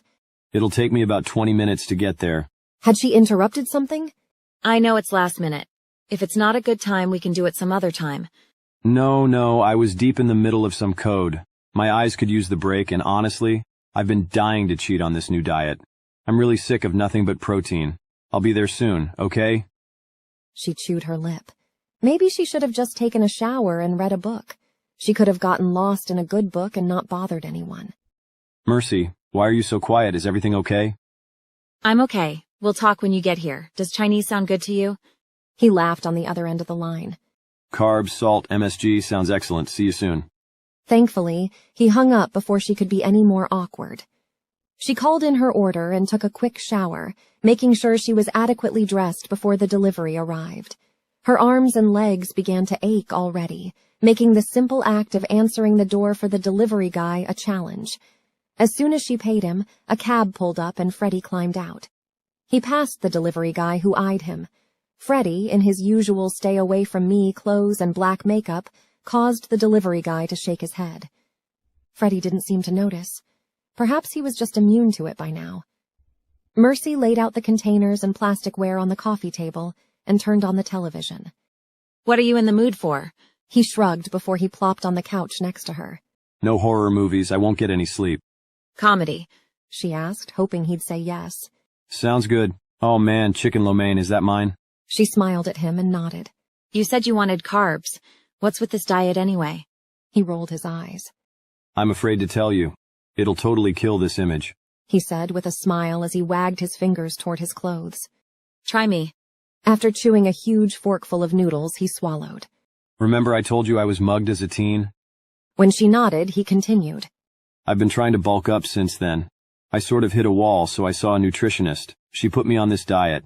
Low carbs, high protein, not a lot of salt or sugar. Really, it sucks, but it's working. The only sugar or carbs I really get is out of these nasty shakes I drink in the morning or before I lift, so it's totally unsatisfying. He'd been right. It totally ruined his image. But she didn't want to tell him that. Okay, so I'll ruin my image now, she said with a grin. I took a self-defense class today. I'm really sore. That's a great idea, though. Honestly, I took Taekwondo for a while. Knowing I can defend myself really took away the fear. She turned her attention back to the screen and chose a comedy. A movie was perfect. There was no need to talk, but she didn't have to be alone either. When the movie was over, he thanked her and called a cab. Thank you for the company, Freddie. Honestly, it means a lot that you came right over. Next time, we'll make plans, okay? He grinned at her and shook his head. I spend most of my time alone. I don't really need that much notice. But I did have a nice time and dinner was great. I feel full and bloated, and believe it or not, that's awesome.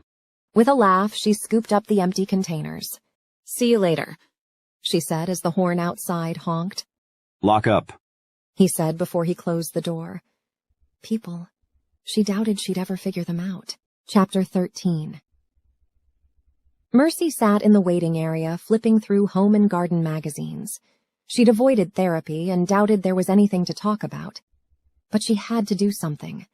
It had been months since the attack, and she had left the house as little as possible. Working from home had been a savior as far as her bank account was concerned. She didn't need to dip into the savings she'd started when she was only 18. Her mother's life insurance had been converted to an annuity that paid her mortgage and car payment, which had been a lifeline she never thought she'd need. She wanted her life back. She wanted to live without panic attacks. She wanted to be able to go to Willie's trial without falling apart. Mercy. The voice caused her head to snap out of the magazine. Come on in. She limped in behind Chin into his office and sat into a chair he was pointing at. Isn't there, like, a couch? He only smiled and sat in an office chair across from her. Makes patients more proactive in their own therapy. So how does this work? You don't have a pad of paper in your hand to take notes, so do you record this or something? She smoothed her hands on her pants. He brought his left ankle up to his right knee and leaned back in his chair. No notes, we talk. About the attack? Rape. He corrected. It made her feel uneasy referring to it as the rape. As if that one action was all that happened. He did more than rape me, sir. It was an attack, a vicious one. His smile faded and his eyes locked onto hers. You are correct. How much do you remember? I remember more about the aftermath than the actual attack. I get bits and pieces, some flashbacks during panic attacks. I feel like he's on me. His weight is crushing me and I can't breathe. But I really don't remember much. A wave of nausea came over her and she gagged. Immediately she covered her mouth with her hand. Oh God, I'm sorry. He pushed a small trash can over to her. Happens all of the time. You're having a physiological response to the memories that are just behind your conscious mind. Talking through this will help you overcome it. You may vomit, more than once. Lovely, she said with a sigh. Let's talk about what has happened since, about your relationships. How are they holding up? Actually, pretty well. My neighbors are my closest friends. They look in on me the same as they did before, though we don't see each other daily since they're not watching Ralph anymore. Just saying his name was a dagger to her heart. Ralph was your child? Sort of. He was a rescue. The ugliest yellow lab you ever laid eyes on. His face, his body. He had scars. Bait dog. You know? She blinked back the tears that were forming. But he was a kind and gentle soul. My best friend in the world. We went every weekend to the children's wing. Ralph taught them that the ugliness was only on the outside. And now you're the one with scars. She hadn't thought much about her scars. The one on her leg was nasty, but it wasn't as if she wore skirts anyway. Mercy. She looked up at him. Yes, I have scars. I have nightmares all of the time. Every night I just hate going to sleep. Chin adjusted himself in his seat. Reliving your trauma. All she could do was nod. She often woke soaked in sweat and crying, but really didn't want to go into detail about that. Do you still have pain? No, but the doctor says I'll probably experience aches and pains as I age, but I'm fairly pain-free. My jaw hurts every now and again where he broke it. He leaned back in his chair and folded his hands over his stomach. And your other friends? Are you maintaining those relationships? Mercy laughed. I didn't really have other friends. I was more of a loner. Dinner with the neighbors a few times a month, Ralph, and books. That was my life outside of work. And that's funny. Yes, it is. She lifted her chin. I think so. I'm sorry if you don't. I'm only interested in what you think, Mercy. You think it's funny that your only source of entertainment or companionship was your neighbors, your dog, and fiction? She shrugged. Sure, why not? I mean, people my age do all sorts of things. Go to bars, go to concerts, get plastered, and make it home in one piece. I'm in my own home, minding my own business, and this happens. Seems I would be safer getting shit-faced and going home with strange men, right? He was only asking questions. Why was she getting so damned angry? Violence can happen anywhere. No fucking shit. She felt ashamed. She'd been raised not to curse, and lately it seemed to be slipping more and more. I'm sorry. For? Cursing. She spat. She couldn't look at him. Her eyes fell to the floor. They're just words, Mercy. I hear them all of the time. You haven't hurt me. Curse if you need to. This is a safe space. I like you better when you're yelling at me in class. Chin laughed, which she didn't expect. She looked up at him. That's a different form of healing, but it's nice to hear. Most people don't like it when they're defeated over and over again. She leaned forward, resting her elbows on her knees. What do you think? About what? About me. Will I get through this and be like I used to be? No. No? Mercy, we're all defined by our experiences. I dare say you're not the same person as you were at, say, age 16. You're older. You're wiser. You've experienced real violence, pain, and ugliness. No, the Mercy of last year is gone, but you will be strong again. You will be whole again. This, of course, is all up to you. How do I face him at trial? He put his hands together as if he were praying. Just like this. You go in, you say what you can remember. You tell them how your life has changed during the victim impact statement. Then you go home and go on with your life. You were the first student to volunteer. You were the first to dive into putting yourself through attack after attack. That's something someone only does if they're determined to win, fight or flight. You aren't running. You're staying and fighting for your life. I'm not saying you won't hit bumps in the road. I'm not saying you won't fall down, but I see in you someone who wants to persevere. I made a new friend, she blurted. The conversation was all over the place. She was sure he would diagnose her with attention deficit. Go on. Well, I've known him for quite a while. He's our computer guy. Anyway, it's just a friendship, but he let me cry all over him. Have you ever wondered why all your friends are male? She smiled and shook her head. Nope. Guys are low maintenance. I've had girlfriends, but they're too much work, too needy.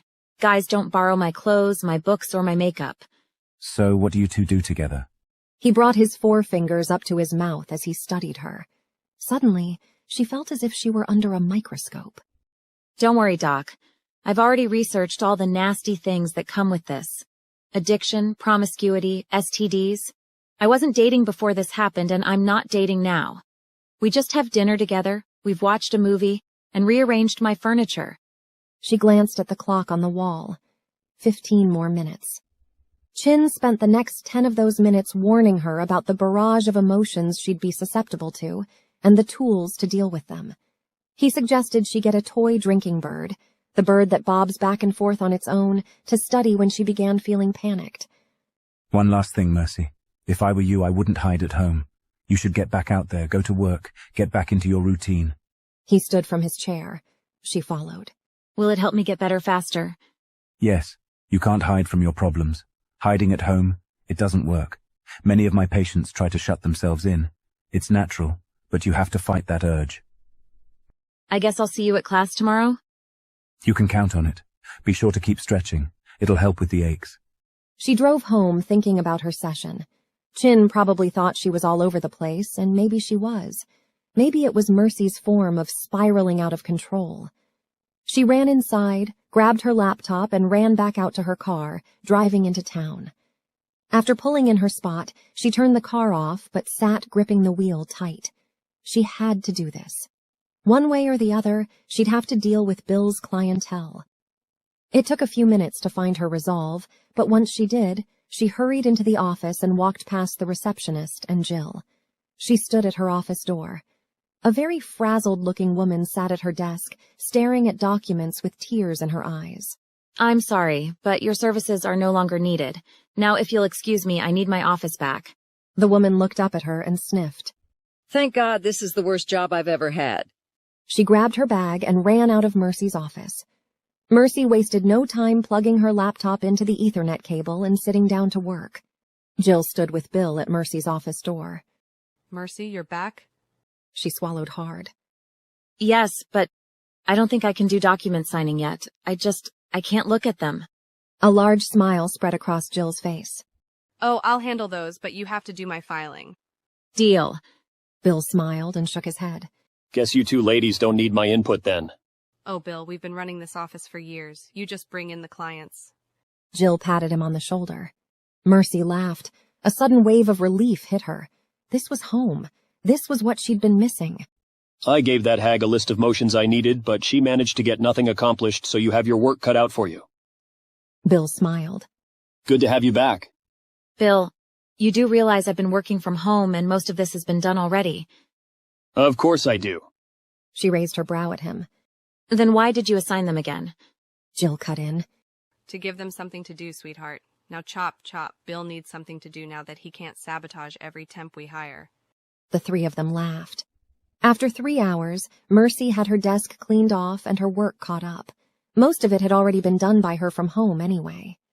Good to have you back. A man stood at her door. He looked vaguely familiar, but she couldn't put her finger on how she knew him. He was tall, lean, with tousled bedroom brown hair, dark eyes. He was wearing a form-fitting sweater that showed his muscular arms and chest. By all accounts, he was totally handsome. Not that she was in the dating mood. I'm sorry, do I know you? He put his hands over his chest. Oh, I'm hurt. We share Chinese food and tears. I help you move furniture and you don't even know me? Freddie, holy shit. She stood from behind her desk and walked closer to get a better look. With a big smile, he framed his face with his hands. You were right, your neighbor is a magician. Wow, you look fantastic. Well done. But why the change? He shrugged. I don't need to scare people off anymore. I'm perfectly capable of handling myself. I'm not some rail-thin, gawky teenager anymore.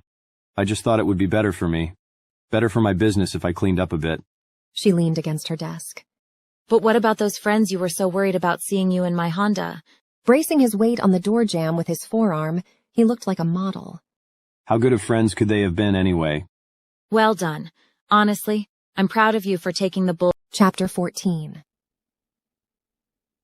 Mercy spent the next 2 months religiously going to therapy and self-defense class. She found she was getting stronger both physically and emotionally. The panic attacks had all but subsided, mostly occurring when she got a glance at the marks on her floor. She hired a contractor to sand and stain her wood floors and get rid of the marks. He'd done a phenomenal job. She was never so happy to donate a rug to Goodwill, but today was going to be a challenge. Miranda was coming over to get her ready for Willie's trial. She brewed a pot of coffee and put cinnamon rolls on the table. Flipping through her mail, she saw an envelope from the dog rescue where she'd adopted Ralph. It was a condolence card. Another soul could use your help when and if you're ready to foster again. Tears stung her eyes. Stepping on the lever, she opened the lid to the trash can, ready to throw away the reminder of all she had lost. When the doorbell rang, she tossed the card on the counter and went to open the door. Come on in, she said as she opened the door. Miranda gave her an odd look as she stepped through. Everything all right? She waved her hand in front of her face. Just a stupid card that came in the mail about Ralph. Just when I think that wound has closed, it gets ripped wide open. Really, I've been fine, I swear. She led Miranda into the kitchen and poured her a cup of coffee before pouring one for herself. I thought you didn't drink coffee. Things change, Detective. Help yourself to some rolls. I made them for you. She pulled out a chair and took a seat, clutching her coffee. I'm a little nervous about this, but honestly, I've worked on so many of these cases, I already know what to expect. Miranda nodded. He could walk, you know this. Mercy nodded in return, tightening her grip on her cup. Yes, ma'am, I've seen it 1,000 times. The DA refused to cut him a deal. He was ready to roll on drug dealers, prostitution rings, anyone he could think of. Snitches don't do well in prison. He's received his fair share of beatings. Good. She sipped at her coffee. What else? What do you need me to do? She reached in her satchel and pulled out a paper. It is a jury trial. Surely he's not that stupid. People still believe they have a better chance with a jury. Mercy smiled and gave one affirmative nod. Good. I'm glad he's as stupid as he looks. You're prepared to get smeared on the stand, then. You know how this works. They'll do everything they can to make it your fault. She clutched her cup, anger boiling inside. I know. Do you need practice? For the stand, I mean. Bill's on it already. He's beat me up bad and hates himself for it. But I'm ready. Bill had been ruthless, his partner playing the part of the prosecution. Bill took his usual role as defense. Mercy insisted on it. Bill was great at his job, the best some might argue. She needed to be ready for that. Miranda slid her hand across the table and clutched Mercy's forearm. I need you to read that out loud, now. She nodded and picked up the paper. Lacerations to the face, left breast, legs, and buttocks. She blinked, the paper becoming blurry. Lacerations in the vaginal walls and in the rectum and anus consistent with forced entry. Her throat began to tighten. She cleared it and took a sip of coffee. Broken jaw, broken ribs with one puncturing the lower lobe of the left lung. A compound fracture to the tibia requiring hardware to repair. A bruised kidney, head injuries consistent with blunt force trauma causing swelling of the brain. Surgeon drilled holes to relieve the pressure. It should be noted that the middle and ring finger on the right hand and the index and middle fingers of the left hand are missing the nails, which have been broken off due to clawing at a hard object. Medication given for treatment of chlamydia as well as medication to prevent fertilization of egg. What the fuck? She looked up at Miranda. This was the first I've heard about chlamydia. The doctor's notes indicated that you were treated during your coma. Please go on. She clutched the paper, afraid to read the last line. Patient placed in medically induced coma due to the extent of her injuries and the amount of pain medication required to keep her comfortable. Pushing back from the table, Mercy hopped out of her chair and began to pace. Motherfucker, goddamn him, I almost died. Miranda continued to sit, forcing a state of calm into the room. This is the worst part, Mercy. You're going to have to read this on the stand. You're going to have to say these things so the jury can hear how bad he hurt you. Mercy paused, placing her palm on her forehead. Listen, I've been preparing for this. I know what's coming. That's just the first time I've read all that. She gagged and ran to the sink, fearing she'd vomit all over her floor. 2 days, Mercy. Trial starts in 2 days, and it's okay for you to be an emotional wreck on the stand. Let them see it. It'll only hurt his case. She spun on her heel and returned to the table. With her jaw set, she looked at Miranda, picked up the page and read it again and again. She read it 7 times in a row. Each time, it only became harder. Harder to imagine her broken body being held together with duct tape and hope. The following day, she read over the notes again. She looked down at her fingers. The nails had grown back thick and crooked, and only halfway. There was a lot of time to go before they'd be full length, and they'd never look the same. She was forever changed by Willie's actions. It was the day of the trial. The entire office closed, and they sat in the audience surrounding Mercy. Freddie, Salvador, and Paul were there too. Her neighbors would be called to the witness stand since they found her. As far as everyone knew, Willie was not taking the stand. It was standard for a criminal defendant to sit quiet so as not to incriminate themselves. After the judge entered, the prosecution made their opening statements to the court. Then the defense, who, of course, said that it was all a misunderstanding, rough sex that got out of hand. 2 officers took the stand. each describing the crime scene. The paramedics were next. Joan Arndt, the district attorney, questioned them about the technicalities, what they had to do to save Mercy's life. A specialist was called in and read the DNA results that matched Willie's DNA to the crime scene. It was Salvador's turn. Arndt called him to the stand, and he was sworn in. Mr. Francini, would you please tell the court what happened on the morning in question? Arndt paced in front of him. He stared at her. Mercy wondered if making eye contact with her would upset him. We dog-sat for Mercy. When she didn't show up with Ralph, I went over to see if she'd overslept or if she was sick. Joan stopped pacing and looked up at the jury. What did you discover? With a sniff, he answered. Ralph, Mercy's dog, was lying at the foot of the steps. There was a trail of blood where it looked like he dragged himself. Objection. Calls for speculation. The defense stood waiting for the judge's decision. If it would please the court, Mr. Francini is recounting his experience as he sees it. We will acknowledge that this is his perception. Joan Arndt stood stiff as a board. The judge was one Mercy knew well. He also could not look at her. Judge Paul Barodi looked at the jury. Overruled. The jury is to understand that Mr. Francini thinks the dog dragged himself but could not know for certain. You may continue. She held her hand out toward Salvador. Continue. I felt him. He was stiff and cold. I was terrified, but I walked up the steps and looked into the window. Mercy was lying on the floor. She was completely naked. I didn't know what to do. Whoever did that to her could still be in there. But I had to see if she was okay. So I broke the glass out of the door and let myself in. She was... Oh, it was horrible. There was blood everywhere. Her jaw was all crooked, her eyes swollen shut. Her leg, I just knew it was broken. It looked like she had 2 knees. I screamed for Paul to call 911. Who is Paul? My husband. Salvador answered, then looked at the jury. Mercy is our best friend. Prosecution retains the right to recall this witness. She took a seat at her table. The judge waved at the defense. The public defender, Dirk Weston, stood. Did you see William Jacoby enter or exit the victim's house on the day in question? No, I did not. Defense has no more questions for this witness, he said as he sat. Paul was called to the stand and the whole process was repeated. The same questions were asked. The same answers were given, except one. Weston walked up to Paul, stopping only a few feet away from him. Did the 911 operator instruct you not to touch her? Yes. Well, she told us to feel for a pulse, but not to touch her after that. Yet you stood by and watched your husband cover her with a blanket, possibly tainting evidence. Paul's face turned red, his jaw clenched. When your friend is broken and bleeding in front of you, you tend to your friend. That's what a human being would do.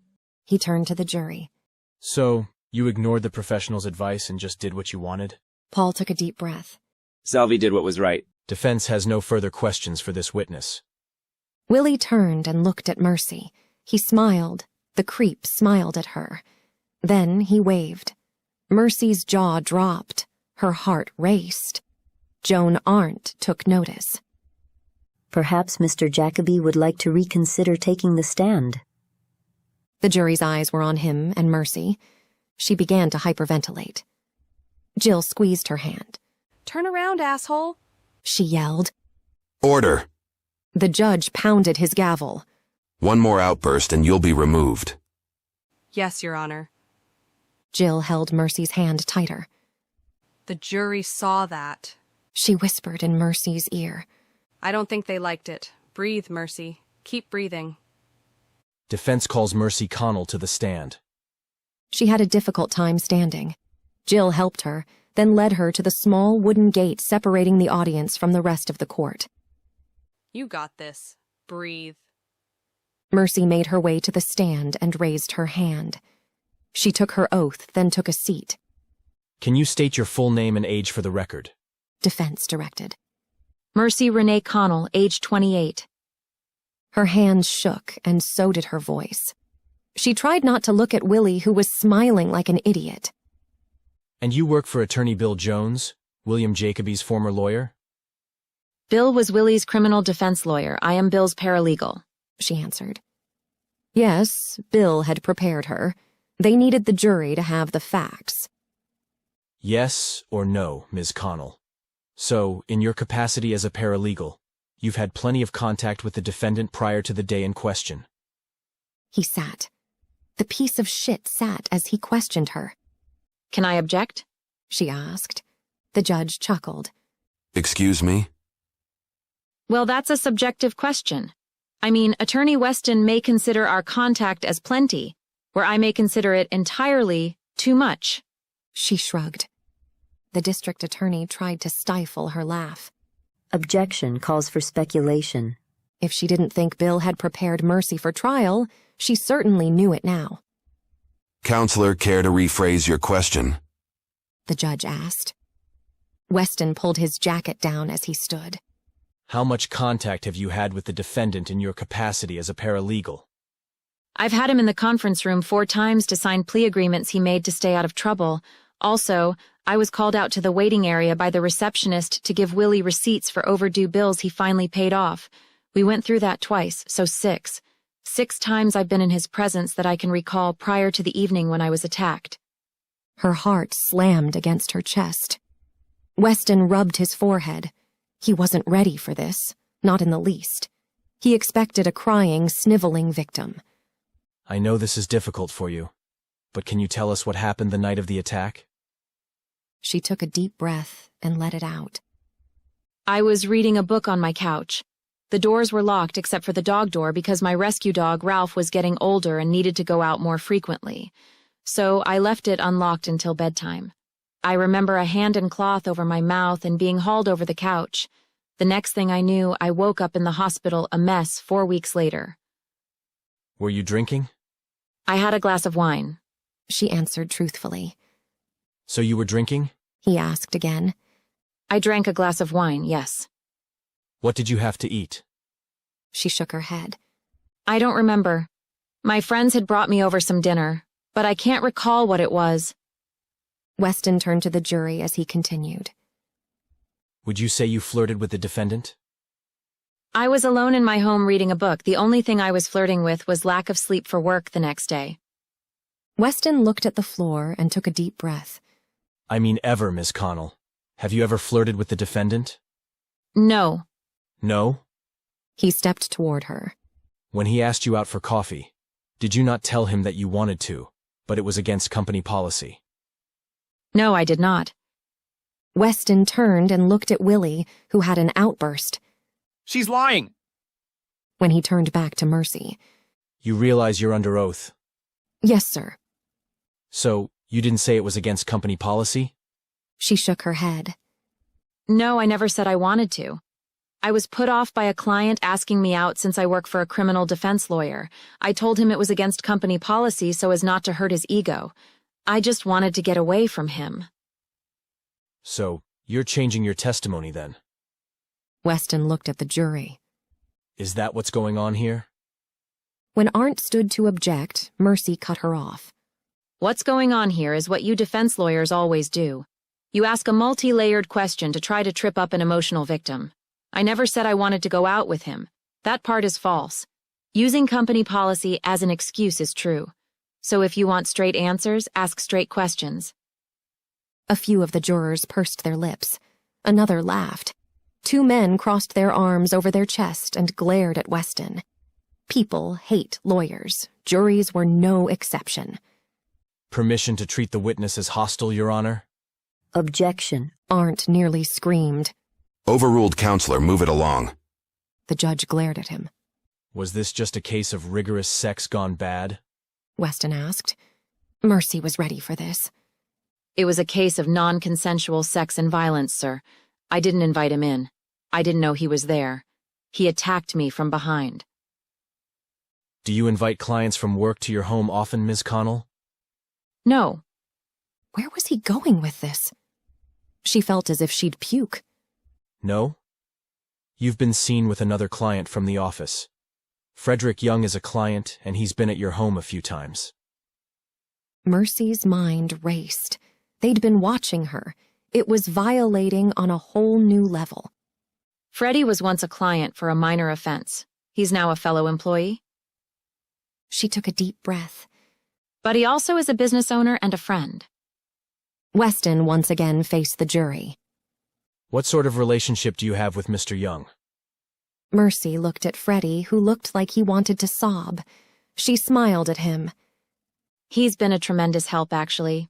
He helped me move my couch around so the back is against the wall. I feel much safer now. Freddie also hooked it up so I could work from home until I was ready to go back to the office. But he does have a criminal record. And he was a client. Yet you invited him over. How many other unsavory characters do you have in your home late at night? Mercy fumed. Freddie Young is here today, as are my other friends. Freddie, would you please stand up? Objection, Your Honor. Weston looked at the judge, pleading. You opened the door, counselor. With that, Freddie stood, and Mercy was thankful for his new appearance. It was a small win Mercy would grab hold of. I don't really think he's an unsavory character, sir. But if you're going to characterize him for the jury, they should be able to judge for themselves. No judge would normally allow a witness so much leeway, but this judge knew Mercy and her father. It bought her extra leash. Desperate to change the direction, Weston asked the question she knew was coming. Did you remember the defendant as your attacker? Could you pick him out of a lineup? No, sir. I don't remember much about that night, as I've said. Yet here we are. You can't point out your attacker, yet the defendant sits here accused of the crime. I'm sorry, sir. Maybe if I hadn't suffered brain damage from the attack, I could remember more. But I didn't accuse him. The state did because of DNA evidence. Objection, Weston yelled. She's trying to prejudice the jury. The judge sighed. Sustained. The jury will disregard the witness's answer, and counselor, you'll think about the questions you ask of this witness before you ask them. You left her very little choice but to give the answers she gave. Joan Arndt smiled. Weston sat down and turned the cross over to Joan. Mercy, do you date much? She glanced at the jury. They were not happy she had asked such a question. No, ma'am, I haven't had a date in 5 years. Why is that? Mercy shrugged. I think I'm asexual. I don't know. It just didn't appeal to me. A good book, some tea, my dog. It was all I ever needed to be happy. So how did you spend your weekends? Ralph and I would go down to the children's wing. He was a bait dog, so he was really covered in scars. This made him look scary, but the children loved him. He was such a big baby who loved all the attention. It showed the kids that the scars were only on the outside, but... Mercy broke down. He was so beautiful on the inside. Ralph's death has been hard on you? It's the hardest part. I mean, he was so sweet and trusting. He got a knife through his ribs for his trouble. He saw so much violence in his short life. I tried to rescue him from that. The sobbing grew louder. I'm sorry. She wiped her eyes. After all these months, losing Ralph has been so hard. Arndt questioned her about her recovery. Mercy went through the steps she had to take from counseling to reintegrating into society. Defense had asked if this was a case of rough sex gone wrong. She slid the paper across to Mercy. I'd like to direct the jury's attention to the screen. There was a photo of Mercy on the floor of her home, covered in a blanket, her eyes swollen shut, hair thick with blood. Please read the document, Ms. Conall. The next slide was of Mercy's x-rays. She began reading. Lacerations to the face, left breast, legs, and buttocks. She blinked, the paper becoming blurry again. Tears in the vaginal walls and in the rectum and anus consistent with forced entry. She glanced up to see an image of the drain hole put in her head to relieve the pressure. The lump in her throat made it difficult to speak. Broken jaw, broken ribs with one puncturing the lower lobe of the left lung, a compound fracture to the tibia requiring hardware to repair, a bruised kidney, head injuries consistent with blunt force trauma causing swelling of the brain. Surgeon drilled holes to relieve the pressure. It should be noted that the middle and ring finger on the right hand and the index and middle fingers of the left hand are missing the nails, which have been broken off due to clawing at a hard object. Medication given for treatment of chlamydia as well as medication to prevent fertilization of egg. So you were given medication for an STI and an abortion medication? Yes, ma'am, she croaked. You have scars? Yes, ma'am. Panic attacks? Mercy wiped her eyes on her sleeve. Yes, ma'am. Nightmares? Yes. Arndt stepped forward. You're being very brave, Mercy. I only have one question for you left. Did you invite the defendant to your home at any time? Ever? No, ma'am. Prosecution rests. The judge called a recess for the day. Mercy needed a shower, and quite possibly a good round of vomiting. Willie was no longer smiling as he was led out of the court. Chapter 15. Weeks had gone by and our undercover guy had come up with nothing. No one fit that description. No matter how much he bitched about a woman who slighted him, he was never approached. Was Willie feeding us full of shit? Miranda was busy preparing Mercy for court. Shaw and I spent time combing over files looking for something that had been missed. Coming up empty-handed was the worst feeling. Our undercover guy came waltzing in with a smile on his face. Here, he said as he pulled out an evidence bag. Inside the bag was a small brown bottle with no label. My prints and his prints are both on there. Mine are in the database. Here's your first piece of evidence. I smiled at Shaw, who grinned back. A break. We hadn't had a break in a case in ages. And your cherry on top, he said as he placed a small recorder on the desk. Listen to this disgusting shit. He pressed the button and began the recording. All you gotta do is get some of this on a rag and get it over her mouth. Most bitches gasp when they're scared and pull in a huge lung full of this shit. She'll be out like a light. The voice was deep and a little raspy. Yeah, then what? It was Jameson's voice. The other man's husky laugh caused Shaw's teeth grind. How bad do you want the bitch to pay?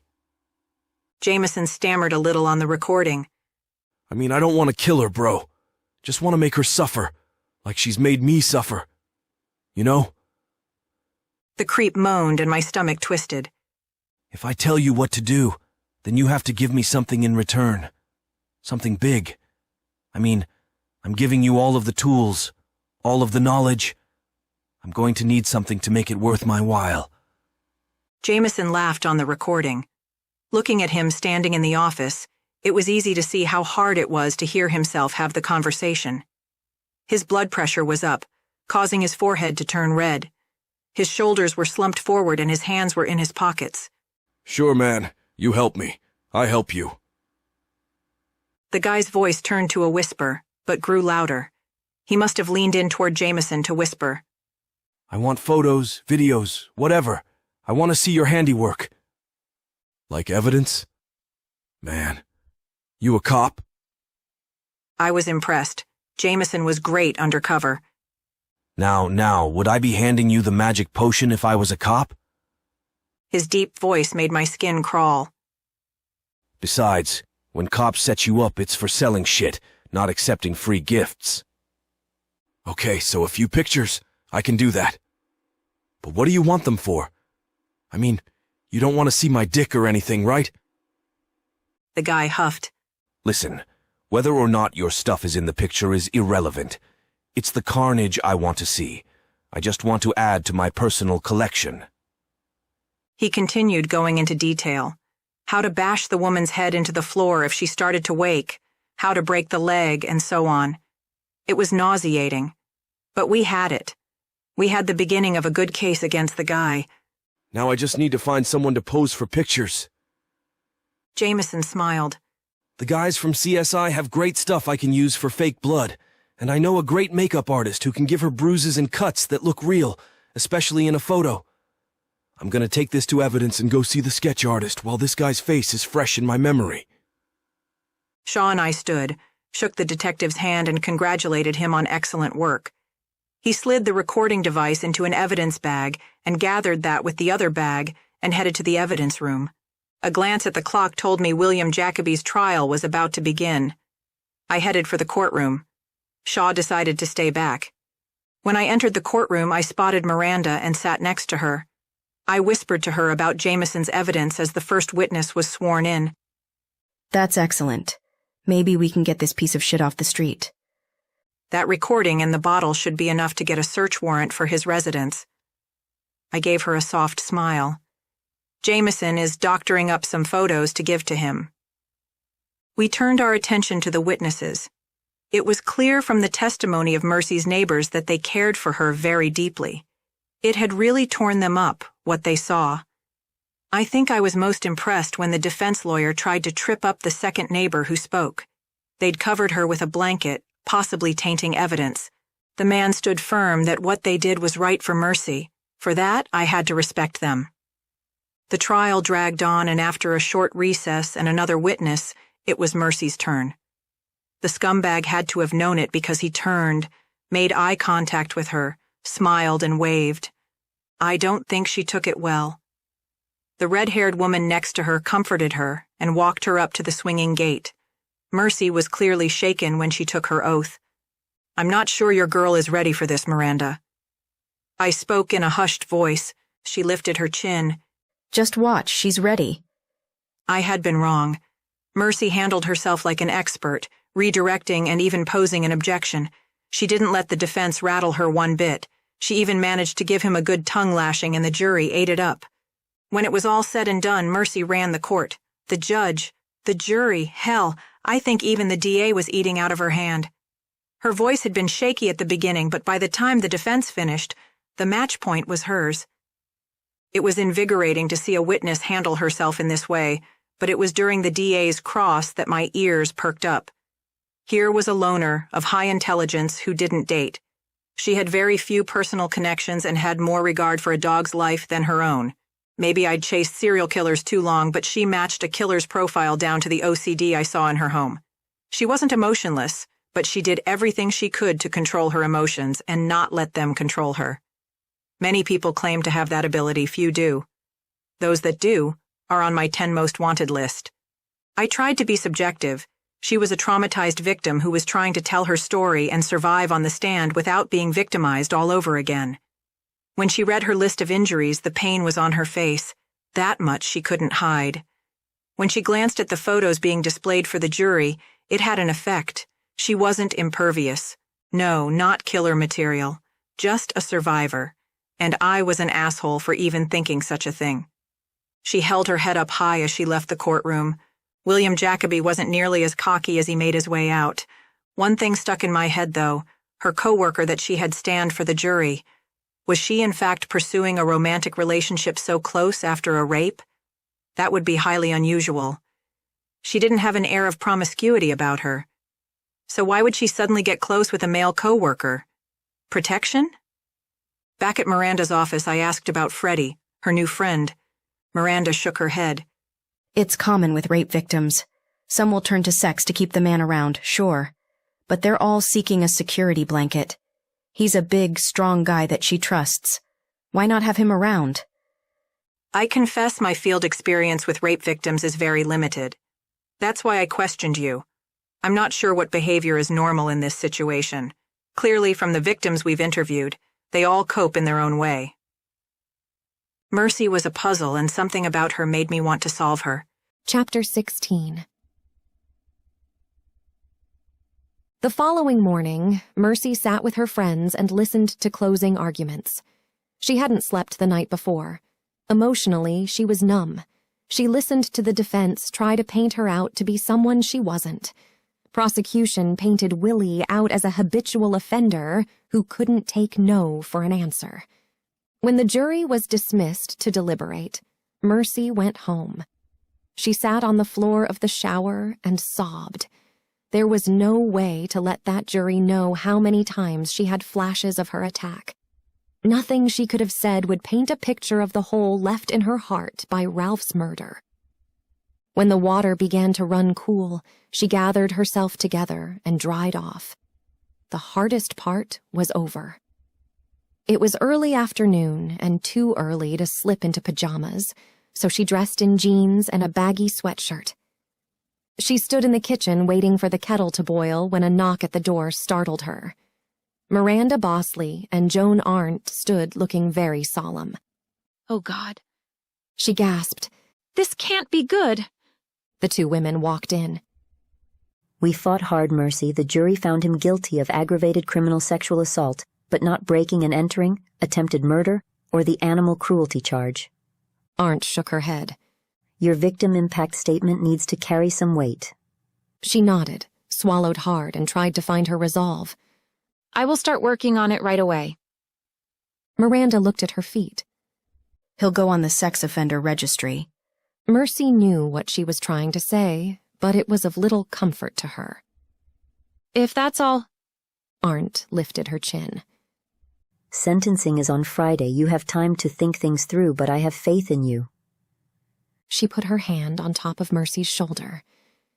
You did excellent, Mercy. You held it together. You were intelligent and well-spoken. Most victims don't hold it together like that. Your father would be proud. She hadn't seen her father since the attack. Even though he didn't recognize her, she used to go see him often. Looking at him would have just killed her. Had he known what happened? Okay, I don't want to be rude, but I'm spent. The ladies both nodded. Of course, call if you need anything. After they left, Mercy locked the door and went back into the kitchen. She turned off the stove and poured the boiling water in her cup. She carried the cup to the living room and placed it on the table. She stared off into nothing. No thoughts, no emotion, only silence. By the time she snapped out of it, her tea was nearly cool. She opened up her laptop that was on the coffee table in front of her and booted it up. She popped the tea into the microwave to reheat it, as she thought about what she wanted to say. Back in the living room, she sat with her laptop and typed. She typed everything she felt, everything she experienced. Maybe if she could make the jury feel what she felt, he'd get the maximum sentence. By the time she finished, she was exhausted. The sun had only begun to set, but she was ready for bed. Tomorrow was a new day, and the fight wasn't over yet. When she got to work the next morning, she emailed her statement off to Jill for her opinion and closed her door. She really didn't feel like being bothered. Diving into work would be a welcomed distraction. It was lunchtime when she finally emerged from her office. Jill smiled at her. I ordered pizza. It's in the break room. She took a few steps until she was closer. Her red hair tied in a bun at the top of her head, Mercy felt almost jealous. She always looked fabulous. Sweetheart, I wouldn't change a word. That was very well written. Her voice was at a whisper. I'll be there, sending positive vibes. Mercy felt sheepish. I don't know, it seems like it isn't enough. There aren't words for what you're going through. I'm just glad you're taking steps to be safer. How is that class going? Talk about it over pizza. I haven't eaten since breakfast yesterday. Jill looped her arm in Mercy's and walked with her to the small break room. After the first few bites, Mercy explained that her therapist just happened to be the self-defense instructor. Oh. She waved and smiled. I knew that. That's how I found that place. I don't understand. Jill put her pizza down and leaned in. My ex-husband was a real son of a bitch. He liked to use his hands rather than words during a disagreement. After the divorce, I didn't want to feel helpless, so I went to counseling. I found Chin, and the rest is history. You knew? She shook her head. Of course you knew. Jill Boone knows everything. It was the first real laugh Mercy had in days. Why didn't you tell me? Jill rolled her eyes and picked up her pizza. Like you would go if you knew he was a shrink. Mercy chased her pizza with a Coke. I was thinking about setting a home gym up in my basement. I feel stronger since starting the class, and I'd like to feel a bit more than that. Any recommendations? I could help with that. Freddie stood in the doorway. Would you? I really don't know the first thing about it. Mercy looked at him, hopeful. Freddie, always to the rescue. He sat next to her and pulled a slice of pizza out of the box. What do you want? That's just it. I don't know. I mean, I know that I want one of those big, heavy bags so I can practice what I'm learning in my self-defense class. I want to strengthen up, but I really don't want a weight bench. I mean, what if I drop it on myself? I'll suffocate alone in my basement. He laughed. No, that would be unfortunate. There are all sorts of machines out there. I'll help you find one that works for you. Probably a treadmill too, that way I can walk even when the weather sucks. Jill shook her head. Just don't get one of those bikes. They end up being a laundry hanger. It was nice having a conversation that had nothing to do with the trial. The three laughed and talked about the pros and cons of different workout routines. When lunch was over, Mercy headed back to her office to find Bill standing there holding a file. But he wasn't just holding it, he was clutching it like it might run away from him. Mercy, He wasn't making eye contact. Mercy could guess why. Rape case? She asked as she plopped in her chair. She huffed out the words, trying as hard as she could to sound disinterested, or at a minimum, unaffected. You don't have to. I can get Jill, you know I do own the place. His face was red. Bill, put the file down. Business must go on. This is the business you and I are in. He pulled it closer to him and sat in the chair across from her desk. Mercy, there's something different about this case. Something that might make you feel things. Bill was never one to have difficulty saying what he wanted. This was uncharted waters. Bill, just tell me. You sitting there freaking out is starting to make me freak out. What is it? He reached in the file and pulled out a photo. It was a headshot of Mercy's doppelganger. She was injured just as bad, too. It's like reliving your case all over again, except. We're the defense, she said, gazing into the victim's photographed eyes. They could have been sisters. She looked up and held her hand out. Hand me the file, Bill, and go back to work. I got this. He placed the file on her desk and stood. You'll tell me if this gets to be too much? Is he guilty? She asked. Aren't they all? She nodded. First offense? Third. Good. Then there won't be a plea agreement. She forced a smile. Just don't fight too hard. He practically ran from her office. She flipped through the file, the photos. It was obvious why he was hesitant. She was in the Cook County Hospital, now awake and talking to police. Her memory was foggy. The attacker was someone she knew. Yeah, the cases were similar. Too similar, damned near identical. But the looks, this woman looked so much like Mercy, it gave her chills. Reading through the file, she found the woman was a nurse at Cook County. The attacker was someone who lived close to her. Their client had been watching her for weeks. She closed the file and started preparing the appearance and chronological case summary.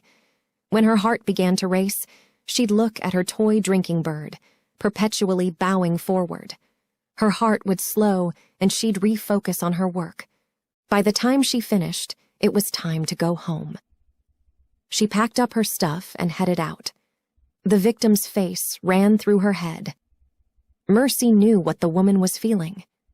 Approaching her would have been inappropriate, given that she was working for the defense. Maybe it was time to go see a friend. She drove to Cook County Hospital and parked. She took the familiar walk into the hospital, up the elevator and down the hall she'd walked through so many times. When she reached the children's wing, Nurse Wilson spread her arms wide. Mercy, oh my goodness, what? She hugged her tight. It's so good to see you. How are the children? Mercy asked as she patted the nurse's back. When she released her, she could only shrug. All of the children who knew you are gone. We have a whole new roster. Never mind that. How are you holding up? Horribly. As good as can be expected. I hate to take advantage, but I was hoping you could help me, actually. Nurse Wilson looked around and led Mercy to the corner of the hall where she could keep her eyes peeled. Anything you want, just ask. Mercy hesitated, knowing what she was asking of Nurse Wilson could get the woman in serious trouble. There is a nurse who works here. From what I understand, she could be my twin. The nurse nodded without hesitation, began. Sylvia McDermott, I heard what happened to her. It's just terrible. She shook her head. There's so much of that crap in this city, it makes me sick. Mercy knew what she was about to ask was too much. I just want to look in on her. You know? Again, Nurse Wilson answered without hesitation. Third floor, go left when you get out of the elevator. After the public restroom, she's the second door on the right, 322. She smiled and rubbed Mercy's arm. A lot of nurses have gone up to check on her. She's one of our own. Come to think of it, you two do look like sisters. She gave an awkward smile. And I know exactly how she feels right now. Go see her. It might be good for her to know she's not alone. The nurse gave her another quick hug. I'm terribly sorry for your loss, Mercy. I know how much you loved him. Ralph. It always came back to him. Yeah, that has been so hard. I miss him every day. They both sniffed, holding back the tears. Mercy said her goodbyes and followed directions until she stood outside, room 322. Tubes ran in and out of the woman whose arm was in a cast. Her leg was in traction. She turned her head and saw Mercy standing there. Do I know you? Mercy stepped in the room, knowing she should not. No, and I don't know you either. Wow, it's like looking at my twin, Sylvia said. Are we related? Mercy shook her head. I shouldn't be here. Why not? Instead of retreating, Mercy stepped forward. I give my victim impact statement tomorrow. I guess I needed a reminder. I want them to know what this looks like. Sylvia shook her head. I'm pretty doped up, but I don't understand. Why shouldn't you be here? Promise not to freak out? She looked at Mercy. No, I can't make that promise. She took a deep breath in and let it go as she stepped to the foot of the bed. I was where you were months ago. Tomorrow is his sentencing hearing, my attacker, I mean. She stammered. I shouldn't be here because I work for the defense firm that took on this piece of shit's case, so please don't say anything about the case. I won't either. You work for his lawyer? Mercy felt as if she were going to faint. I'm sorry. I'm not here to scare you or talk to you about the case. I swear. Tears ran down her face. How do you do that after this? Bills, Mercy replied. But it's making me sick to my stomach. I knew you wouldn't be okay. I remember what it feels like to wake up here. I still felt a strong need to check in on you. You could lose your job, she said. Mercy nodded. They call it witness intimidation, right? She broke down. I'm sorry. When I saw your picture, it brought everything back. I just wanted to make sure you were okay. I really don't want you to feel intimidated, and I hope this son of a bitch rots for what he did to you. The battered and broken woman's bottom lip trembled. Why don't you have a seat? Mercy held her breath. What? Sylvia squirmed in her bed. First, fix my pillow. Then, have a seat. Slowly, she walked around the side of the bed and pulled the pillow up so it was under the woman's head properly. She backed up into a chair. Sylvia's left eye was swollen shut. A large gash on her forehead had been stitched closed. Her body was bruised and broken. So we can't talk about the case, Sylvia said. So you don't lose your job. But you're the first person to walk in here who might know how I feel. Mercy's stomach churned as a burning sensation rose in her throat. Yes, I know exactly how you feel.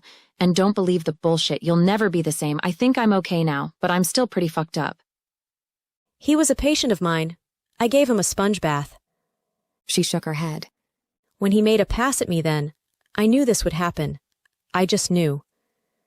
They weren't supposed to talk about the case. Mercy tried to change the direction of the conversation. I'm taking self-defense classes. I think of all the stuff I've done to try to get back to normal, it has helped the most. I'm not nearly as afraid as I was. It helped me to go back to work, even if I hate it. I mean, she corrected, I love being a paralegal. I love the people in my office. I just hate who we represent. Mercy was wringing at her coat, nervous and scared. She knew she shouldn't have come, and to top it off, she confessed to this woman that she worked for the other side. Bill would have no choice but to fire her if Sylvia blabbed. I'm sorry, I'm really tired, but would you come back and tell me how your trial ended? I'd really like to know what I'm looking forward to. I'm really sorry for the intrusion. I don't know what came over me. Sylvia turned her head toward Mercy, and with a tearful smile said, Empathy. Go on home, ma'am. I won't tell anyone you were here. Hell, I probably won't remember it. I'm on some pretty heavy stuff. She stood to leave. Don't drink the whole bottle of wine. It's a bad... Why don't you have a seat? Mercy held her breath. What? Sylvia squirmed in her bed. First, fix my pillow. Then, have a seat. Slowly, she walked around the side of the bed and pulled the pillow up so it was under the woman's head properly. She backed up into a chair. Sylvia's left eye was swollen shut. A large gash on her forehead had been stitched closed. Her body was bruised and broken. So we can't talk about the case, Sylvia said. So you don't lose your job, but you're the first person to walk in here who might know how I feel. Mercy's stomach churned as a burning sensation rose in her throat. Yes, I know exactly how you feel, and don't believe the bullshit. You'll never be the same. I think I'm okay now, but I'm still pretty fucked up. He was a patient of mine. I gave him a sponge bath. She shook her head. When he made a pass at me then, I knew this would happen. I just knew. They weren't supposed to talk about the case. Mercy tried to change the direction of the conversation. I'm taking self-defense classes. I think of all the stuff I've done to try to get back to normal, it has helped the most. I'm not nearly as afraid as I was. It helped me to go back to work, even if I hate it. I mean, she corrected, I love being a paralegal. I love the people in my office. I just hate who we represent. Mercy was wringing at her coat, nervous and scared. She knew she shouldn't have come, and to top it off, she confessed to this woman that she worked for the other side. Bill would have no choice but to fire her if Sylvia blabbed. I'm sorry, I'm really tired, but would you come back and tell me how your trial ended? I'd really like to know what I'm looking forward to. I'm really sorry for the intrusion. I don't know what came over me. Sylvia turned her head toward Mercy, and with a tearful smile said, Empathy. Go on home, ma'am. I won't tell anyone you were here. Hell, I probably won't remember it. I'm on some pretty heavy stuff. She stood to leave. Don't drink the whole bottle of wine. It's a bad idea. Chapter 17. She sat in the courtroom and waited to be introduced. When the DA told the jury she'd be speaking to them again, the bailiff directed Mercy to the podium. Mercy stood at the podium and looked down at her statement, which was getting wrinkled from her shaking, sweaty palms. Hi, my name is Mercy. We met, earlier. Before all of this, I was a paralegal during the day, and a voracious bookworm by night. While most people my age are spending time at concerts, bars, or thrill-seeking, my ideal evening was dinner with my wonderful neighbors, a great novel, and ending the night snuggled up in bed with my rescue dog, Ralph. That was it, me in a nutshell. I didn't have internet or cable at home. Getting wild meant drinking 2 glasses of wine. This is Ralph, she said, as she looked at Joan, who turned the projector on. His scarred-up face smiled back at them. Ralph and I spent one day each weekend without fail, going to the children's wing and visiting children who suffered from injuries and illness that left them with scars. See, when I agreed to foster Ralph, he had been rescued from a dogfighting ring. He was just a pup and used as a bait dog. Despite the horror he experienced, Ralph was a sweet boy with a good soul. The kids were afraid at first since his scars made it look like he was snarling. But what Ralph taught them was that the scars on the outside were no indication of how beautiful he was on the inside. It boosted their esteem. It helped them heal. The kids looked forward to Ralph's visit every Saturday. I have scars now, too. Joan clicked the projector, displaying a photo of Mercy's leg and the large purple scar. Then she switched to a photo of her ribs, where they had to insert a chest tube.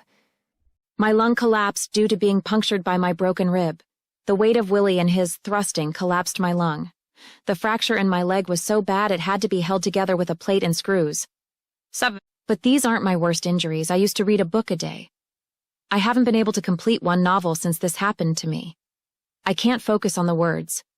Ralph's pillow still remains on my bed, with no furry head to rest on it. The right side of my bed remains cold and empty. I haven't had dinner with my neighbors either. They bring me food still, because that's the sort of men they are. But we haven't sat around the table and laughed once since this happened. I've been to therapy, sure, I had to. The panic attacks were debilitating. See, it's like someone has you in a vice. You can't escape. You can't move, can't breathe, can't function. You're frozen in fear. Despite your rational brain telling you that you're okay, your body doesn't believe it, and you're frozen in fear for no apparent reason. I haven't had a haircut, bought new clothes, or painted my nails once. I just can't. And dating was never my thing, but it's certainly not an option now. Maybe that's why I can't read romance anymore. Maybe it's because I'm afraid to get lost in a book because someone might break in my house and try to kill me. Had my neighbors not found me, I wouldn't be standing here. This would have been a murder trial instead. I've spent the last 10 years knee-deep in law. I believe in the law, and I trust in the law. I don't fault you for not finding him guilty on all counts. You did what you felt was just. And I thank you for coming to that difficult decision. But I beg you now, make sure this man stays behind bars long enough that he can't do this to someone else. A photo of Mercy's naked, broken, bloody body was on the screen. Her private parts had been censored, but the picture was real and clear.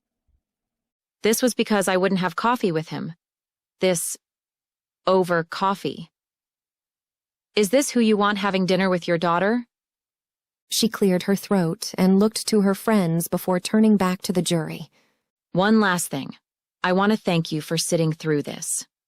I want to thank you for the time you took away from your everyday lives, your families, and your children.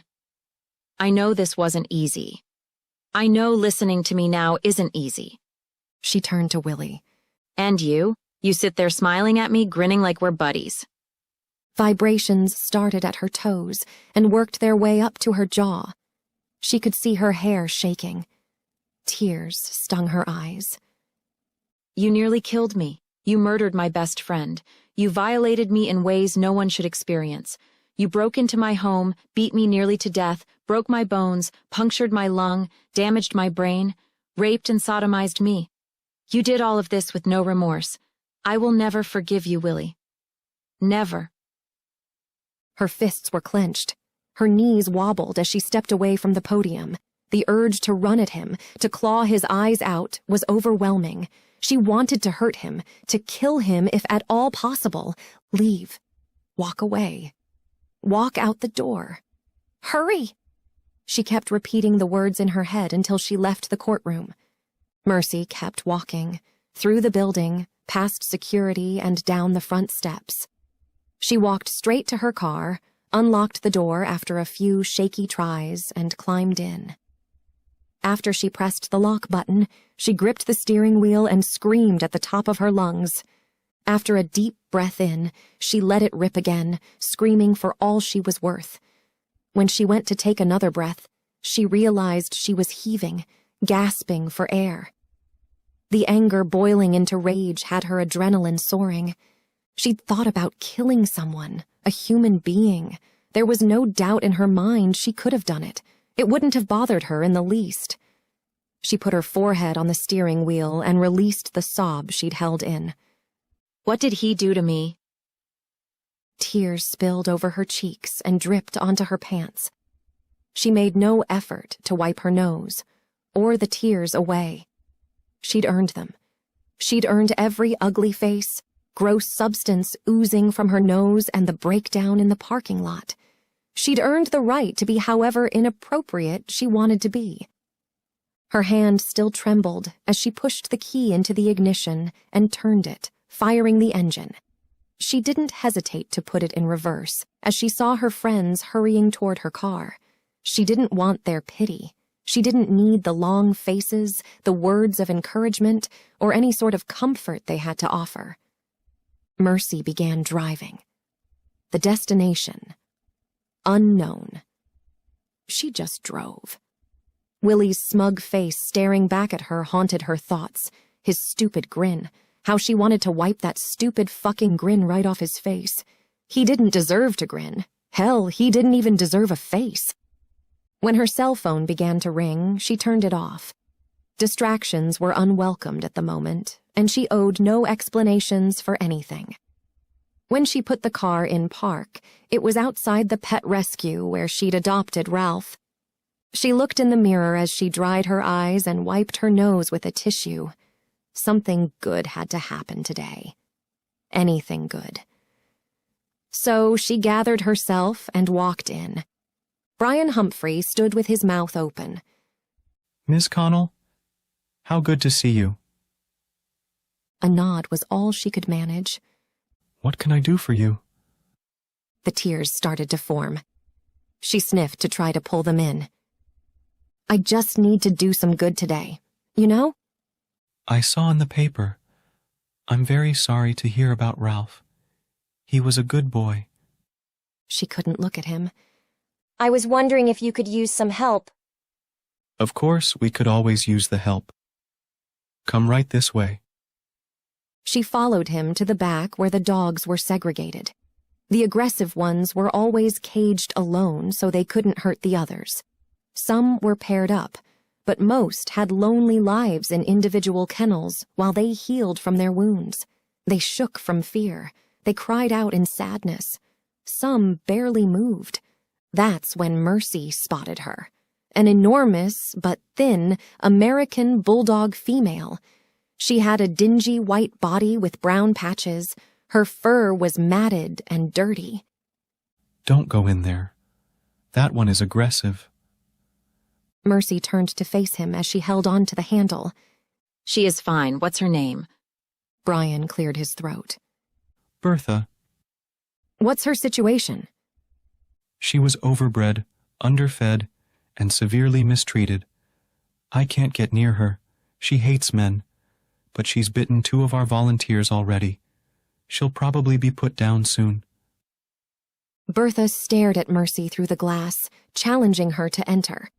Mercy twisted the knob and pushed the door open. Brian stepped back. She slowly stepped in the room and closed the door behind her. Walking along the wall, she gave the dog some distance, then slid down the wall until she was sitting on the floor. Bertha growled. Well, that's not necessary, Mercy said in a soft voice. She growled again, following it up with some barking. I heard you, she said in almost a whisper. Bertha stopped growling and turned her head sideways. That's right, you can't hear me with all that racket. Now why don't we sit and talk? To Mercy's ultimate surprise, the large dog sat. It's been a really shitty day, Bertha. A shitty year, if I'm honest. It'd be great if I could do something good today, but I need your help. The dog slid on her front paws until she was laying. She panted, letting out short growls. Don't fuck with me, warning that Mercy could understand. Now I'd like to take you home with me, but I can't do that unless you're a good girl. No biting. Mercy lifted her head. Bertha lifted hers, again twisting it sideways. Want to be friends? I have a big cozy bed to share. I can get a new dog door installed too, just for you. You won't be mistreated with me. It will take some time for us to trust each other. Bertha scooted closer and lifted her left paw, then smacked it on the floor. Mercy knew this game. Ralph played it all the time. She slapped the floor back, but gently. Bertha scooted in closer. Their legs were touching on the side now. Bertha pawed at her again, this time nudging Mercy's foot with the side of her head. Well, if you want snuggles, you have to come closer. I can't reach you. Bertha whined. Yes, it's hard to trust again, I know. She inched closer and closer until she had her big block head in Mercy's lap. Carefully, Mercy stroked the top of it. I knew you were a big baby, Big Bertha. I like it. The dog opened her mouth, and the large tongue lolled out as she panted. Hearing voices, Mercy looked up to see 5 volunteers watching in awe. Bertha rolled to her back, a sign of submission. The big girl just wanted some love. I'd like to foster her, she said as she scratched Bertha's belly. If you can bathe her, you can take her. It was the woman that ran the rescue. Betty. She was older, covered in scars from aggressive dogs, but still had a passion for them nonetheless. Who'd she bite? Me. Betty answered. But it was day of rescue and the poor dear was really terrified. She didn't hurt me too bad. Just some minor cuts and bruising. The other lad, well, he was trying to force a muzzle on her so he could give her a bath. We had to sedate her to clean her up from the fleas and whatnot, but haven't bathed her since. How bad did she get him? Broke his arm. Betty shook her head. Good thing he's a good boy. Otherwise the state would have issued her death warrant. You bathe her, you take her. She needs love. You've always been a good foster parent for us, and I know Bertha could use your help. Help none of us here have been able to give her. Mercy slowly stood and pulled the leash down off the wall. Bertha seemed excited, but cautious. We're gonna go take a bath. She held the leash down so Bertha could smell it. Once she got a good sniff in, Mercy latched it on her collar. Betty opened the door so they could exit the room. She needed no directions, as she had volunteered there for years before she adopted Ralph. When they got near a kennel, Bertha began to wail and sat firmly on the floor. Mercy looked into the kennel. A small pup sat on the floor with its face in the corner. That's her pup, Betty offered. Mercy's heart hit the floor. Oh God, can I foster them both? You've had 3 before. I think you can handle it. Betty opened the door. Bertha slowly walked in, looking back at Mercy, then to Betty before inching in closer. It's okay. Get your baby, Mercy said, using the softest voice she could. When she nudged the pup, it sprang to life, licking her mother's muzzle. Come on, Bertha, let's get that bath. She pulled on the leash. Bertha wouldn't budge. In a risky move, Mercy approached the pup and picked it up. Pew, you need a bath too. Mom kept a close eye on her baby as Mercy walked them both to the bathing area. She placed the puppy in the tub while she took her jacket off. You too, get in. She pointed at the tub. Bertha whined. Mercy rolled her eyes, walked over to the door, and locked it. She pulled off her boots and socks, then pulled her pants off and hung them on the door. Bertha immediately sniffed her scar, then licked it twice. Yep, it's ugly. Come on now, let's get cleaned up. Mercy climbed in the tub. Bertha reluctantly climbed in too. Mercy turned on the water and found a comfortable temperature before spraying down Mom. Best do you first so you know I won't hurt the baby. The puppy licked beads of water off Mercy's calf, making her giggle. Once Mom was soaked and soaped up, she gave her a good scratching as she rinsed her off. Bertha closed her eyes, seemingly enjoying the treatment. A knock at the door startled her. Everything okay in there? Brian yelled. Bertha growled. Shh, girl, it's okay. We're fine. Just give me a few minutes. She finished rinsing off Bertha before cleaning up the puppy. I'm freezing. Let's get dried off. She shook as she grabbed a towel and dried her legs off before drying the baby. Bertha stood still like a good girl as Mercy used 3 towels to dry her off. Still shivering, she rushed to the door and grabbed her pants, eager to be warm again. Mother and pup played as Mercy dressed. Once fully clothed, she grabbed 2 clean collars and put them on the dogs, followed by leashes. When she opened the door, Betty stood with a clipboard. Go on and sign. If your number has changed, we'll need that. Then you can go. Home visits once a week? Mercy asked. Still the standard. Bertha and baby are due for another round of shots. We'll do them then. Mercy quickly signed the forms. Okay, ladies, let's go home. Once she had them loaded in the car, she realized she'd made a fatal error in judgment. She didn't have any dog or puppy food at home. Worried about leaving the dogs in the cold car, she left it running while she ran in the store, thankful for the spare set of keys so she could lock the doors. It only took 3 minutes, but when she returned, Bertha had ripped the headrest off the passenger side of the car. Oh, that's not right, she said as she shook her head. I left the car running. I wasn't going to be gone forever. Bertha groaned and laid down in the back seat with her baby. As soon as they were home, she put the dogs in the backyard so they could use the bathroom while she carried the dog food in the house. When she opened the back door, they were both waiting to come inside. At last, she spent the rest of the day on the floor of the living room, bonding with her new housemates. The puppy had a few accidents, but she'd expected that. She was making dinner when she heard a knock at the door. Joan Arndt stood in shock as the enormous dog stood next to Mercy, who was diligently holding onto the collar. "Let me put her away," she said before she slammed the door in Joan's face. Mercy led her to the bedroom. The puppy dutifully followed. "Please don't eat anything while you're in here." Bertha groaned when the door closed. She rushed back to the front door and let Joan in. "She's a foster, so I can't leave her alone for long. What's up?" Joan stayed outside. It took all of 5 minutes, Mercy. They gave him 20 years. Good. 20 wasn't nearly enough, but it was a decent start.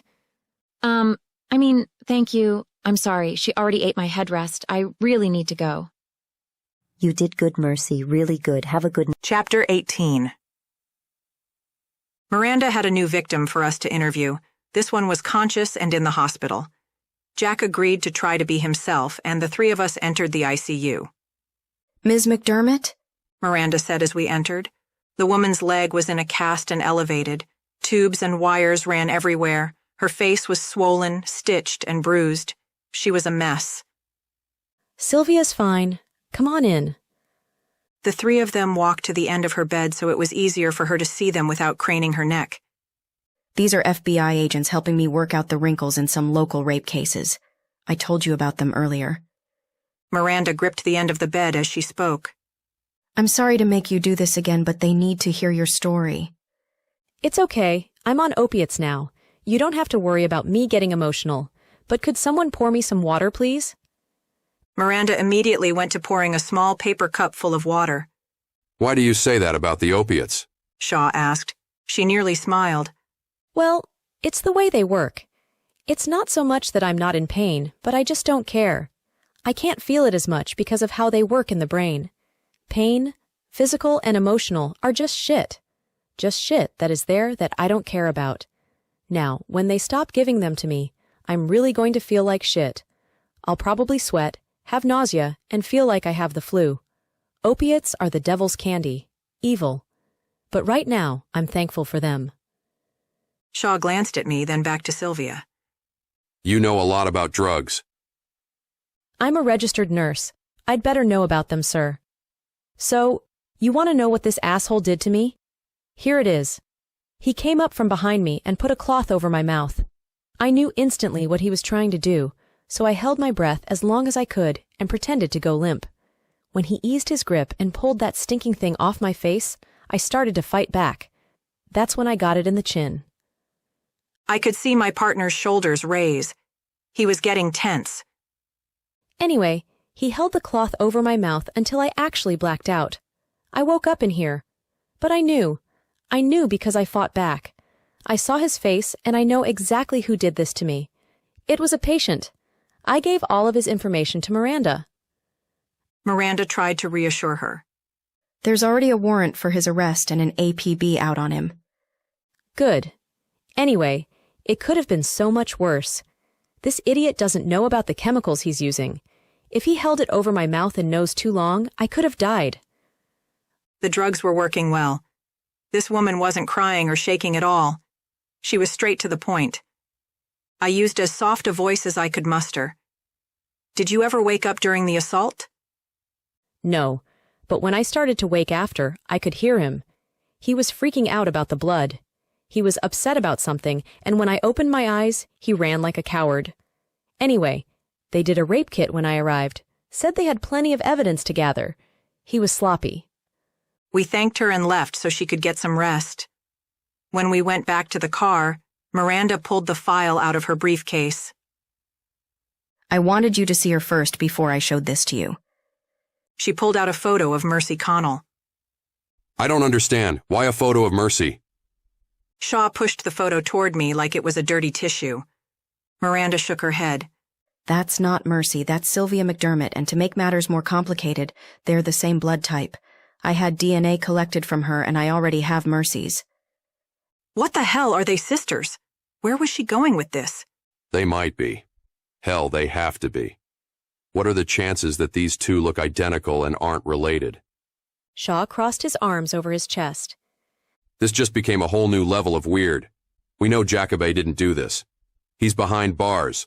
So what's the chances of these two being related and the victims of the same crime? Miranda's phone rang. She relayed the message to us.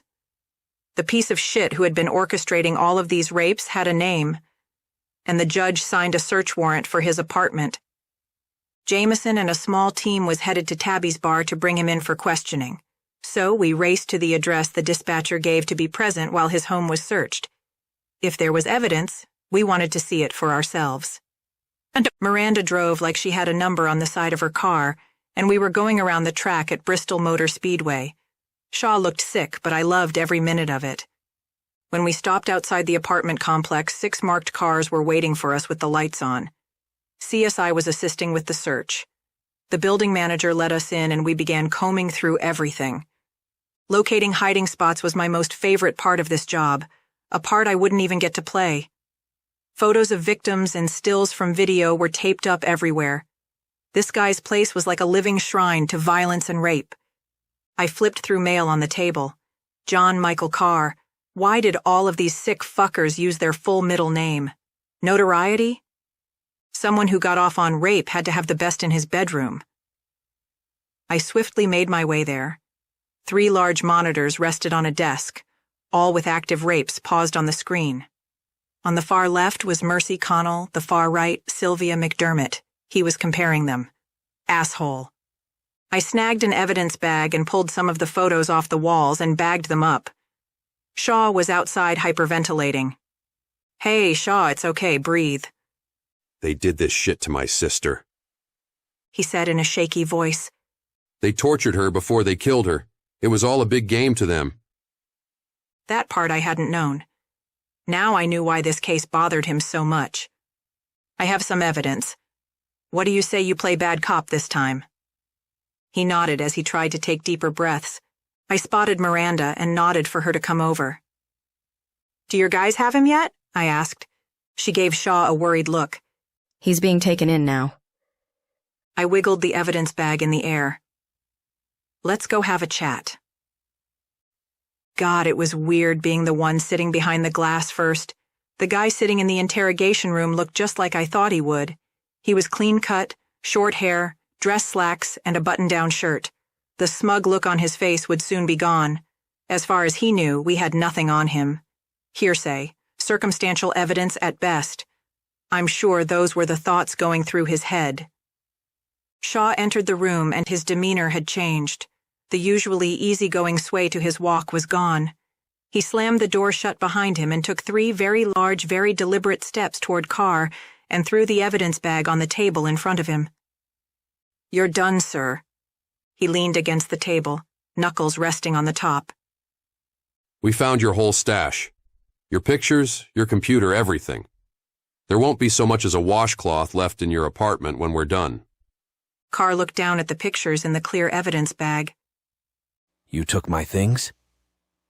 I couldn't see Shaw's face, but knew he was smiling. All of them. All your sick little scat, it's ours now.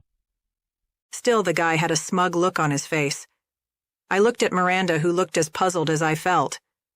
I think you should run a property search, see if he owns anything. I'd bet my left breast there's more than what's in his apartment, because this shithead doesn't look worried. I turned back to the window and watched as Shaw refused to sit. I'd like a lawyer. He smiled at my partner. I wanted to rip his throat out. I cannot imagine how my partner felt.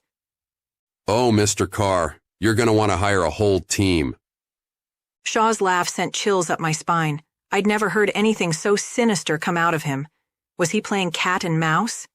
An idea smacked me in the head like a boulder dropping off a cliff. I rushed out and went to the door of the interrogation room and tapped on it before cracking it open. Shaw walked over to me, looking puzzled. We should get him his lawyer, I said in a whisper loud enough for Carr to hear. There's more. So much more, Shaw.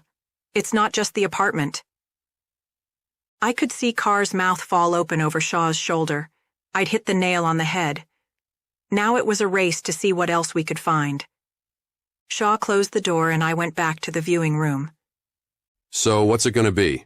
Do you need a public defender, or do you have someone you'd like us to call? Carr looked at Shaw as if he was daring him to do something. Then his lips spread into a large smile. Bill Jones is my lawyer. Jones, isn't that Mercy's boss? I asked Miranda. Oh, hell, she gasped. She pulled out her cell phone and placed a call to Jones. He says you're his lawyer. She looked at me and shook her head. Okay, sir, I'll see you then. We won't question him further until you arrive, but feel free to take your time. He says he's never heard of John Michael Carr. This is our guy. Do you know how I know? I knew where her head was. Because he's playing games just like a serial killer. Look, we have to keep this guy in lockdown as long as possible. No calls. Something tells me he's hiding bodies somewhere. How long had he been at this? There were over 100 different girls in the photos we saw just walking through his place. Placing my hand on the top of Miranda's shoulder, I gave her a squeeze. We can't question him any further. I know, she said as she rubbed her head. That doesn't mean I can't talk at him. It's showtime. I signaled the guard to call Shaw out and watched Carr through the glass. How long do we have? Jones said it would be about an hour and asked us to respect the accused's constitutional rights until he arrived and consulted with the man. I glanced at my cell phone. Let's watch him for about 20 minutes, then I'll go in. Waiting was as hard on us as it was on him. He was pacing and running his fingers through his hair. He was nervous, but there was something else, almost like he was faking it. He wanted us to see him sweating. If he was playing chess, he was playing with the wrong folks. I went in anyway, abandoning the plan to wait. I said I want my lawyer, he demanded. With a forced smile, I sat down in the chair and leaned back. Attorney Jones is on his way, even though he doesn't recall you as one of his clients. He's asked us not to question you until he arrives. Good. Then I suggest you stop talking to me. He crossed his arms over his chest. We wouldn't want a civil rights violation. Oh no, we wouldn't want that. I am just here to see if you need anything. The shocked look was quickly covered up by the smug look he'd practiced so hard. The only thing I need is my lawyer. He said it'll be about an hour. He's tied up at the moment. Are you sure I can't get you some coffee or soda? Water, maybe? You look like a healthy guy. I bet you prefer water. Carr laughed while he shook his head. You stupid cops don't think I know good cop, bad cop when I see it? I gave him a shrug. I'm not a cop. It's just that an hour in a room can get boring. An hour without something to drink or anything? An hour is a long time. But I want to remind you that you asked for a lawyer, so I'm not asking you any questions and you shouldn't volunteer anything either. You know? I thumbed toward the glass over my shoulder. They're watching and listening still. He looked up at the glass and rolled his eyes. I'll take coffee. Black. But none of that machine shit. I want real coffee. I don't blame you. The stuff out of the machines is instant, I think. Who knows what's in that stuff? With that, I stood and walked to the door and waved the guard over. As soon as the door was closed behind me, Miranda was in my space. What are you doing? Getting the man some coffee, Miranda. Shaw slapped Miranda on the back. I'm all over it. He took off toward our office where we had the good stuff. This is a very dangerous game you're playing. She was scolding me like a child. I crossed my arms over my chest. You're not dealing with the typical criminal. This is actually our area of expertise. This guy is a narcissist. I know what to do. Just trust me and watch. Oh, and make sure we're still recording. We don't want him accusing us of questioning him without counsel. Shaw came back with a ceramic mug full of piping hot French roast. I took it from him and waited for them to step out of sight before I opened the door again. Carr saw the ceramic cup, not paper, and seemed surprised once again. It's a fresh pot I found in a private office. It smells decent. When the cup was placed on the table, he eyed me. You drink it. Without any sugar? I wrinkled my nose. I wish I'd known you didn't want it. I could have put some sugar in it. I slid the cup back toward me and blew across the top, sending the aroma flying around the room, then took a sip. Okay, I'll drink it. When he reached toward me, it took every ounce of control not to flinch. I sat and allowed him to take the cup. Geez, are you bipolar or something? Don't answer that. He took a sip of the coffee. French roast, he said as he placed the cup on the table. So, if you're not a cop, what are you doing here? Oh, well, I never did introduce myself. I'm Special Agent Murphy Morgan with the FBI. The gentleman you met earlier was my partner, Jack Shaw. FBI. His eyes widened. I had his attention. Why is the FBI involved? Oh, well, Shaw and I have been chasing the Michelangelo killer. You know, the vigilante killer who poses his victims like old fresco paintings? Carr laughed.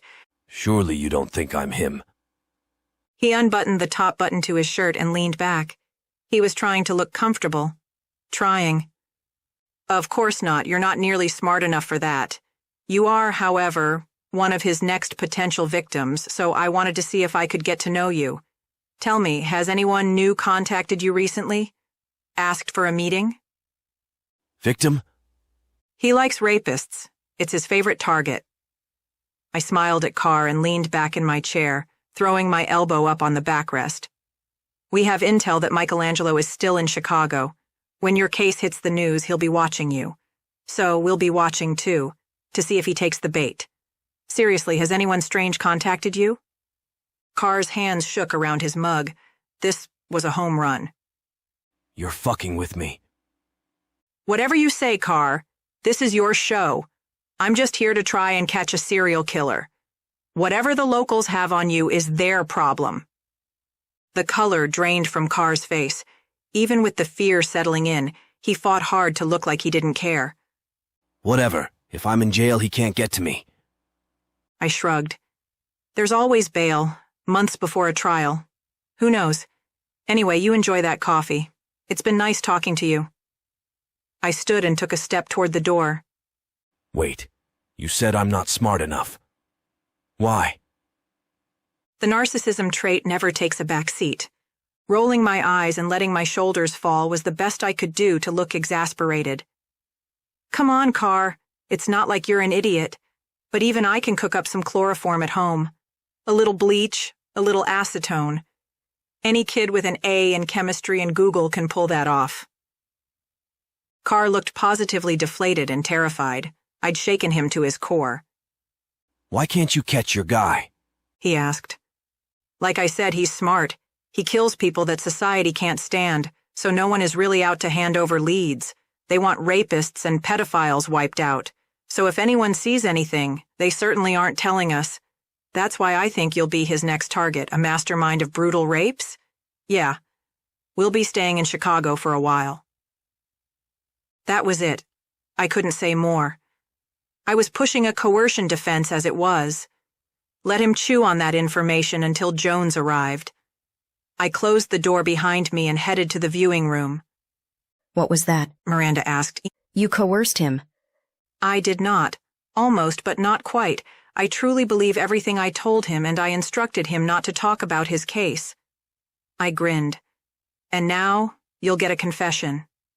This guy thought his only concern was beating the charge, not getting murdered. He's safer in jail than out of it. If she disagreed, she kept it inside. We waited until Jones arrived, and watched a very nervous Carr pace and cry. I'd hit my mark. A good 30 minutes went by until Jones arrived. When he entered the room and introduced himself, Carr told him he wanted assistance in confessing. I don't believe it. Miranda shook her head. It's never this easy. Shaw cleared his throat. Look, this guy has something he's hiding. Get the DA to ease the sentence if he cooperates. He has bodies or something, I'm sure. It'll save the state money, so cutting down his charges from manslaughter to involuntary or something will probably be enough. He doesn't want the death penalty. I want to keep this out of the media. If he's going to confess, there's no reason for them to know what happened, to open their wounds. Gag order from the judge ought to do. Use our serial killer as cause. Our killer targets people like Carr. That part is true. This will keep the citizens of Chicago safer for a while. That should be enough to convince the judge. This case would be closed soon and I could finally go on vacation. Me, Jesse, White Sand, and none of this ugliness and violence. It sounded like Chapter 18. Miranda had a new victim for us to interview. This one was conscious and in the hospital. Jack agreed to try to be himself, and the three of us entered the ICU. Ms. McDermott? Miranda said as we entered. The woman's leg was in a cast and elevated. Tubes and wires ran everywhere. Her face was swollen, stitched, and bruised. She was a mess. Sylvia's fine. Come on in. The three of them walked to the end of her bed so it was easier for her to see them without craning her neck. These are FBI agents helping me work out the wrinkles in some local rape cases. I told you about them earlier. Miranda gripped the end of the bed as she spoke. I'm sorry to make you do this again, but they need to hear your story. It's okay. I'm on opiates now. You don't have to worry about me getting emotional. But could someone pour me some water, please? Miranda immediately went to pouring a small paper cup full of water. Why do you say that about the opiates? Shaw asked. She nearly smiled. Well, it's the way they work. It's not so much that I'm not in pain, but I just don't care. I can't feel it as much because of how they work in the brain. Pain, physical and emotional, are just shit. Just shit that is there that I don't care about. Now, when they stop giving them to me, I'm really going to feel like shit. I'll probably sweat, have nausea, and feel like I have the flu. Opiates are the devil's candy. Evil. But right now, I'm thankful for them. Shaw glanced at me, then back to Sylvia. You know a lot about drugs. I'm a registered nurse. I'd better know about them, sir. So, you want to know what this asshole did to me? Here it is. He came up from behind me and put a cloth over my mouth. I knew instantly what he was trying to do, so I held my breath as long as I could and pretended to go limp. When he eased his grip and pulled that stinking thing off my face, I started to fight back. That's when I got it in the chin. I could see my partner's shoulders raise. He was getting tense. Anyway, he held the cloth over my mouth until I actually blacked out. I woke up in here.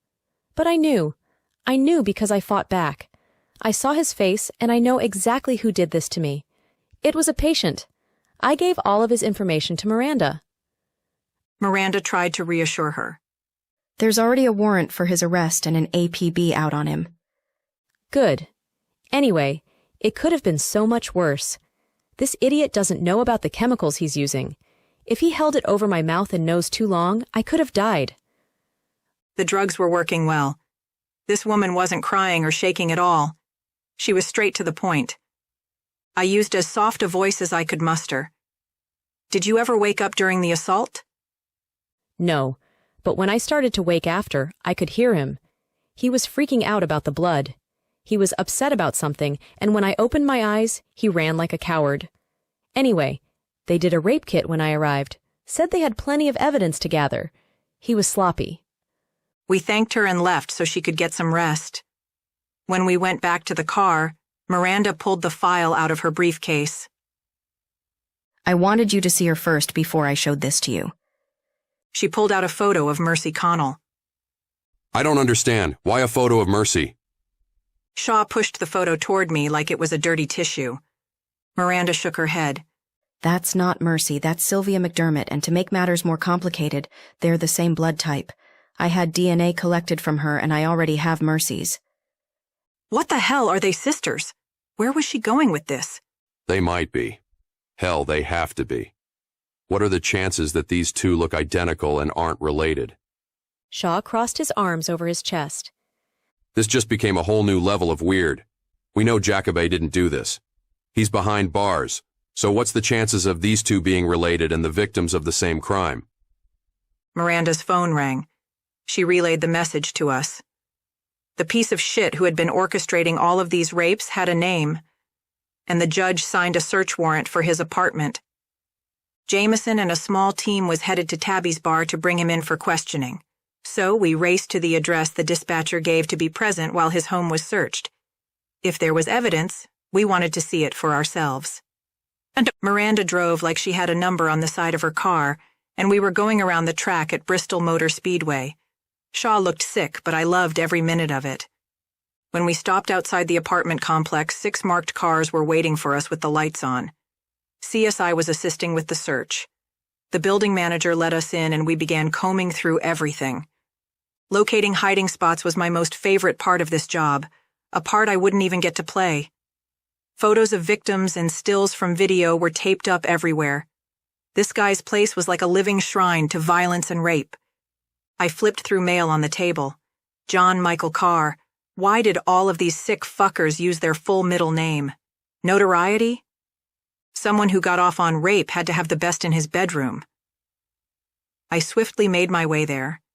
3 large monitors rested on a desk, all with active rapes paused on the screen. On the far left was Mercy Conall, the far right, Sylvia McDermott. He was comparing them.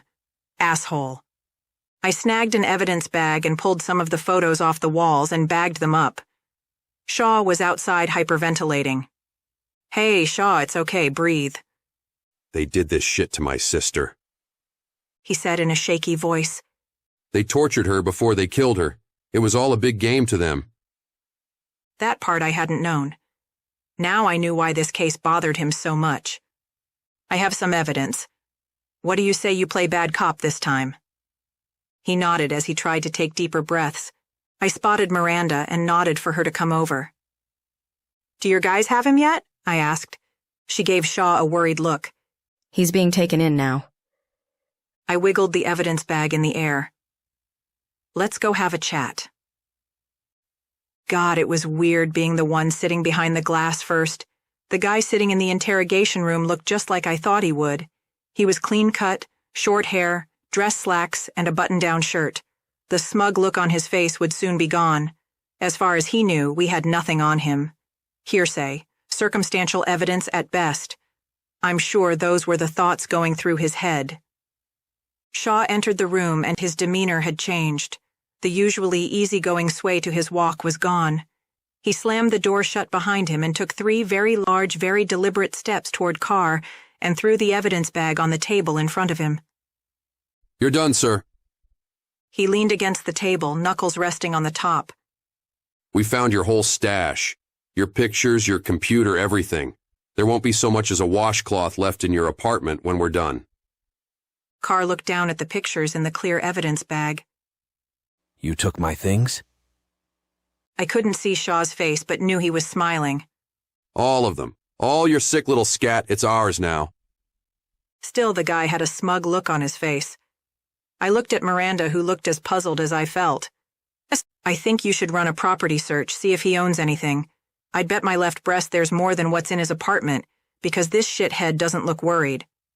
I turned back to the window and watched as Shaw refused to sit. I'd like a lawyer. He smiled at my partner. I wanted to rip his throat out. I cannot imagine how my partner felt. Oh, Mr. Carr, you're going to want to hire a whole team. Shaw's laugh sent chills up my spine. I'd never heard anything so sinister come out of him. Was he playing cat and mouse? An idea smacked me in the head like a boulder dropping off a cliff. I rushed out and went to the door of the interrogation room and tapped on it before cracking it open. Shaw walked over to me, looking puzzled. We should get him his lawyer, I said in a whisper loud enough for Carr to hear. There's more. So much more, Shaw. It's not just the apartment. I could see Carr's mouth fall open over Shaw's shoulder. I'd hit the nail on the head. Now it was a race to see what else we could find. Shaw closed the door and I went back to the viewing room. So what's it going to be? Do you need a public defender, or do you have someone you'd like us to call? Carr looked at Shaw as if he was daring him to do something. Then his lips spread into a large smile. Bill Jones is my lawyer. Jones, isn't that Mercy's boss? I asked Miranda. Oh, hell, she gasped. She pulled out her cell phone and placed a call to Jones. He says you're his lawyer. She looked at me and shook her head. Okay, sir, I'll see you then. We won't question him further until you arrive, but feel free to take your time. He says he's never heard of John Michael Carr. This is our guy. Do you know how I know? I knew where her head was. Because he's playing games just like a serial killer. Look, we have to keep this guy in lockdown as long as possible. No calls. Something tells me he's hiding bodies somewhere. How long had he been at this? There were over 100 different girls in the photos we saw just walking through his place. Placing my hand on the top of Miranda's shoulder, I gave her a squeeze. We can't question him any further. I know, she said as she rubbed her head. That doesn't mean I can't talk at him. It's showtime. I signaled the guard to call Shaw out and watched Carr through the glass. How long do we have? Jones said it would be about an hour and asked us to respect the accused's constitutional rights until he arrived and consulted with the man. I glanced at my cell phone. Let's watch him for about 20 minutes, then I'll go in. Waiting was as hard on us as it was on him. He was pacing and running his fingers through his hair. He was nervous, but there was something else, almost like he was faking it. He wanted us to see him sweating. If he was playing chess, he was playing with the wrong folks. I went in anyway, abandoning the plan to wait. I said I want my lawyer, he demanded. With a forced smile, I sat down in the chair and leaned back. Attorney Jones is on his way, even though he doesn't recall you as one of his clients. He's asked us not to question you until he arrives. Good. Then I suggest you stop talking to me. He crossed his arms over his chest. We wouldn't want a civil rights violation. Oh no, we wouldn't want that. I am just here to see if you need anything. The shocked look was quickly covered up by the smug look he'd practiced so hard. The only thing I need is my lawyer. He said it'll be about an hour. He's tied up at the moment. Are you sure I can't get you some coffee or soda? Water, maybe? You look like a healthy guy. I bet you prefer water. Carr laughed while he shook his head. You stupid cops don't think I know good cop, bad cop when I see it? I gave him a shrug. I'm not a cop. It's just that an hour in a room can get boring. An hour without something to drink or anything? An hour is a long time. But I want to remind you that you asked for a lawyer, so I'm not asking you any questions and you shouldn't volunteer anything either. You know? I thumbed toward the glass over my shoulder. They're watching and listening still. He looked up at the glass and rolled his eyes. I'll take coffee. Black. But none of that machine shit. I want real coffee. I don't blame you. The stuff out of the machines is instant, I think. Who knows what's in that stuff?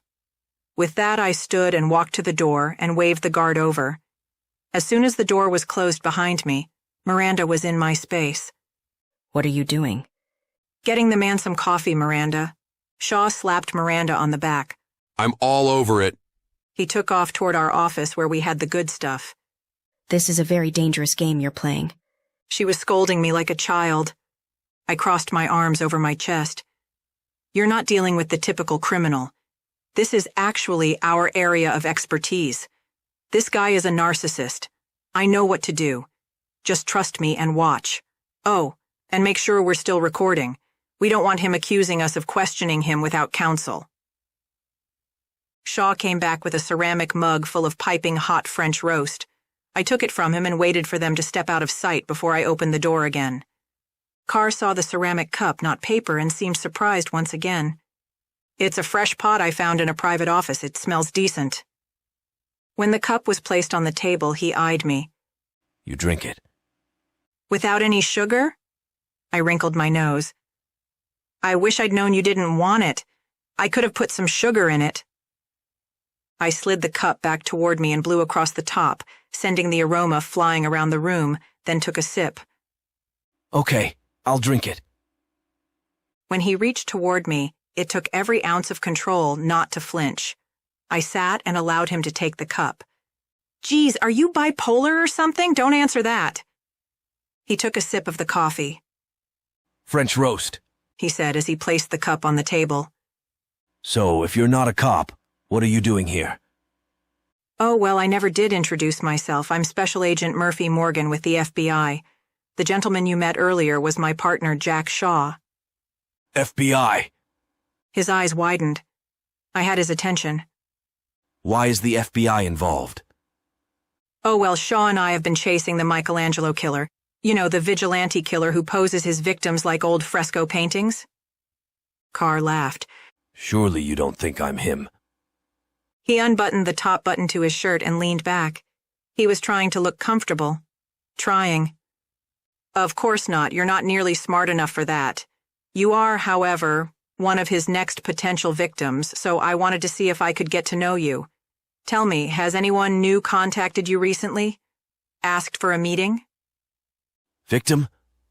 He likes rapists. It's his favorite target. I smiled at Carr and leaned back in my chair, throwing my elbow up on the backrest. We have intel that Michelangelo is still in Chicago. When your case hits the news, he'll be watching you. So we'll be watching too, to see if he takes the bait. Seriously, has anyone strange contacted you? Carr's hands shook around his mug. This was a home run.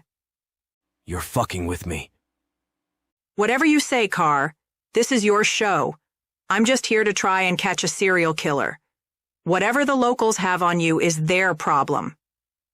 The color drained from Carr's face. Even with the fear settling in, he fought hard to look like he didn't care. Whatever. If I'm in jail, he can't get to me. I shrugged. There's always bail, months before a trial. Who knows? Anyway, you enjoy that coffee. It's been nice talking to you. I stood and took a step toward the door. Wait. You said I'm not smart enough. Why? The narcissism trait never takes a back seat. Rolling my eyes and letting my shoulders fall was the best I could do to look exasperated. Come on, Carr. It's not like you're an idiot. But even I can cook up some chloroform at home. A little bleach, a little acetone. Any kid with an A in chemistry and Google can pull that off. Carr looked positively deflated and terrified. I'd shaken him to his core. Why can't you catch your guy? He asked. Like I said, he's smart.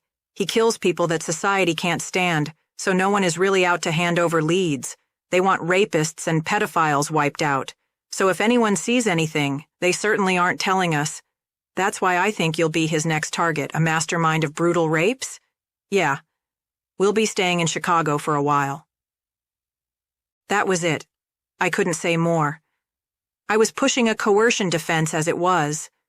Let him chew on that information until Jones arrived. I closed the door behind me and headed to the viewing room. What was that? Miranda asked. You coerced him.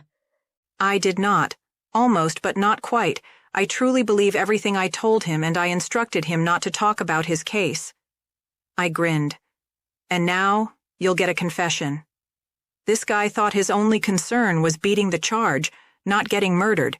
He's safer in jail than out of it. If she disagreed, she kept it inside. We waited until Jones arrived and watched a very nervous Carr pace and cry. I'd hit my mark. A good 30 minutes went by until Jones arrived. When he entered the room and introduced himself, Carr told him he wanted assistance in confessing. I don't believe it. Miranda shook her head. It's never this easy. Shaw cleared his throat. Look, this guy has something he's hiding. Get the DA to ease the sentence if he cooperates. He has bodies or something, I'm sure.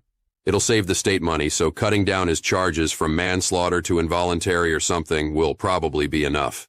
He doesn't want the death penalty. I want to keep this out of the media.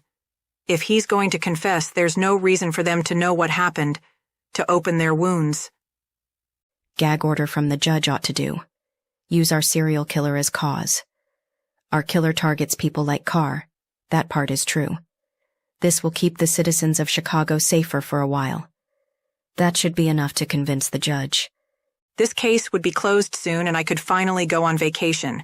Me, Jesse, White Sand, and none of this ugliness and violence. It sounded like Chapter 19. 20 years. It was a good start. He'd probably be out in 10, but that was long enough for Mercy. It was early, but the day's events had her exhausted. She knew the pup should be kenneled, so it didn't destroy her house. But she really didn't want to separate them or lock them up again. So she led them to the bedroom and closed the door.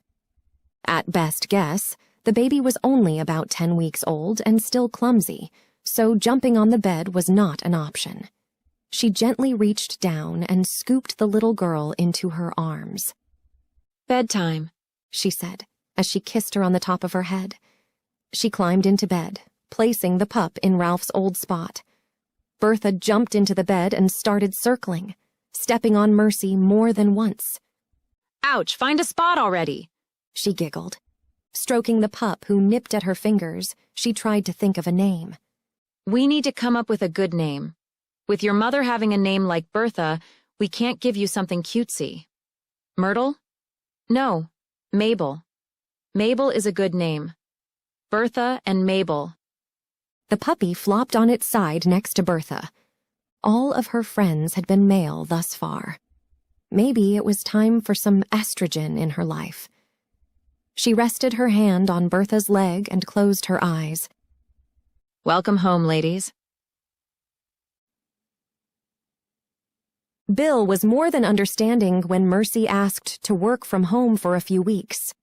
She wanted bonding time with the girls and time to properly refresh her knowledge about the breed. Mabel had already grown by the end of the first week, and Bertha had calmed quite a bit. Paul and Salvador stopped in to meet the new arrivals, and to Mercy's delight, she took to them quite easily.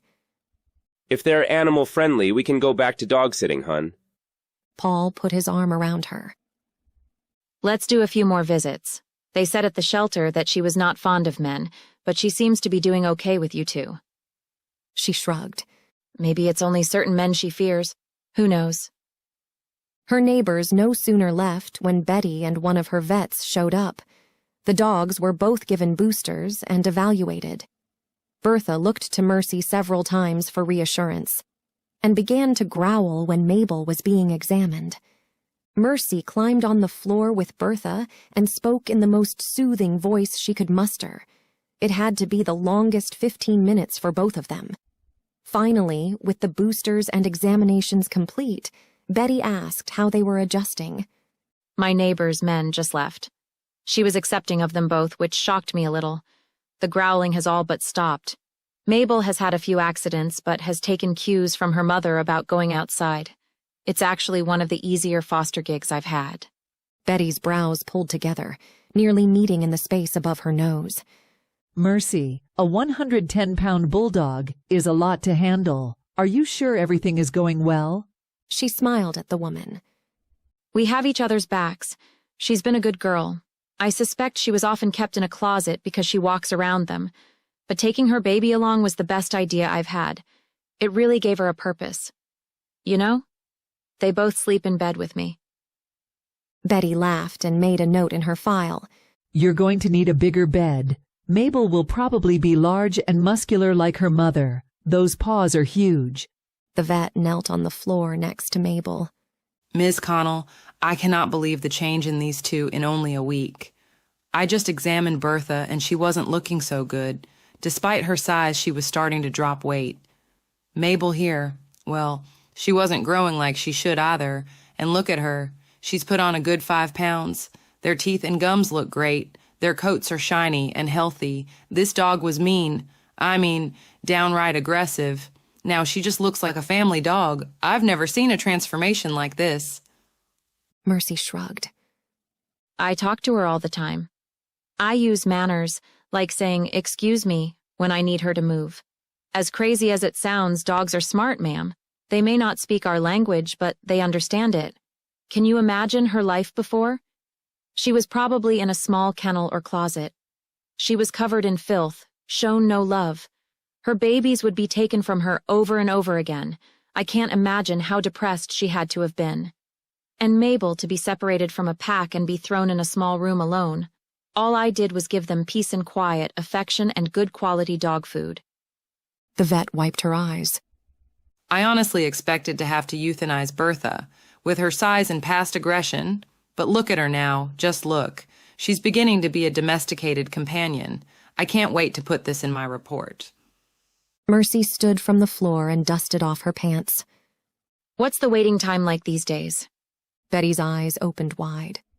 For adoption. Yes, I'd very much like these ladies to be full-time family members. I can't imagine making them go through another adjustment. I'm a good mom. I was good to Ralph. Took him to the vet faithfully, had him a babysitter. He even had volunteer work. Betty cleared her throat and clearly fought to stifle a smile. Not long, but Mercy, I don't expect you'll have any trouble. We're always happy to give them forever homes. Of course, we'll insist of Mabel getting fixed. Of course, Mercy said with a smile. She knew these two could never replace Ralph, but it felt fantastic to save them all the same. Maybe they were saving her. She certainly felt safer with Bertha around. Betty chewed her lip for a moment and opened up her file again. You should know, Mercy, that Bertha, at best, will live to 12. She's already 5. Well, let's hope I can give her 7 fantastic years.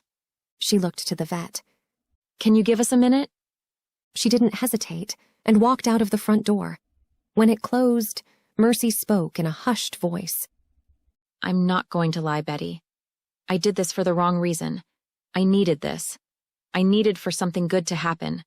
So, in that regard, I'm being selfish. So long as it's in Bertha's best interest to be here, then your motives aren't my problem. I know you've been through a lot, and you know the same thing I do. This relationship is give and take. They may have needed your help, but you needing them too isn't a bad thing. It means you value them. I can't think of a better reason to make this permanent. I haven't had one panic attack since they arrived. Not one. She looked over at Mabel, who was gnawing on a ball, Bertha sitting protectively over her. Betty put her hand on Mercy's arm. I should be going. Call if you need anything.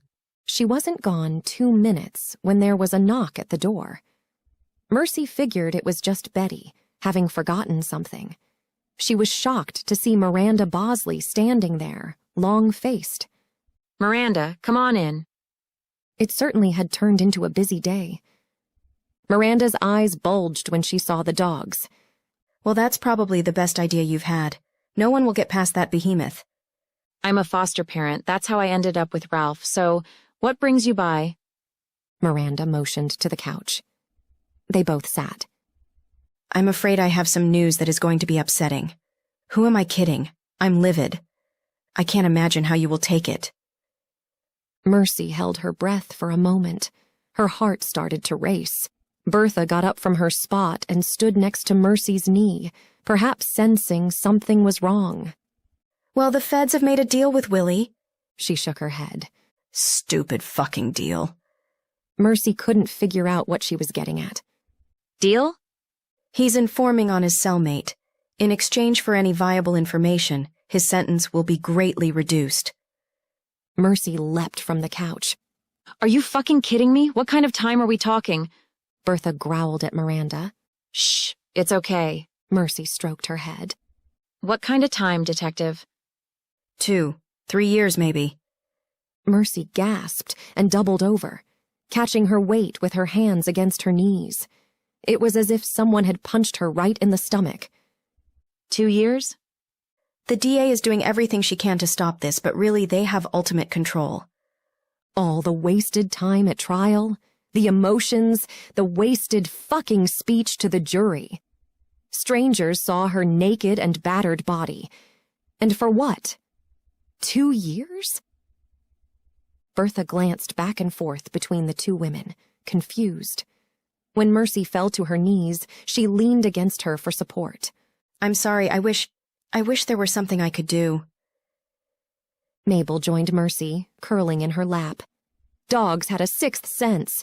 They felt the emotions of their humans, and that ability was being displayed for the detective. Her hands shook, stomach churned. Her heart once again hammered in her chest. She could not take another blow. I don't mean to be rude to you, but could you just go? I need to be alone. Yes, Miranda whispered as she stood. I'm very sorry, Mercy. This just isn't right. She stayed on the floor and sobbed, hugging on the dogs who did all they could to comfort her. Mabel apparently decided she needed a distraction and chomped down on her hand. Aunt Mercy looked at the little puncture marks on the back of her hand and smiled. Thanks, girl. That's a really great idea. Grabbing her laptop, she logged onto the firm's server. It was time for some research. She had almost a decade worth of data at her fingertips. They'd defended nearly every sort of creep there was. So many had gotten away with their crime. She made a spreadsheet and started opening files, pulling the data. What was the crime? How did they gain entry? What tools or weapons were used? How were they caught? She continued on for hours. It was time. Time for her to bite back. It was time for Mercy to have the upper hand. There would be no more surprises unless she planned them. There would be no more damage unless she inflicted it. Working through the night, she'd brewed and drank a pot of coffee. She'd taken a shower to wake herself up. There was no stopping until all 10 years' worth of data was compiled. The emotions were gone during research.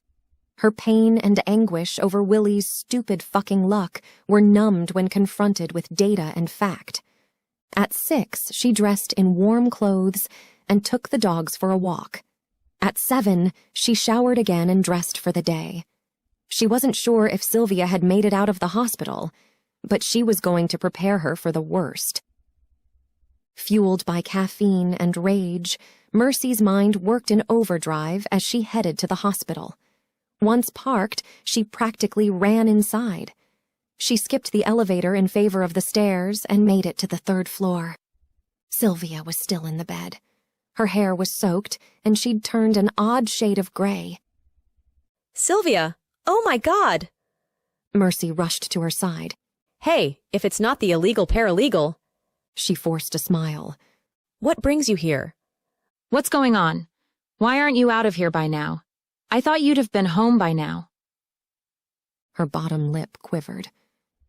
Well, as it turns out, I have a pretty nasty infection, and I'm already on antiviral medication because my attacker is HIV positive.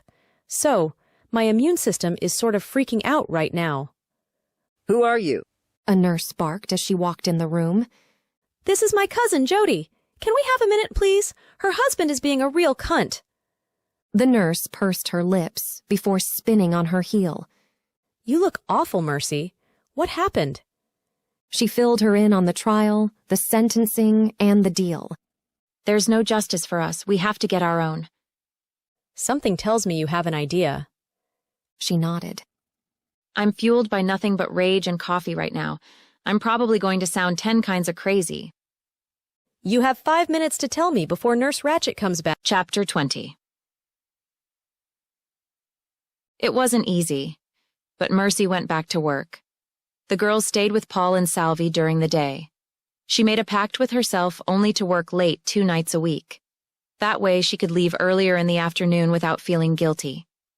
Bill still let her do pretty much whatever she wanted, so long as she logged her hours and the work got done. So she took full advantage, cramming in as much work as she could so she could get back home to the girls. Freddie! She'd spotted him in the lunchroom. God, I'm so sorry. I really meant to get hold of you. Shaking his head and furrowing his brow, he looked angry. You don't owe me or anyone else any explanations, Mercy. I figured you'd need time after what you just went through. So long as you know you can call me any time, that's all I care about. Reaching over, she put her hand on his wrist. So you won't hate me for asking for that favor? What favor? She gave him a wide grin. Oh, now I'm hurt. You promised to help me set up a home gym. Oh, that. Yes, whenever you want to go shopping, you just let me know. Don't forget, you promised to show me some stuff. And to be my personal trainer. Freddie laughed and tossed his head back. I have a memory like an elephant, and I don't remember that being part of the deal. She scratched her shoulder and chewed her lip, looking as awkward and helpless as she could muster. How about some basic instruction, so I don't hurt myself? Well, that's what friends are for, right? He gave her a sideways glance. His lips tightened in a hidden smirk. You're a godsend. Thank you for being so patient with me. She wrapped her arms around his neck and gave him a squeeze before she pulled a salad out of the fridge. No more of that. I want you eating protein. You need to build muscle, and bunny food won't do it. His grin was wide as he wagged his finger. Unlike me, you can have as many carbs as you want. Good to know. How about Friday after work we grab some dinner, my treat, then we can go buy the equipment. Your treat? Sounds like a plan. She plopped down at the table and cracked open the lid to her salad. She'd planned on taking it back to her desk, but being around him always made her feel at peace. Salvi keeps telling me about a sushi place. You want to try it out with me? I've never had sushi, so I have no idea if I'll like it or not. She stabbed at her salad and looked up for a response. Sushi, pizza, dog food, whatever pleases you. Always flirting with her, Freddie never stopped. She really wished she was in a place to date. There was no doubt in her mind he'd be good to her. I have new dogs, so we'll have to make a proper introduction first. You have no idea how much that makes me happy for you. I'm really glad, Mercy. I know how hard. I just think it was a good idea. He stopped himself from mentioning Ralph. He seemed to be the only one who got that it hurt her to hear his name. Freddie understood her. He was patient, understanding, and since he cleaned himself up, incredibly handsome. I'm going to ruin you, she teased. Probably, but it's worth the risk. He smiled as he stood from his chair. Since we officially have a date, I'm going to run out of here. Want to leave Friday at close? Her heart sank. He wanted a relationship with her and had made it clear, and here she was, leading him on with no intention of following up. Sounds good, she said as she stabbed at her salad. Her appetite died. She tossed the container into the trash and grabbed another cup of coffee. At 5, she left work and went to her self-defense class. She was a bit shaky from not eating but had so much anger built up inside, she was really giving her training partner hell. Chin approached and separated them. Mercy, can I see you for a moment? His stone face lacking any indication what was coming. She followed him to the corner of the room. You missed therapy and training last week. Is everything okay? No, everything is not okay. It won't be okay until I feel like a killing machine. She shifted her weight from foot to foot, her muscles jumping and quaking. He chuckled. Well, then I suggest you level up to a more proactive class. This is all about escaping your attacker. Her jaw fell. I can level up? What do you suggest? With a furrowed brow, he wagged his finger at her. This is basic Aikido, the art of using the attacker's momentum against them. But what I believe would make you feel like a killing machine is Systema, a style used by Russian special forces and only taught by few in Chicago. He crossed his arms over his chest. But I must warn you, the training is, what shall we call it? Rigorous is too soft of a word. Brutal? Brutal will suffice, he said with a nod. You're sure this is what you want? She took in a deep breath. No one attacks the gun, Chin. If I am the gun, I will feel much safer. Very well, I will contact the sensei to see if he will accept you. But for now, go home, rest, drink a lot of water. When she started to walk away, he called her attention. And therapy tomorrow at 11. A chuckle escaped her. She gave him a salute before heading out. She really wanted to look up Systema. She'd never heard of it. Was Chin screwing with her? Was it just another form of what she'd been learning? She rushed home and collected her girls from Paul and Salvi. How were they? Paul laughed. Well, Bertha has made sure that Remy doesn't get to hump Cleopatra. No humping on her watch. Poor Remy could hardly stand it. She never hurt him, but she made it abundantly clear he was to keep his little Winky to himself. She looked at Bertha and giggled. Yeah, I can see how she'd take control of that situation. Salvi leaned against the counter. So, dinner Friday night? I'm thinking about making lamb. Sorry, I sort of have plans. Salvi stood straight up and looked at Paul. Like a date? I don't know. It's dinner and shopping. Oh, honey, Paul said with a wave. That is a date. Who is the lucky fellow? Relax, guys. It's just sushi and gym equipment. Paul and Salvador exchanged smiles. Who's the lucky fella? Or is it a lady? She rolled her eyes. You guys already know him. It's just Freddie. Oh, I knew Frederick had it in him. Honey, you know his makeover was all about you, right? Sal leaned his hand on the counter. He came over here and asked me to help make him good enough for you. Poor baby is just a smitten kitten. Okay, she said, holding up her hands. There'd be no point in arguing with the lovebirds. It's time to take the girls home now.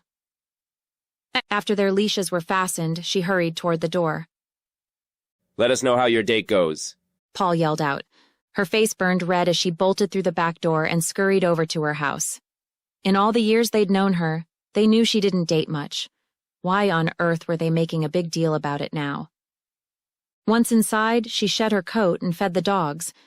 She stared at the door in her kitchen. She'd lived in that house for a long time and had never ventured into the basement. The guy she paid to fix her furnace said it was nice down there, but she never felt the need to look for herself. The door was blocked by a portable island she would roll out when baking cookies or something similar, where she needed counter space. She pulled the island aside and turned the knob. She flipped the light switch on and descended the steps. Reaching the bottom, she spotted another light switch. When she flipped it, the entire basement illuminated. Dust and cobwebs covered an otherwise nicely finished basement. The scratching and clunking of large paws alerted her to Bertha's approach. The dog stopped midway and sniffed. Satisfied it was safe, she joined Mercy. Thanks. I was a bit worried about what I'd find down here. With a pat to Bertha's head, she made her way to the other side of the room where a door stood closed. She turned the knob and entered a fully furnished bedroom. An old television rested on a small dresser. A small twin bed was butted against a wall. Other than dust, webs, and a few ugly spiders, she had a very nice area down there. After reheating leftovers, she gathered her cleaning items and set to work cleaning. She didn't want Freddie to see a filthy area in need of attention while setting up her workout area. She stripped the bed to find a new-looking mattress with the plastic still on. It was as if whoever lived there completely forgot to empty one room. Another door led to a small half-bath adjacent to a closet that housed her furnace and water heater. Her living space had nearly doubled in size. By 10, she had the place spotless. After a quick shower and a potty break for the dogs, she fell into bed. The next day, she called into the office, letting them know she'd work from home. She needed to get the house set up better for her companions. She called a handyman she'd used a few times and worked while he installed an insulated doggy door with a sliding lock like she had for Ralph. A notice popped up on her computer. Bill settled Sylvia's rape case. Her attacker was out on bond, but he'd plead guilty at the end of the month for a reduced sentence. In all likelihood, he'd be out in 5 years. She knew it. She just knew it. Thankfully, she'd prepared Sylvia for the bad news. She tried to shake it as she pounded quickly through her work. There were many things she had to do, had to prepare for. At 11, she was in therapy. Chin was his usual emotionless self. She talked about her rage with regard to Willie's deal. There was talk about her dinner with Freddie and her mixed feelings about him. Perhaps you should explore these feelings, he offered. And string him along? Isn't that heartless? He objected. Not so long as you're open and honest. It isn't as if he doesn't know the situation. Remember, relationships should always be safe, sane, and consensual. So long as your friend knows your situation and you're clear about your feelings. It's his consent that keeps him involved. Chin had given her a lot to think about. One final thing before you go, he said as he dug through a small wooden box on his desk. My friend Matthew teaches Systema at his dojo. He's expecting you Mondays and Wednesdays at 5. Do not miss a session or you will lose your place. This is very serious business, Mercy. His patience does not match my own. She stared at the card for a moment. Weapons training? Be the gun, he reminded her with a smile. After tucking the card in her purse, she thanked him and left. Back at home, she found a shredded pillow waiting for her. Apparently, one of the dogs was unhappy. She cleaned up the mess without complaint and spent some time on the floor with them. While playing with the dogs, a sense of cold came over her. Willie had forever changed her. A once quiet and introverted woman, she was now focusing on strength, on learning how to be aggressive. She was making new friends, stepping out of her comfort zone. She called and checked in on Sylvia. The nurse told her what she could. She wasn't conscious. Her organs were showing signs of shutting down. They were doing all they could. With a sniff and shaky voice, she thanked the nurse on duty and hung up. A murder charge. It would be more than 5 measly years. Chapter 21. The day was just about over. Knots formed in her stomach. She hadn't been on a date in years. Why did her friends have to make such a big deal about everything? Hey, Freddie said from her doorway. I borrowed my brother's truck so we could haul whatever you buy. Her stomach did a somersault. I'm done here. They walked to the truck in silence. She'd felt awkward in her life, but not like this. His presence usually made her feel at ease, but the thought of a date had her twisted in knots. You're unusually quiet, he said as he opened her door. I just have a lot on my mind. I'll lighten up. She gave directions to the restaurant while trying not to fidget. Mercy, good grief. Would you tell me what is wrong? You're a bundle of nerves over there. He glanced at her as he pulled into a parking spot. With a heavy heart, she slumped in the seat. I'm just a wreck. You should know that by now. Because I called this a date? Her bottom lip quivered. You've been so good to me, and I just don't want you feeling like I'm leading you on or taking advantage. With a soft chuckle, he turned in his seat toward her. Wishful thinking on my part isn't you taking advantage. You've been very clear with me, very forward, about your situation, your feelings, and where we stand.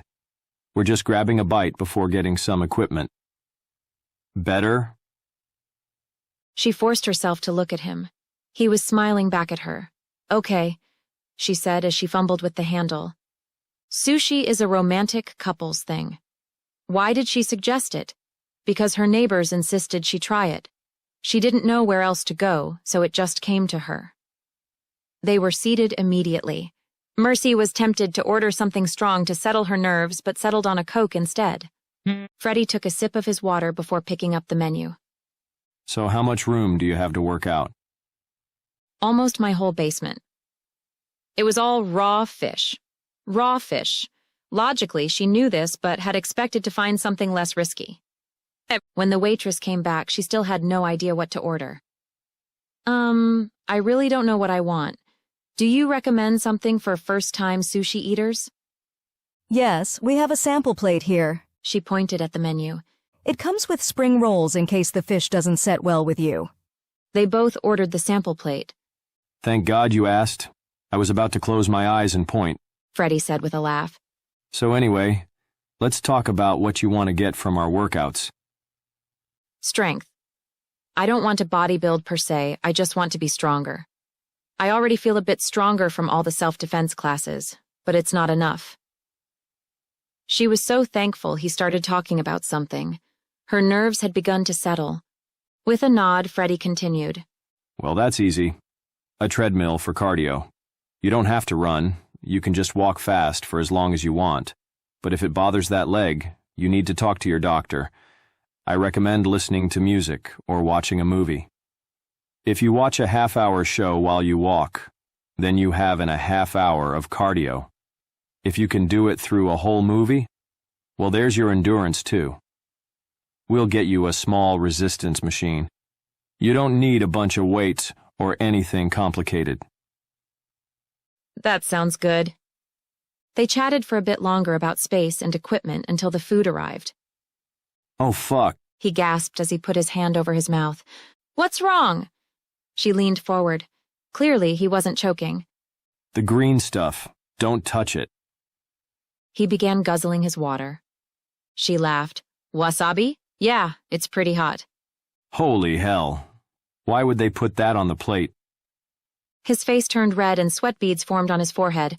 Stop drinking the water and eat something. Trying not to laugh at him, she scooped up a tiny bit of wasabi and put it on a slice of fish. It was hot, but not as hot as Freddie thought. I've been eating nothing but bland, non-spicy food for weeks. I think I just burned off my taste buds. He wiped his forehead with a napkin. When they were done, Mercy paid the bill and thanked the waitress for her recommendation. While it wasn't awful, she wasn't eager to eat sushi again in the near future. He drove them to a huge store. Mercy's eyes bulged when they walked in. There were so many machines she wouldn't have had the slightest idea what to buy. He helped her pick out a treadmill that would track her miles and calories burned. Then they found a weight machine that worked using resistance bands. See, this won't take up much room and you can change the bands depending on what you want. Start off with low weight and lots of reps. Then we'll move to the next band up. That's how you build your strength. He spoke as he pointed out huge black rubber things that stuck up in the back. You change this pin over here to go from bench pressing to a butterfly. She had no idea what he meant, but nodded anyway. They took the tickets to the counter, along with a yoga mat, and Mercy paid the bill. With the help of one of the stock guys, everything was loaded into the truck and they were on their way. Brent lent me some tools so we can get everything put together tonight. He smiled as he turned on her road. She'd never heard him talk about his family. Brent is your brother? Yep, my twin, actually. You have a twin? She felt like an ass. She'd never spent time asking him anything about himself. We don't look anything alike. We were just born at the same time. He backed the truck on the lawn to get closer to the house. If you want to unlock the door, I can start hauling this stuff in while you get your dogs. She hurried, unlocking the door and showing him how to get to the basement through the kitchen. Wow. I had no idea you had all this room. Rushing to her neighbors, she collected Bertha and Mabel, who were so happy to see her they nearly knocked her over. "I'm sorry, guys." How was the date? Paul asked as he crossed his arms over his chest. Deciding not to answer to the date question, she grabbed the leashes. "He's carrying stuff in for me now. I need to go. Thanks for keeping the girls late." She waved as she led the girls out. Bertha pulled hard on the leash and began barking at Freddie. "God, stop. It's okay, Bertha. He's a friend." His eyes grew wide as the 120-pound bulldog pulled Mercy toward him. She felt horrible. Bertha, stop! The dog came to a halt and sat on the sidewalk. Mercy caught her breath. Mabel danced around the two of them. She looked over to Freddie. "Okay, now kneel down to her level and call her over." No thanks. He shook his head and held his hands up. I don't want to become dinner. Bertha was a scary dog, and she'd displayed aggression in the past, but Mercy needed to make the introduction or she would bite. "Do you trust me?" He stared at her, his mouth agape for a moment, then dropped his gaze to Bertha, who sat staring back at him. Can I start with the puppy? He asked. "Nope, that'll piss her off. Just kneel and call her over, holding out your hand. We will approach you slowly. She'll sniff for a minute, then you pet her. That's it. That's the introduction." Why couldn't you just get something tiny and cute? He groaned as he knelt down. He extended a nervous hand out. Come here, girl. Mercy stepped forward, leading Bertha to him. She did as Mercy expected, sniffing his hand. When she growled, Mercy scolded her. "No, be nice." She looked up at Mercy, then back to Freddie. Finally, she sat and nudged his hand with her head. "Pat her head and give her a scratch behind the ear for good measure. She loves that." He did as she directed as Mercy held Mabel. Finally, she let the pup down, who started jumping and licking at Freddie. Well, now you're adorable. With a laugh, she rolled her eyes. Bertha was adorable once, too. Now let's go inside. Once the dog food was in the bowls, Bertha was too preoccupied to care about Freddie. Jesus, Mercy. What compelled you to take that dog? She weighs as much as you do. He shook his head and leaned against the counter. She was used and abused, very sad. This breed isn't likely to get adopted, especially after the bite. It was me or euthanasia. I could not let that happen to her. She smiled at Mabel. And who could separate mother and child? I had to take them both. He hung his head. This is where you went after... After giving him a nod, she grabbed a beer out of the fridge and handed it to him, before pouring a glass of wine for herself. Okay, let's get going, he said as he carried a small toolbox downstairs. She slid open the lock to the dog door and followed him down the stairs. It took nearly 2 hours, but everything was assembled and he began showing her how to use the weight machine. Be sure to tighten your stomach. This is important. All of your strength comes from your core. The stronger your core, the stronger you are in general. Bertha went off outside. She was barking like crazy. Even Mabel began yipping. Mercy looked at Freddie, then bolted up the stairs, Freddie on her heel. She looked out the window to see what had her so upset. 2 young guys, one white, one black, were inside Freddie's borrowed truck. He tore out the door after them. She stood watching from the kitchen window, expecting them to run off when they realized they'd been caught. But when the guy turned around, he swung on Freddie. Mercy gasped. The second guy jumped out of the passenger side and ran to join his friend. 2-on-1 wasn't a fair fight, and even though her friend was strong, He wasn't invincible. She fumbled through her bag looking for her cell phone. Her hands shook as she dialed 911. That's when she saw it. The white guy had a knife and he was taking swipes at Freddy while the other guys circled. She dropped the phone on the counter, grabbed the bat from the corner, and ran outside. She went after the guy with the knife first. "Motherfucker!" she screamed as she swung the bat. She missed, but now Freddy could at least watch the other guy. Pulling the bat back and ready to swing, she screamed, "Get off my lawn!" Bitch! I'm gonna slice you like a Christmas turkey. Her heart thundering in her chest, she tried to remember everything that she learned in self-defense. She had to disarm this guy. That was the first priority.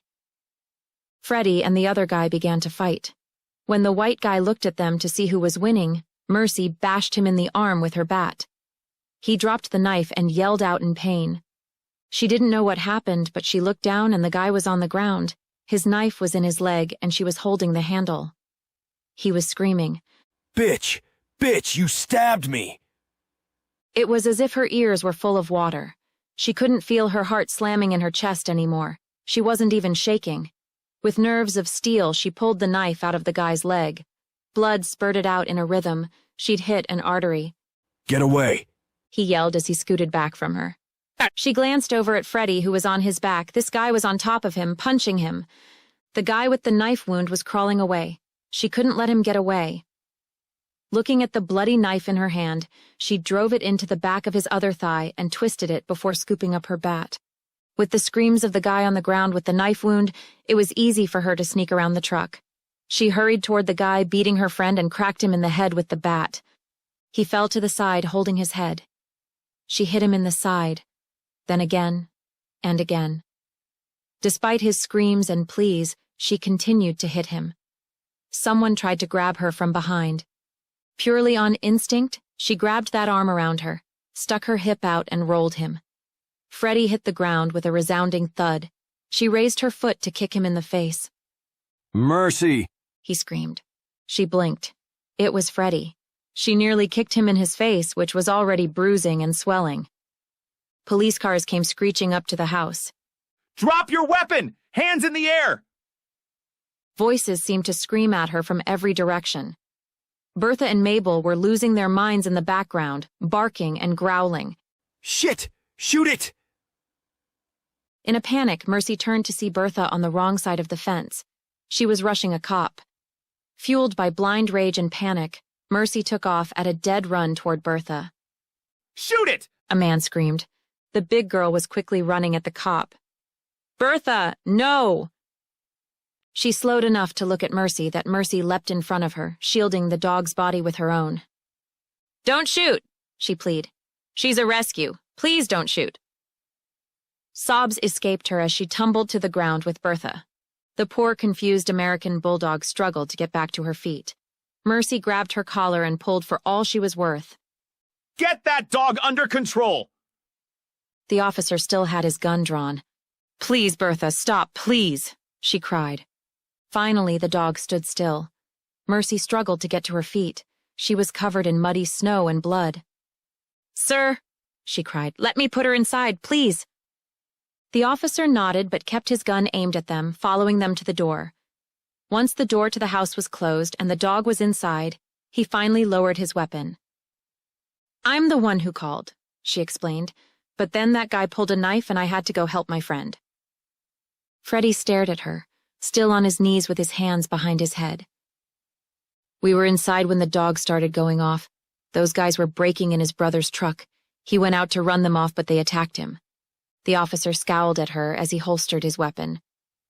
Ma'am, is that your blood? I don't know. I can't feel anything. Paul and Salvador stood from the sidewalk, arguing with an officer. She's our neighbor, Salvi screamed. Is she okay? What happened? Mercy called out to them. I'm fine, guys. Go inside. Sit on the steps and don't move, the officer barked at her. She eased on the steps and trembled. It was cold. She needed a coat. She watched as they got Freddy to his feet. Paramedics were attending to the three men while they were being questioned. Ma'am! Fingers snapped in front of her face. Ma'am! Blinking, she focused on the owner of the fingers.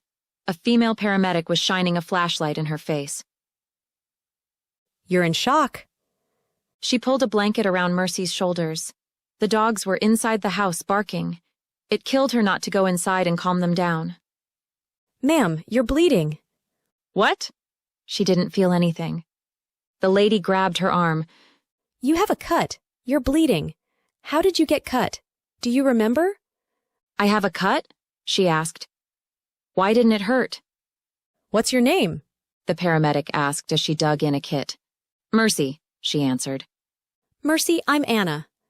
Do you know what happened here? She was holding gauze on Mercy's arm. Those guys attacked us. She looked over to Freddie, who was now leaning against the truck. He was also given a blanket. He seemed to be answering an officer's questions while a paramedic bandaged cuts on his head. Yes, but do you know how you got this cut on your arm? She was cleaning the cut as she continued asking questions. No, one of them had a knife, I think. I don't know. Her memory was foggy at best. Another officer approached and stood watching as the paramedic bandaged her arm. Did he cut you with the knife? She looked Mercy in the eye. Mercy, look at me. She locked eyes with the lady. I don't know. The first thing I knew, 2 guys were ganging up on my friend. I dialed 911 and grabbed my baseball bat, then, oh God, I stabbed that guy with his knife. She looked at the officer. I stabbed him. In the legs? I think. She began to sob. It all happened so fast. Twice? The officer asked. She shook her head. I don't know. I just remember sort of kneeling. The knife was in his leg and I was holding on to it. The 2 men were being loaded into ambulances. She watched as they closed the doors. I asked you a question! He barked at her. She snapped her head toward the officer. Sir, she's in shock. I doubt you're going to get any straight answers out of her. The paramedic gave her a sympathetic look. Maybe? She struggled to stand. Suddenly her legs and back were very sore. Maybe we can go inside. I can make some coffee. Just don't shoot my dogs. That won't be necessary. Please, it's cold. I can't think. Come inside. I'll put the dogs up. I promise. It's warmer in there. Anna, the paramedic, cleared her throat. She'll probably become more lucid inside. He turned to look at the 4 other officers and Freddie. Go put your dogs away, then come back outside. She did as he asked, locking Bertha and Mabel in the bedroom before stepping back onto her porch. They had all gathered by the stairs. Come on in. In the kitchen, she began preparing the coffee, even though she couldn't feel her fingers. There was a knock at the door. As she rounded the corner to answer it, one of the officers already had it opened. Miranda stood on the other side. Detective Bosley, this isn't a special victims case. He huffed. She ignored him and stepped around him. Mercy, are you okay? My God, look at you. The other officers looked at each other confused. You know the victim? I'm making coffee. It was all she could think to say. Coffee sounds lovely. Miranda smiled at her. Let me take a look at you. She examined her bandaged arm, her head, and her other hands. Mercy, where did all of this blood come from? Bill would be screaming for her not to answer. She knew better. With a sniff, tears stung her eyes. I stabbed him. Stabbed who? She asked as she put her arm around Mercy. I stabbed the guy who was going to stab Freddie. I don't remember doing it, but the knife was in his leg, and I was holding it. Twice. One of the officers called from the back of the room. Go on and get cleaned up. Take your time. Miranda gently turned her around toward the hall. Mercy did as she was told, stepping into the bathroom and washing her hands and arms up the best she could. When she looked in the mirror, she was horrified to see blood all over her face. She grabbed a cloth and began scrubbing as tears streamed down her face. Where did all the blood come from? She didn't remember being sprayed in the face. By the time she cleaned up, everyone was in her tiny kitchen helping themselves to coffee. Freddie handed her a cup. You're a maniac, He whispered. She had no idea what he meant. Miranda asked her to sit at the table and recount everything for them. Sipping at her coffee, she tried to put the pieces together. We were in the basement. Freddie and I worked together. Miranda knows that I was attacked in my home some months back. I wanted to feel stronger, safer. So that's why you adopted an enormous dog? One of the officers asked. Can it, O'Reilly? Miranda barked. Anger started to boil in Mercy's stomach. No, my dog was murdered by the guy who attacked me. He was a rescue. So I went to the same rescue after my rapist's trial because something good had to happen. Something positive. Bertha didn't have many options left. I was that option. It was the best thing I've ever done. Save dogs who have experienced the worst the human race has to offer. He looked at the floor. I'm very sorry, ma'am. Please, Mercy, go on, Miranda urged. The dogs, they were barking like crazy, so we came upstairs to see what was going on. Oh, I'm sorry. I was saying I wanted to feel stronger. Freddie works out a lot, so I asked him to help me buy equipment because I had no idea what I was doing. We were in the basement putting it together. Miranda nodded. That's when the dogs were barking? Yes, and we came upstairs to see what was going on. 2 guys were in the truck digging around. Freddie went outside and I watched from the window. When they started to circle him, I called 911. But then the one guy, the white guy, he had a knife. I got angry, so I grabbed my bat and ran outside to help. Everything gets a little fuzzy after that. I remembered from my self-defense training that I had to disarm the guy. I took a swing, but I missed. The next thing I remember, I was kneeling next to the guy. He was screaming. I looked down and saw the knife in his leg, but I was holding it. When I pulled it out, blood squired out. I think I hit an artery. Where were you? Miranda asked Freddie. I had been fighting with the African-American guy. He was stronger than he looked. He had me on the ground, mounted. I was taking blows to the face, so I didn't see anything. He looked at Mercy. All I heard was him screaming to Mercy that she was a bitch. A few of the officers snickered. So what happened next? She cleared her throat and sipped at her coffee. Well, I looked over and saw the guy on top of Freddie. He was punching him in the face. Freddie was trying to fight back from his back, but the guy really had the upper hand. So I grabbed the bat and went to help. I remember hitting him in the back of the head. He fell off Freddie and yelled. What did he yell? Miranda asked. Mercy shrugged. Not words. He was just wailing. She looked to Freddie. Feel free to fill in the holes. He lifted his shoulders and let them fall. Miranda placed her hand on top of Mercy's. Please, what happened next? I think I hit him a few more times. That's when someone grabbed me from behind. I hip-tossed him to the ground. She put her hand over her mouth. Oh, God, Freddie, that was you. I'm so sorry. He laughed. Yeah, wait till the guys find out I got my ass kicked by a girl. Chuckles filled the room. That's when they showed up. Her face burned red as the image of her almost kicking her friend in the face came forward. Freddie, I have no words. To her surprise, he smiled. His left eye swollen completely shut.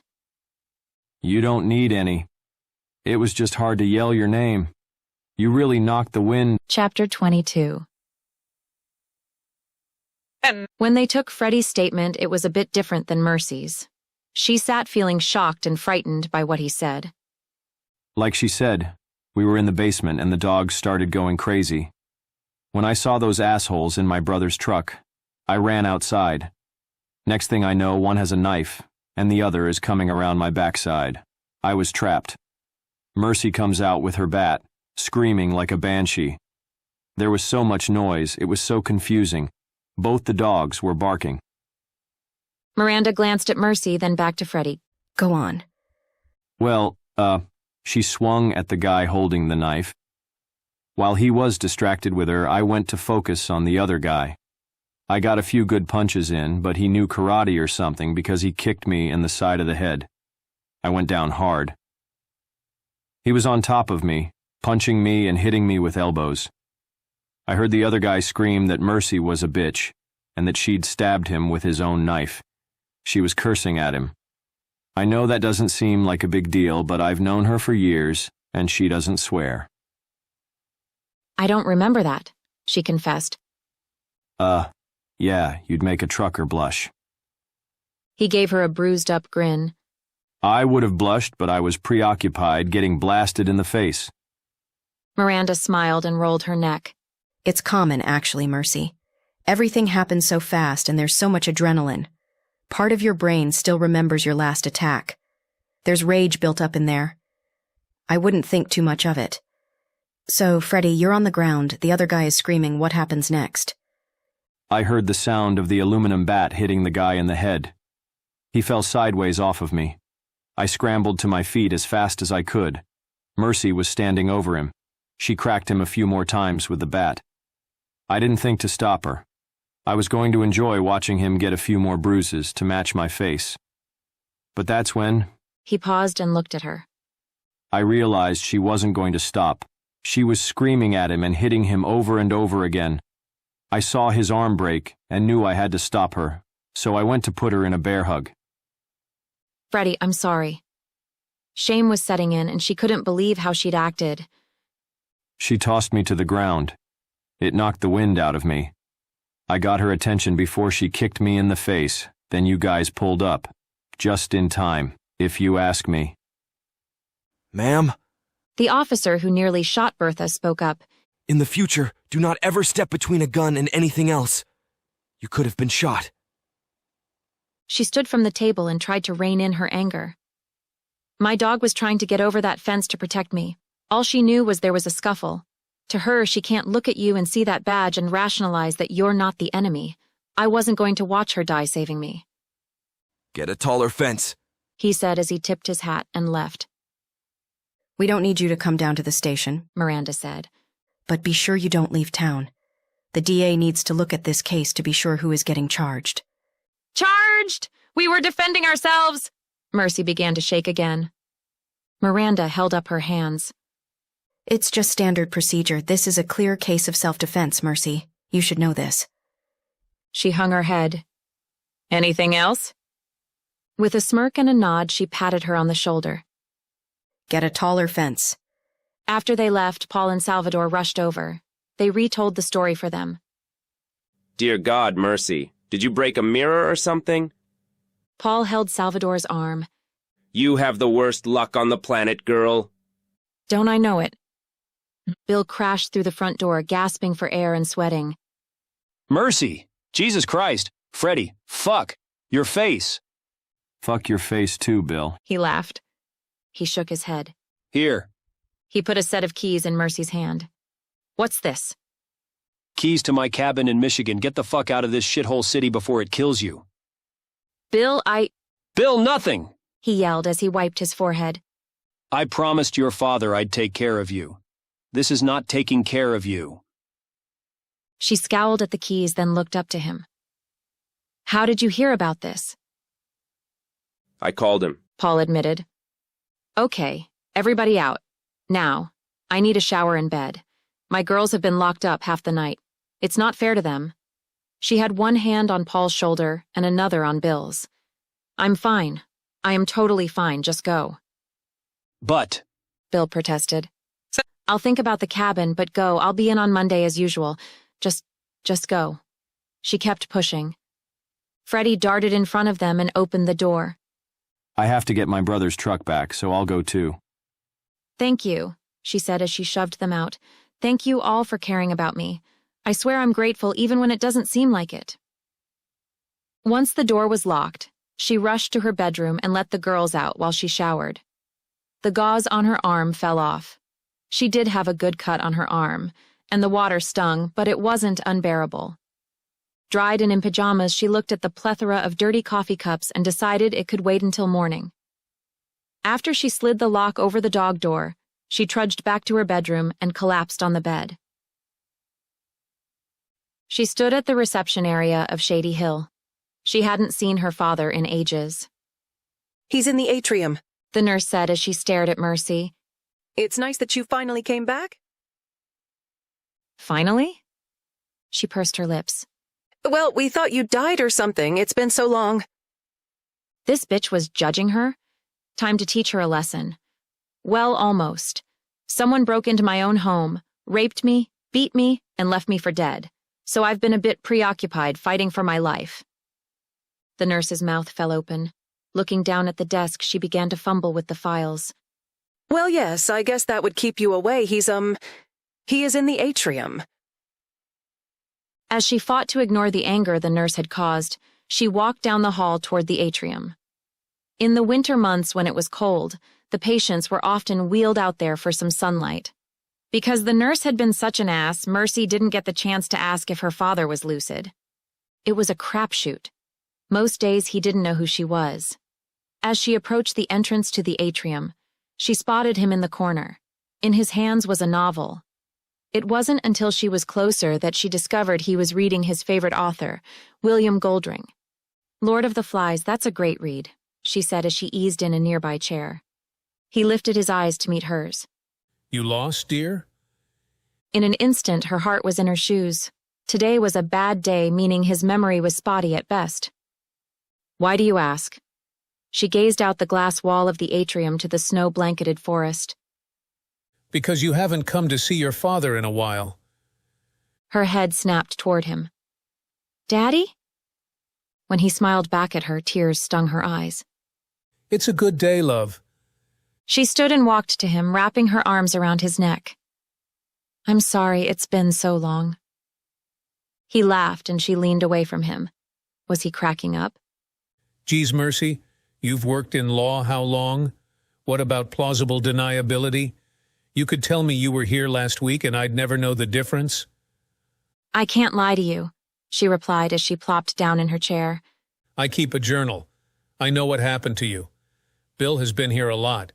He feels awfully guilty about it all. The last thing in the world Mercy wanted her father to know was that she was brutally raped and left for dead. Joan Arndt sends greetings, she huffed. He scooted his wheelchair closer to her. Mercy, look at me. When she lifted her eyes to meet his, it nearly crushed her. Pity stained his face. It wasn't your fault. Yeah, Dad, I know. Mercy, it wasn't your fault. He repeated. She nodded. I've been through counseling. You can ease up. I'm on a new medicine. Best I can tell from my journal, I'm going downhill fast. 2 lucid days this month. That's it. So, I sit here knowing that tomorrow morning, I won't know who I am. I'll sit in my own piss and shit without telling anyone. I'll be confused and angry. Her bottom lip quivered. Why was he doing this? Because this is how my life ends. He answered her thoughts as if he could hear them. But it's not the end of your life, little girl. You are a great and powerful woman. I thought you were going to say Oz for a minute, she teased.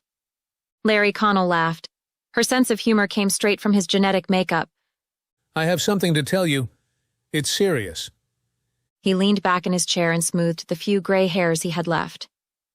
Better hurry up and tell me before I forget. I stabbed a man last night, twice. She twisted the bottom of her jacket. There was an awkward silence or a moment before he responded. Did he have it coming? He was trying to stab my friend. I got the knife from him and, well, I used it. She sniffed and wiped her eyes. She could be vulnerable with her father. Always, even in this state. I see. Well, that's self-defense. I don't really see the problem. In his day, Conall was a brilliant lawyer. His record as prosecutor was impeccable, even dropping cases when there was any question in his mind about the defendant's guilt. He figured if he had reasonable doubt, so would the jury. It kept everyone clean. She forced herself to look in his eyes. The problem was I lost time. I did things I don't remember doing. And before my heart was beating so hard and so fast that I thought I would fall over dead. But when I sat there with that knife in his leg, I felt nothing. I felt calm. Dad, I'm scared. He furrowed his brow. Scared? Honey, that's just your brain protecting you. I've dealt with a lot of victims in my day. Several had repressed memories. It made prosecuting the case so much harder, but I almost felt relieved for them. I've spoken to several doctors over the years, and it's just your fight or flight response. You're not crazy, I promise. That's not all. I'm losing faith in the system. That was harder to tell him than the fact she stabbed someone. The law was where his moral core resided. How so? The atrium was warm. She unzipped her jacket and pulled the scarf from around her neck. The jury gave him a long sentence, but now the feds want him to inform on his roommate. He'll likely be out in only a few years. Her father's hands balled up into fists. The feds, he said, shaking his head, could fuck up a wet dream. Dad! Her father never used language like that around her. It was part of the reason she rarely swore before all of this. It just felt foreign. I'm sorry, baby girl. The system isn't what it used to be, and it used to be flawed. Now it's all politics and backhanded deals. He took a deep breath. In theory, it's a damned near-perfect system, but we've bastardized it into what it is now. The more money you have to throw at a problem, the less you pay for your crimes in terms of punishment. It's so wrong, she uttered. He reached out and grabbed her hand. Honey, listen. You are your mother reincarnate. You have her beauty, her strength. I could not have accomplished all I did without her. Hell, she took care of everything. She took care of you, took care of me, took care of my calendar and clients when I was just starting out. She managed to do all of that, keep a clean house and keep us all fed. She was superhuman. Never, not once, did I see her crack under pressure. I've already cracked. I have panic attacks. He frowned again. She felt as if she were ruining one of his few good days. Well, you work with your therapist and get those under control. I have faith in you, and for the record, your mother had them too. But you just said... He interrupted. Crowds. She panicked in crowds. She was stuck in an elevator once, and since that day, she had attacks when she felt like she couldn't move. He looked up toward the ceiling and smiled. 5 years she had them before I even knew. She hid them well. I miss her. He nodded. Me too. That's the great thing about my brain. The days I can't remember much, I don't know she's gone. I'm just waiting for her to get home from the store. It's almost like a fantasy land. Bill wants me to move to Michigan, she blurted. Nah, go south, it's warmer. He smiled at her. Chicago is a mess. Getting out isn't a bad idea. It's not like there's much left here for you. You can still be a paralegal, but choose a different area of law. Business litigation is quite boring. You should try that. She couldn't help but laugh. He had always called the lawyers who practiced that area of law the accountants of the legal field. All hat, no cattle, she grinned at him. Pretty much. Now? He reached into a bag that was attached to his wheelchair and pulled out his journal. Tell me what you want me to remember. I adopted 2 dogs. Here. She pulled out her cell phone and showed him photos of Bertha and Mabel. Good names? He said with a nod as he jotted in his journal. Saints and writers. Very well done. The big one? She's as big as you? She laughed. Pound for pound, we both weigh 120. She thought about positive aspects of her life. I've been taking a self-defense class. I feel stronger because of it. So I turned my basement into a home gym. Good. That was wasted square footage. He continued writing in his journal. What else was good? Not much. She didn't want to lie to him. I went on a date, but was too chicken to call it a date. He laughed. Even as a hormonal teenager, you never seemed interested. It's okay. You'll know when your person comes along. What's the guy's name? Frederick, but I call him Freddie. He's been very supportive. I like him already. He put a strong dot over the I and slammed the book shut. He looked at the clock. According to my notes, I'll start disappearing in an hour. So what about a game of chess? They'd nearly finished their game when her father became agitated. She hated watching this happen. She knew he was slipping away and there wasn't anything she could do but watch or run. She always chose to watch so he didn't go through it alone, even though it killed her inside. While he argued with one of the nurses, she snuck around and grabbed his journal. She opened to the last page that was written on and wrote, "Call Mercy on your good days. She misses you." She slid the pad back into his bag and stepped back. It was over. The essence that was her father had disappeared into the abyss. She hoped he was being truthful, and for him, her mother was alive and well. When she started to walk away, he grew louder. Hey! Hey, you! Lady, come here! He shouted and pushed his wheelchair toward her. She backtracked toward him. To her shock and horror, he grabbed her wrist hard. You make those motherfuckers pay. You hear me, little girl? Make them pay. The nurse pried his hand off of her. Go on now. Let us get him settled. Get your hands off of me, you filthy sow. He jerked away from the nurse. She had to hear his obscenities as she made her escape. Larry Conall never spoke to women that way. It was painful and heartbreaking to hear him talk like it now. Her car felt like sanctuary. Inside was quiet. Inside she couldn't hear horrible words in her father's voice. It was time to go home. Chapter 23. Mercy sat on the floor playing with her dogs. The visit with her father left her mixed feelings.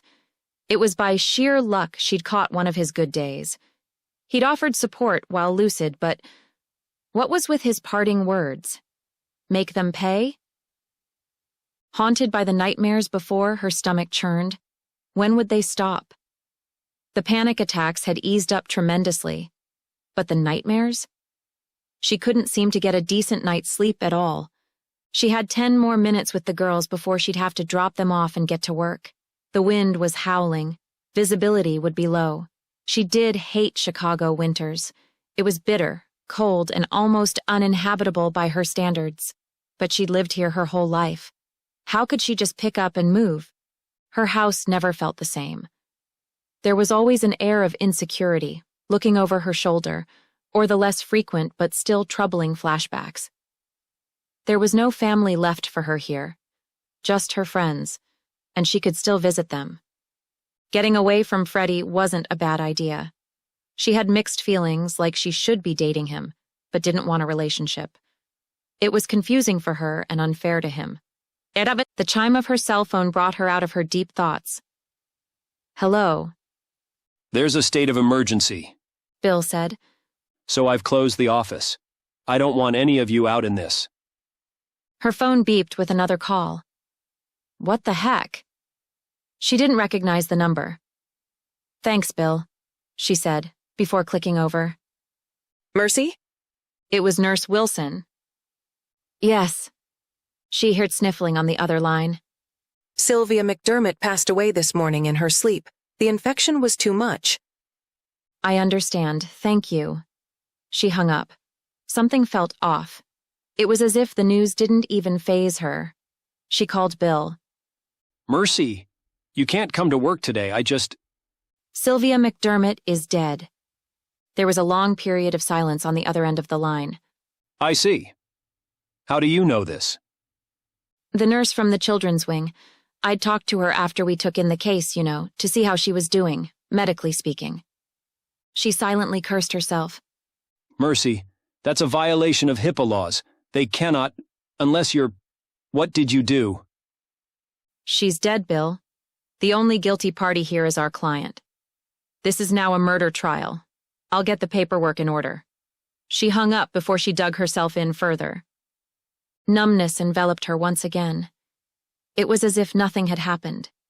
She got up off the floor, sent a message to Paul that she was staying home due to the weather, and poured another cup of coffee. She had a whole day to herself. A day with her girls. She finally had time to think. There were plans to be made. But which ones?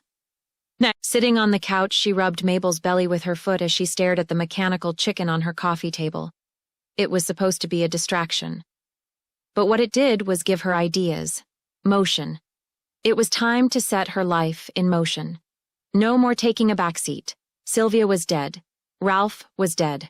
Her sense of safety was dead. Her father's ill-stricken words had haunted her. A bruise formed around her wrist where he'd grabbed her, albeit a light one. Something had truly upset him. Was it just his subconscious mind saying what he was really thinking? After breakfast, she headed down to her gym and started her workout. She got a good laugh at herself with the clumsiness on the treadmill. Twice she'd stumbled and the machine sent her flying back into the wall. Determined not to let it win, she propped her yoga mat against the wall for extra cushion should she smack into again. Then she turned the speed down and tried again. After one more spill, she got the hang of it. Upon reaching a half-hour of cardio, she sat on her weight machine and began doing the exercises Freddie showed her. 10 reps of each move, that's all she managed before her muscles felt like they'd refuse to move if she did more. The climb back up the stairs was a challenge, but she told herself it was for her own good. Bertha and Mabel danced around in the kitchen. Oh, poor things, I forgot to unlock the door. She slid the lock open and the two dogs raced outside. She had been so distracted she'd failed to think about the dogs. With the frigid temperatures, both dogs were back inside in less than a minute, shaking snow off their backsides. She mopped up the floor and headed to the shower. Her whole body trembled from the workout. Perhaps she'd overdone it? After dressing, she sent a text to Freddie asking about the shaking. Her phone immediately rang. I told you, drink lots of water. He scolded. Judging by the time, I'm assuming you were drinking coffee or tea? Yeah, so I'm a newbie. Cut me some slack, she teased. How are you? Did you sleep? I'm fine. Seriously, I was a bit shaken at first, but I went and saw my father. I'll be okay. Should she tell him she was thinking about moving? I haven't slept. My face hurts, and I keep seeing that guy over me. He yawned. I drank half a fifth of Jacka, and only dozed off for an hour or so. Wait, aren't you the research queen? I'm sorry, what? You are the queen of research. You could have searched the net for the reason for the shaking and had your answer immediately. She thought for a moment. I guess it was an excuse to see how you were. Exhausted. I'm actually a little disturbed thinking that I did something I don't remember doing. Then you called me a maniac. She wasn't sure why she felt like confessing, but he was the only one who saw her actions, who knew what she'd done. Laughter erupted on the other end of the phone. That, my friend, was a compliment. You came out there armed with a baseball bat like you were going to kill someone. The look on your face was priceless. I see. Despite his laughter, she still didn't see the humor in it. It had disturbed her how easily she'd stabbed that man. He yawned again. I'm gonna try this sleeping thing again. Talk later? Get some rest. As she ended the call, she did the only thing she could do. Work, plan, survive. It was her late night at the office, but she didn't stay. Instead, she opened the file on their client, Sylvia's attacker. Roger Mead was a horrible guy with a long history of violence. 2 of his more recent charges were for drunk and disorderly at a bar not too far from the office. She fastened her coat, tightened her scarf around her neck, and headed out with purpose. She drove to the bar and sat in the corner. It was dark there. Not many people would notice her. Hey, sweetheart. A drunk guy leaned against her table. Fuck off, she said with a growl. He held up his hands. Okay. When the waitress came, she ordered a glass of wine. She sipped at the wine and looked around. That's when Mead walked in with 2 other guys. They sat at the bar and immediately started wreaking havoc. They harassed the bartender, spilled drinks, demanded shot after shot, and generally acted like a bunch of hooligans. They were lit by the time Mercy finished 1 glass of wine, but she kept her eyes on them. Steer clear, sweetheart. Nothing but bad news over there. A waitress spoke in a low voice. I can see that, she said. They always come in together? She shook her head. Sometimes. Usually the tall guy comes in alone. Rumor has it he's up on murder charges. Oh, God, she said as she pretended to be surprised. Yeah, not dating material, trust me. I got the scars to prove it. That familiar boiling sensation returned to her gut. This asshole needed to be put down like a rabid dog. She tossed a 5 on the table to tip the waitress and hurried out to her car. Her mind raced all the way home. You're early. I thought this was your late night. Salvador asked. I couldn't concentrate. I grabbed a glass of wine on the way home. Hope you don't mind? He wrapped his arms around her. Oh, honey, you're early. Not late. I would never get mad at you for a glass of wine. You've earned it. Where's Paul? She asked as she clipped the leashes on the dogs. His mama had a stroke. He went to Indiana to be with her. Paul's family never accepted Salvador or their marriage. Mercy felt bad for him, knowing he wanted to be there for his husband. Do you want to come over and sit for a while? No. I am so behind on bookkeeping for the beauty shop. I'm going to use this time wisely and get caught up. You're a dear for asking, though. She shrugged. If you change your mind, you know where to find me. She headed for the door and paused. When he gets back, I'd like for us to do dinner again. I really miss it. Oh, me too. We just tried to give you space, you know? He looked at the floor. But I can see how it would look like we were avoiding you. She waved it off. You two are entirely too nosy to avoid me. She gave him a wink to ease his burden. Better get the girls home. Thank you. When she managed to get the girls inside, she shrugged off her coat and went to the kitchen to feed them. After their bowls were full, she leaned against the counter, lost in thought. Something came over her. She didn't know what, but she felt a strong urge to go to the spare bedroom in the basement. Once there, she stared at the cabinet in the corner. She'd cleaned it, and it was a beautiful antique piece. When she opened the door, she found an ice bucket and ice pick. Both were tarnished silver. Silver. Silver polish is toxic and easy to find. Her mind raced. Chapter 24. Before I could even get out of the damned country, I received a message from Miranda. Sylvia McDermott had died from complications. Carr had been sentenced to life in prison after they located his property and 6 bodies. The case was officially closed. Jesse and I enjoyed 2 glorious weeks in Jamaica. We enjoyed the heat, the white sand, more banana daiquiris than was probably healthy, and plenty of private time in our room. We sat on our balcony listening to the waves at night when things grew quiet. Jesse fidgeted with the arm of his chaise lounge. "What's eating you?" I asked. Had I pulled him away from work for too long? I was thinking that it might be time to cohabitate on more than just the weekend. He wasn't looking at me. Did he think I had a fear of commitment?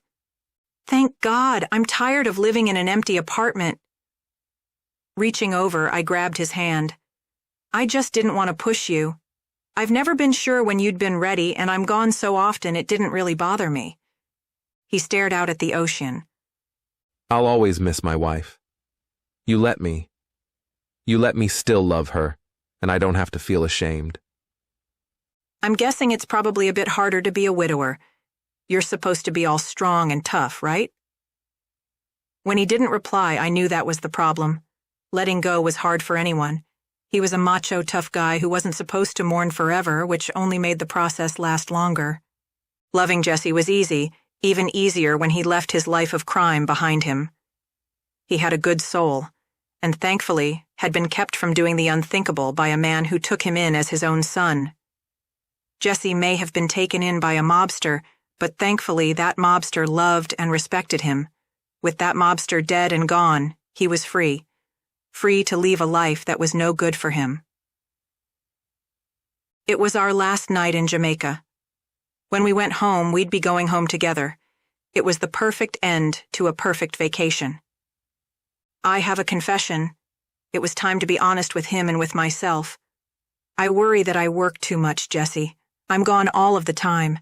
If I'm honest, that has played a large part in keeping separate homes. I think I've always expected you to move on. He laughed and shook his head. Not a chance, Murph. It's taken me this long to find someone again. I'm not letting you go. That was all I needed to hear. Jesse was such a sweetheart.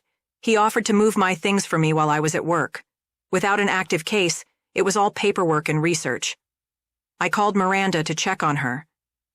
Things have quieted down a bit. Sylvia's body came up missing, so that's an investigation for another department. Jesus, some people's luck, I said with a gasp. Raped, beaten, sick, then dead, and if that wasn't enough, the poor girl couldn't even rest in peace. What about the other girl, Mercy? Same dumb luck. She and her friend were just attacked at her place by some hood rats. Mercy sort of lost her shit. She stabbed one of them with his own knife and beat the other senseless with a bat. There's so much rage in rape victims, I'm not surprised, but she's still going to counseling and taking self-defense classes. I think she'll be okay. What a case. So many people affected. So much carnage. I'm glad it's over, Miranda. And I'm glad we could help. It isn't often we're invited in, but it was a nice change for me. Having a closed case was also a welcomed change. Miranda chuckled on the other end of the line. I have to tell you, I'm a little jealous of your interrogation skills. If Jack hadn't gotten William Jacoby to open up to him, we may never have caught Carr. Listen, if you ever need anything, even a fresh set of eyes, Milwaukee is a short drive from Chicago. It was actually nice to work with a woman for a change, and I'd be honored to work with you again. SVU doesn't often need the FBI's assistance, but I will take you up on that sometime. I hear Milwaukee is nice. We have great food here. Food? That was all I could think to say? I really needed to get out more. I combed through VICAP for anything even close to Michelangelo, and when I came up short, I started to think maybe he got popped on another charge. Maybe he was sick. It had now been almost a year with no trace, and if something didn't happen soon, Shaw and I would be reassigned. Losing him as a partner would change things in a major way.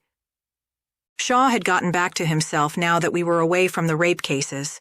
There were quiet moments when I'd catch him staring off, and I knew, deep down, he was thinking about his sister. But I never asked. Chapter 25. Mercy sat in her office with the door closed and watched from the window. Jill was gone. That left Bill and his partner in the building. Neither one of them dared open her door when it was closed. It was a matter of respect for the process. She opened Lex Law and logged in. Then she chose an appropriate article and set her mechanical chicken to hit the down arrow. She'd taped a glass bubble vial from a level she found in the basement to the top of the chicken to keep the momentum going a little longer. At least that's what the article online said. Standing on the spare chair in her office, she tied one end of a long scarf to the ceiling fan, then turned the fan on low. This would cast shadows on the bottom of the door should someone walk by. They would think she was pacing as she read something important and wouldn't want to disturb her. It was time. She swallowed hard as she pulled her hat down over her ears and buttoned her coat all the way up to her throat. She slid the window open and climbed out onto the 2-foot cement pad that separated their building from the next. Then she swiftly made her way. She couldn't afford to take her car. It could be seen on traffic cameras. Instead, she caught the bus and got off 1 block from Meade's apartment building. She spotted him coming. He was already drunk, though it wasn't even 7. With her gloved hand, she reached in her pocket and pulled out the small handkerchief that was wrapped around the antique ice pick. Meade was about 40 feet away. Her heartbeat quickened as she thought about her own attack. How easily Willie managed to weasel out of his punishment just so he could do it all over again. She thought about Sylvia laying in that hospital in the same condition, fighting for her life, her sanity. Meade stumbled right past her, not even noticing her in the shadow of the dumpster. He took a few more steps toward a shadow on the wall where a doorway resided. "Boo, motherfucker!" She jumped out at him. You're... She knew she looked enough like Sylvia it would rattle him.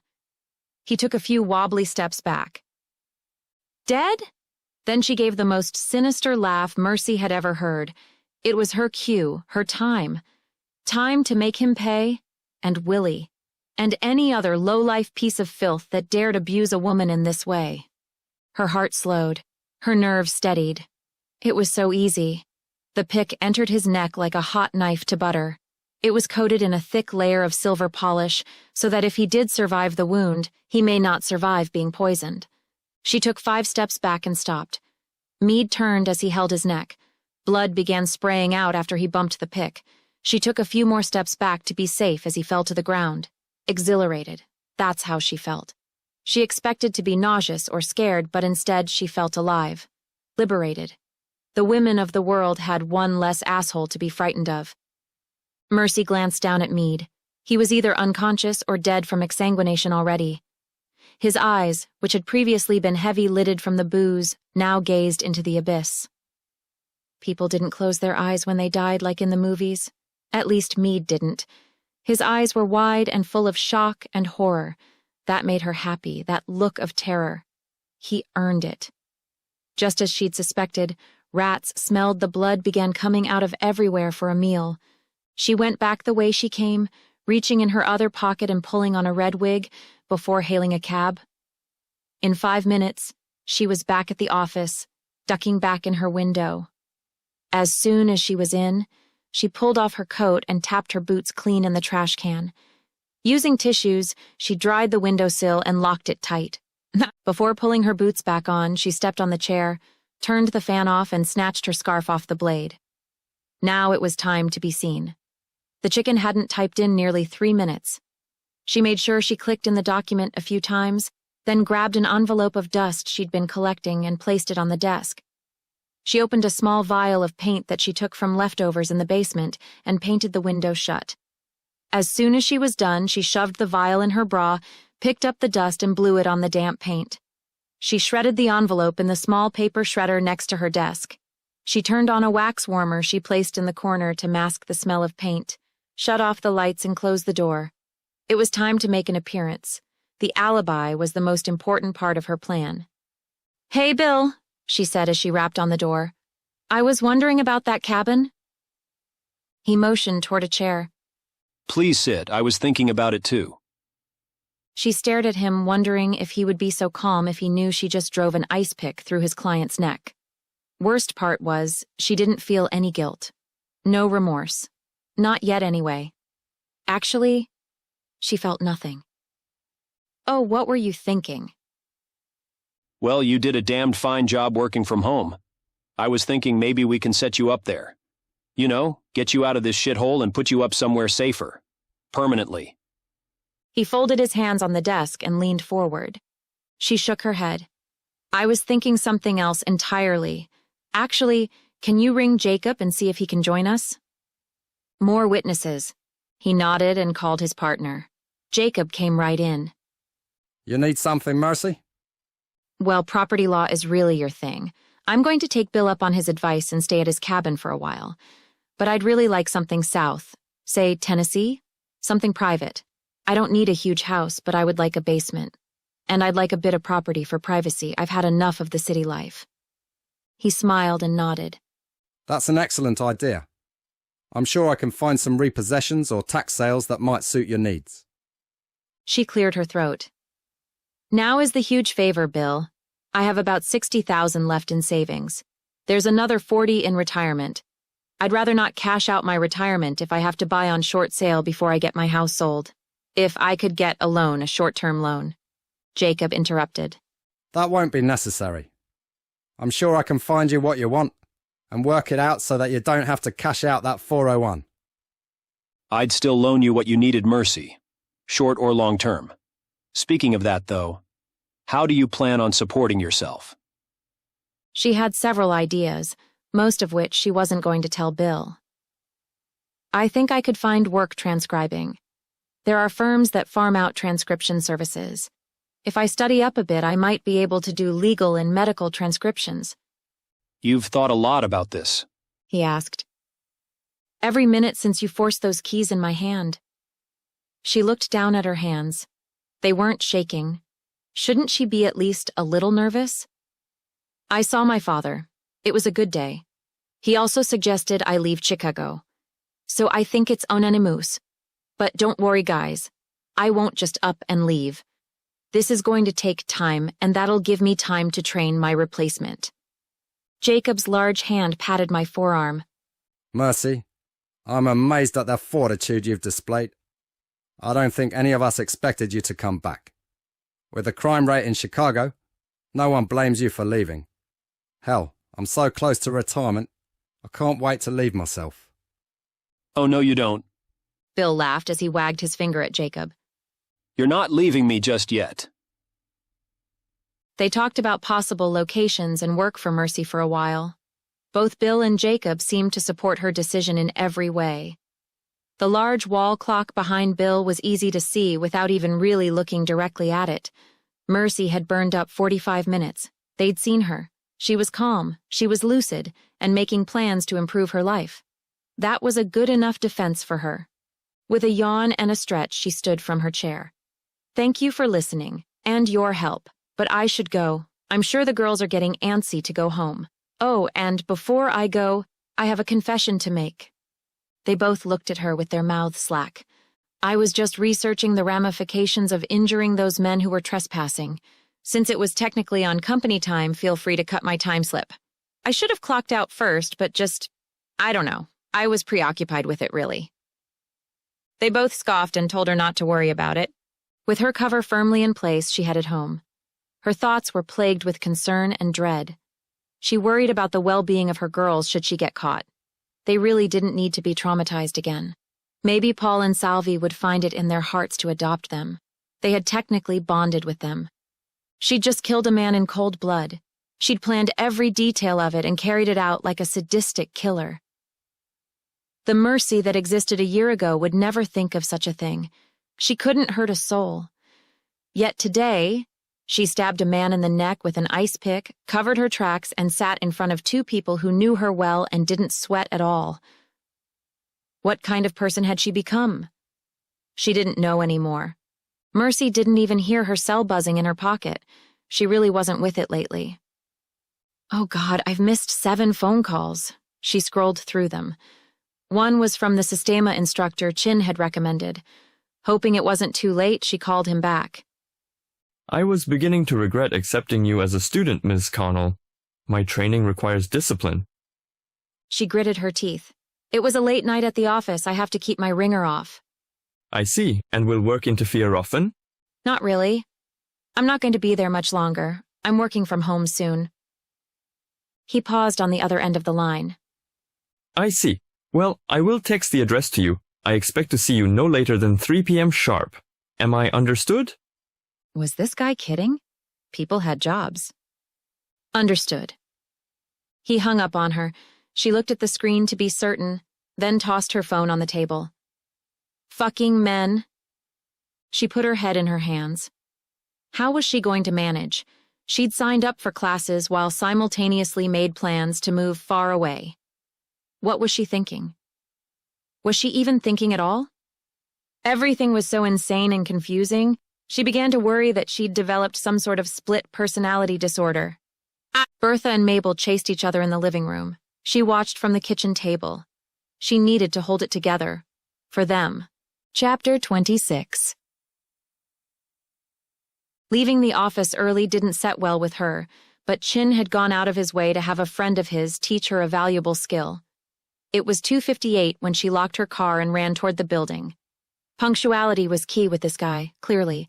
She'd been having massive cramps all day and considered going home instead. Maybe she should forget this whole thing. Go home, be with her girls. Instead, she stood outside the warehouse and paused, looking at what looked like an abandoned building. Afraid and bouncing on the balls of her feet, her cell phone alarm rang, indicating she was out of time. Bursting through the doors, she was startled to find 18 men and 3 women all standing less than 3 feet from the entrance facing her. Each had their arms crossed over their chest, but in their hands were black clubs that looked about 1.5 feet long. After 3, they attack anyone who walks through that door. You came close to the assault of your life. The guy speaking was sitting behind them in a chair. She could barely see his arm between the bodies of 2 men. Determined not to appear weak, she lifted her chin. It's 3 on the dot, I'm here. Another sharp pain in her abdomen made it hard not to wince. She silently cursed herself for not taking something for the pains. He cleared his throat and the group parted. A very muscular guy who looked near albino sat in a folding chair, the only object she could see in the entire warehouse. His platinum hair and crystal blue eyes were not nearly as intimidating as his jaw. It looked like anything that dared hit him would shatter, including steel. In his left hand was a cane. He used it to help him stand. The second he was upright, one of the men grabbed up the chair, folded it, and stood still as a statue. The man tapped his cane on the floor and the crowd dispersed. They went to the back of the large warehouse and began sparring. My name is Matthew. He stepped toward her, his head low, but his eyes held hers. Mercy, she answered. She hoped he couldn't see the sweat forming on her forehead. Truth be told, she was scared shitless and wished she'd never come. Chin has only sent me one other student. Sistema is not an art form. It's not gentle and poetic like the martial arts. It's solely about inflicting damage to your opponent without having any tension in your body or your mind. You are without emotion. Motions are fluid, explosive. Your psychological state must remain calm, free of rage. Most rape victims find this impossible. Your damaged goods. What makes you think you deserve to learn this from me? He'd already disemboweled her with his words. He opened her up and danced on her entrails. Mercy thought carefully about her answer. I don't deserve it, sir. I desire it. She bent forward slightly with the pain of the next cramp. This one pinched, which she found odd. She hadn't had more than a dull ache before. Of course, she'd never been raped so brutally before. Perhaps there was some scarring. If she wasn't mistaken, his lip twitched. Did he find her amusing? She didn't even see him move, but her wrist was in his hand.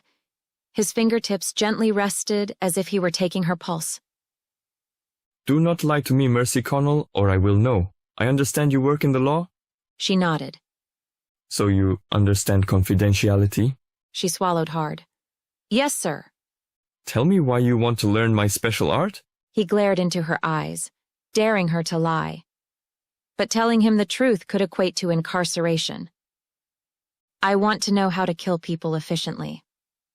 His left brow shot up. You certainly do. Tell me, wee one. Have you taken a human life before? He wasn't using it anyway, she answered. Startled by her confession, her hand shot up over her mouth. I mean... No, he shouted. Stay with the truth. She tightened her jaw so hard she thought her teeth may crack. Now. He leaned in closer. His eyes were mere inches from hers. She could smell sandalwood on his clothing, he was so close. Tell me this. How did it feel? She shook her head. I didn't. I was a bit shocked at the blood. Shocked that I wasn't freaking out. But I was calm, too calm. Like I was dead inside. Upon releasing her wrist, he crossed his arms over her chest. 3 of my current trainees are assassins, another 2 are freelancers. However, we do not kill the innocent, and we do not kill for sport. Should I discover that you violate my rules, I will send someone for you. Am I clear? Crystal, she replied, the cringed hoping he didn't take it as a comment about his eyes. Follow me. They walked to a door on the side of the building and exited. She was standing near her car. I don't understand. Was he denying her? Training takes 6 months. You will be here all day, every day. I will give you 1 month to make your arrangements. No jobs, no lovers. Clear your life. Then come back to me. She looked at the ground. There was no way she could abandon Bertha and Mabel. What about pets? She asked as she looked back up at him. Pets? For the first time, the man had an expression, and it was shock. I'm not going to sit here and dump my problems in your lap, but I have 2 rescue dogs. Their lives depend on me, and I will not abandon them. No matter how bad I want this, it won't be at their expense. She stepped back and resumed looking at the ground. This was it. He was going to turn her away. What an interesting paradox you are. On one hand, you want the skills to become an expert exterminator of life. On the other, you value the life of 2 animals so much that you will remain in turmoil to provide for them for the rest of their short lives. I've never trained an assassin that held any value of life, yet you value theirs. Above your own, I presume. When she looked up at him, he was tapping his chin. Short but deserving, she added. He gave one short nod. 1 month, no job, no lovers. The dogs can stay. Come back here in 1 month's time. 3 sharp. No excuses. With that, he opened the door and disappeared back in the building. After climbing back in her car, she sat there for a moment. Had she just solidified the decision to change her life completely? The sound of rushing fluid came back. Was this a delusion? Was she not in control of her faculties? Any time violence was a factor, she seemed to feel as if it were a disembodied experience. Yet she was making the very real decisions to do the things she was doing. It wasn't as if she could discuss this with Chin. If he thought her a homicidal maniac, he could have her committed or something. Or could he? The laws had changed in recent years, and as long as she didn't discuss her crime, he would have nothing to report. Her mind raced once again on the drive home. Only the pain of the unbelievable cramps brought her back to reality. She really needed to get to the cabin, get the hell out of Chicago for a while. Despite the winter weather, it was supposed to be clear by the weekend, making the drive bearable at least. Chapter 27. She sat at the kitchen table and watched the dogs devouring their dinner while she clutched a cup of hot tea.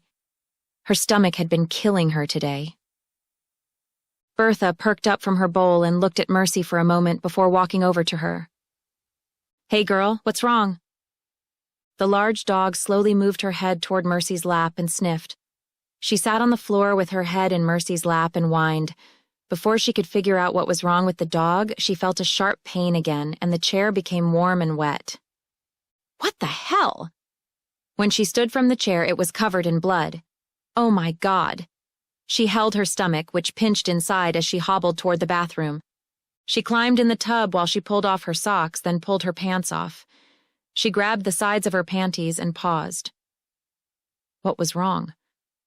Why was there so much blood? Slowly, she pulled down her panties and looked inside. A small bundle of bloody flesh rested in them. It was no bigger than a bean, but she knew what it was. But how did it get there? You can't have a miscarriage without having sex. She began to shake. Both dogs sat guard outside the bathroom door, silent. Bertha seemed to know what was going on. Tears streamed down her white face. "I don't understand," Mercy cried as she turned on the shower and pulled the curtain closed. She hadn't had sex, of that much she was sure. At least, she didn't remember. What else didn't she remember? Mercy? Freddie stood at his door, shock painted on his face. She'd come unannounced. I have to ask you something." She shivered in her coat, still feeling weak from blood loss. She should go to the doctor or something. Come on in. When he ushered her inside, she looked around. The apartment seemed vaguely familiar, but she'd had to look up his address in the employee files to even learn where he lived. "I have some questions for you that might sound weird, but I'm going to need you to be honest with me, okay?" You're so pale. Here, let's sit down. He grabbed her arm and helped walk her to a leather sofa. Are you sick? She sat on the couch and grabbed a pillow, clutching it to her chest. "As I said, I have some questions." Sure, anything. She hated the confused look on his face. He could see something had happened. She knew from the glance in the mirror that her face was an odd grayish color. She didn't look well at all.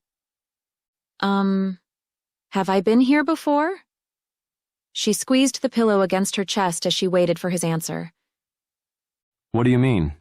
Of course you have. His head was cocked and his brows were scrunched. "I don't remember. I had to look up your address, but this seems familiar." Tears stung her eyes. Oh, God. He put his hands in his hair. Oh, God. He stood quickly from the couch and started pacing. What have I done? He was the father. His reaction answered her question immediately, but she had to hear it.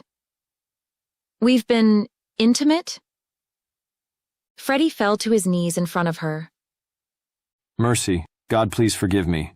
I had no idea I would never have. I'm so sorry. All she could do was nod. "Don't you want to know why I asked?" Tears streamed down her face. She needed someone to share this tragedy with her. He couldn't be held accountable. His reaction was all she needed to know. He had no idea she wasn't in her right mind. When he looked up at her, his face was wet with tears. Yes. I mean, I haven't hurt you, have I? Are you having flashbacks or something? She released the pillow and reached out to him. Her hand was trembling when he took it. "I just lost a baby. I didn't even know you were all I could think of." Oh, Mercy. He wrapped his arms around her shoulders and sobbed. You've already been through so much. I'm so sorry.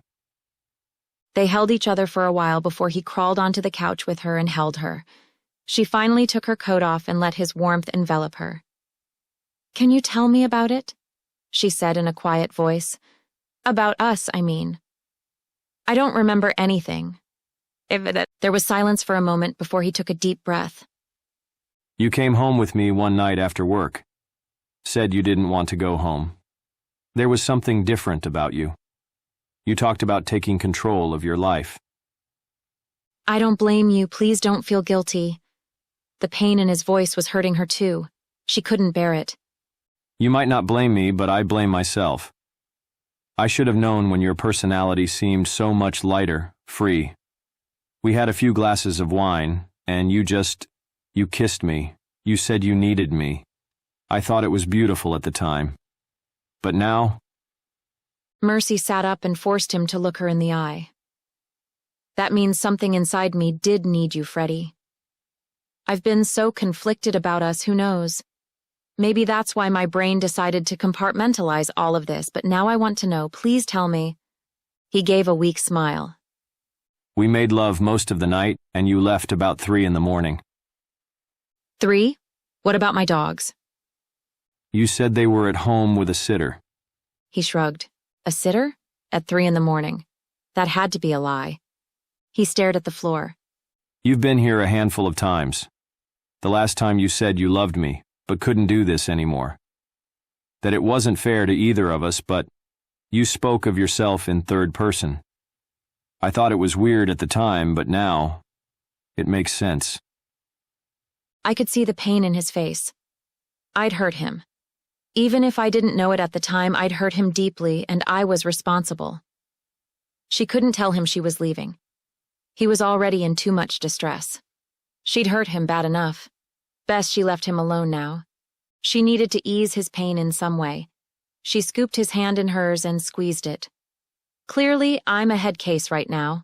I have developed deep feelings for you, I guess even in my deep subconscious.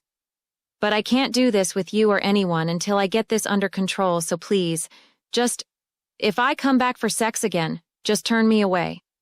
I'll let you know when I'm ready. After a deep breath in, he scooted to the end of the couch and stared into her eyes. Mercy, I've never been in love. Not like this. I will wait forever if I have to. No matter what. My heart is yours. She wanted to fall off the couch. How could he love a head case like her? After a tearful goodbye, she returned home. It was getting late, and she needed to get in bed. The bleeding had slowed by the time she went home. A life lost.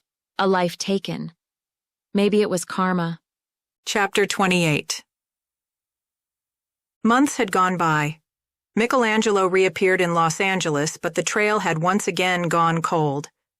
Miranda and I had a date to meet at the Safe House, a themed bar in Milwaukee that was all about mobsters. Jesse liked the atmosphere, even though it was a mockery of his former life.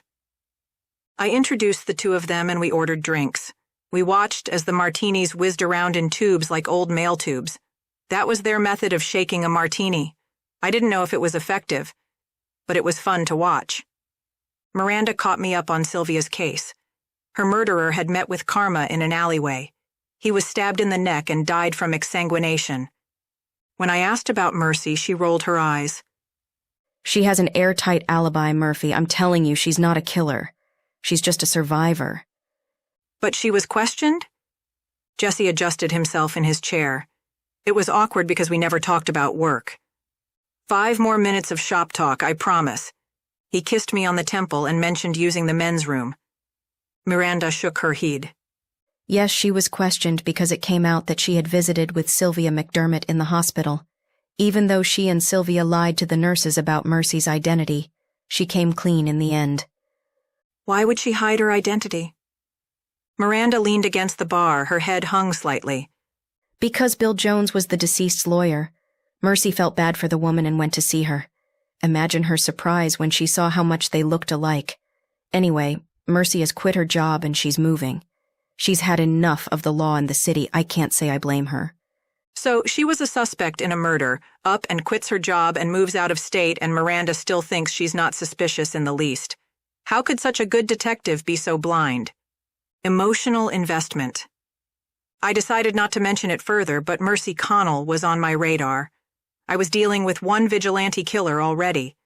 I could handle 2. When Jesse came back, we changed the subject.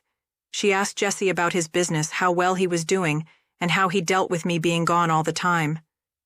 It's great, actually. The minute she comes home, it's like a brand new relationship all over again. We get to have that first kiss each time, except we get to learn more about each other as time goes. He smiled at me and gave me a wink. Miranda laughed. It's like a secret affair. I kind of envy you two. I've been married a decade and now we just tolerate each other. We were on our third drink by the time our food arrived.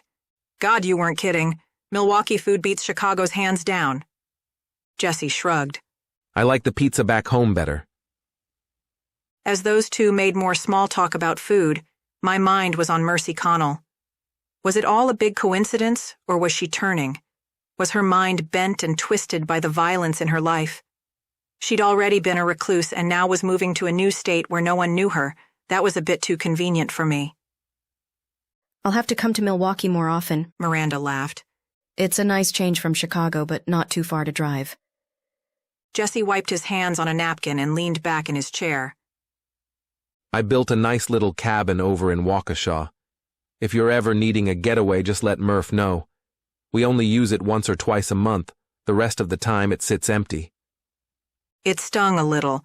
Jesse had spent so much time and money building our little hideaway and we barely used it. That was my fault, my job, my life. He was right. If someone could use it, why shouldn't we share it? That sounds nice. I don't use my vacation very often. It was rare for me to take a day off just to come up here.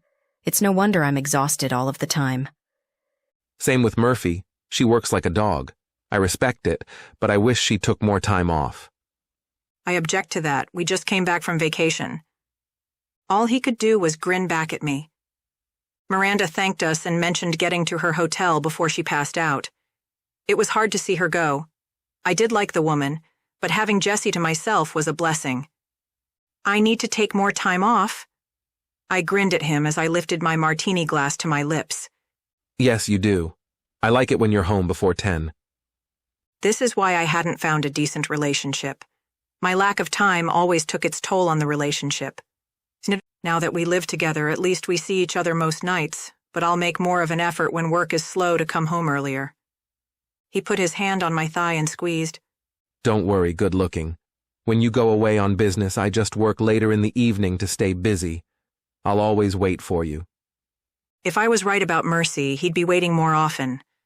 Part of me really hoped my radar was off. It was a fact that Mercy was brutally raped and left for dead.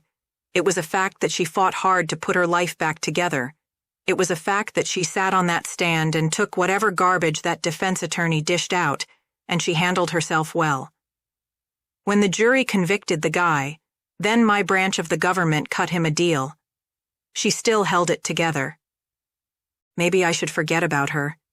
It's not my job to find cases. It's my job to solve them. The poor girl had been through enough. Chapter 29. Mercy, there are 2 officers here to see you. Jill had a worried look on her face. Officers? Okay, I'll be right out. Had she been caught? She took a few cleansing breaths before she met 2 officers who identified themselves as homicide detectives. She led them to the conference room, but before she closed the door, she looked to Jill and mouthed, "Get Bill." "Please have a seat. Would you like some coffee? It's early enough. I'm sure there's another fresh pot by now." Sit down, ma'am. Her eyes nearly popped out. They had her. She knew it. Geez, it's just coffee. Seemed like the nice thing to do. So what brings you to come see me? She slowly sat in a chair opposite them. Bill came rushing in. What is the meaning of this? The officer on the left gave Bill a harsh look. We have a few questions. Are you Ms. Connell's lawyer? Oh, come on now. I don't have any reason to need a lawyer. Just spit it out already. She crossed her arms over her chest and looked to her boss and rolled her eyes. Bill, please sit down so we can get to the bottom of this. Bill sat and scowled at them. The officer who introduced himself as Detective Morales started. Where were you last night around 7? Bill did not allow her to answer. Mercy was here until almost 9. Working. She was working. You saw her? Morales asked. Yes. As a matter of fact, I not only saw her pacing in her office around 7, we spent the last hour in my office with my partner discussing a property sale. Bill leaned into the table. What is this about? Ms. Conall, have you ever met or spoke with Sylvia McDermott? Morales squinted at her, studying her. Yes. Mercy. Bill growled. No, Bill, it was unethical, but it wasn't illegal. Yes, I met with her. And before you ask, I was honest with Sylvia and told her who I worked for. As you may or may not know, I was attacked in the same brutal way as she, and I just wanted to see if she was okay. Morales smiled. So why the subterfuge with the nurses? You two both lied to the nurses on duty about your identity. Mercy hung her head and folded her hands on the table. The minute I walked in her room, I told her who I was. I also told her I was jeopardizing my career. But I told her what happened to me and that I didn't want to talk about the case. I just wanted to see her, because I knew exactly how she felt. When she looked at the officer again, she could see his face had softened. So there was no need for me to lie to Sylvia, but she lied to the nurses to protect me. Mercy. Bill shook his head. Stop talking. She clammed up, but not before she'd told the truth, at least most of it. Sylvia McDermott's rapist was found dead this morning. Ice pick through the neck. Know who could have done that, Ms. Conall? How would she act if she were innocent? She wouldn't be angry, would she? She's a paralegal, someone who is supposed to respect the law. It's a violent city, detective, and judging from Meade's file, he had a long list of enemies. She cleared her throat. But it wasn't me. I was here from 8 in the morning until 9 at night. My Lexlaw log will show I was doing research in my office. Then I sat with Bill and Jacob until almost 9 before heading home. You don't need a warrant. You can search my things, my home, anything you want. I give my permission. Mercy. Bill scolded through gritted teeth. She put her hand on his forearm. I've done nothing wrong, Bill. If I give them permission, that only speeds up the process so they can take me off their list. I turned to the detectives. Right? To rule me out as a suspect, you need everything, and usually that means a warrant. Yes, ma'am. Morales nodded. That will be more than sufficient. She gave a firm nod and stood from her chair, praying that she was convincing. She knew there was no evidence at work or at home. The evidence had been taken care of. Of that much she was certain. Good. Then look at whatever you need to look at, with my blessing. I will ride with you to my home if you'd like, so I can unlock the door. Feel free to help yourselves to coffee or whatever else you can find. I know you're just doing your job. So whatever I can do to help. Morales stood and extended his hand. That won't be necessary, Ms. Conall. You already have an airtight alibi, which we'll need to speak with Attorney Lemery. Mind if we see your office? Mercy and Bill walked side by side until they reached her office. She opened the door and let them in. My laptop is over there. Lexlaw is already up if you want to check the logs. Morales shook his head and looked at the window. Her heart began to race. This thing is painted shut. I doubt you could get in and out through here, but there were footprints in the snow outside your window. Oh my God! Was someone watching me? She grabbed Bill for dramatic effect. Bill! I want some blinds. Please. Jesus, I hate this town. Morales and his partner hung their heads. I'm sorry, Ms. Conall. I know you've been through an awful lot. We didn't really want to question you, but you know how this goes. Your visit with Ms. McDermott drew suspicion. She waved her hand in the air at them and released Bill. It's okay. I did do something wrong by seeing Sylvia. I've already put in my notice here. I'm not totally innocent. Morales's partner's head bobbed as he spoke. We'll speak with Lemery and leave you alone. Right this way. Bill said, seemingly eager to have them out of his building. She sat in her chair, staring off in shock. Had she really pulled it off? Bill returned. That's it.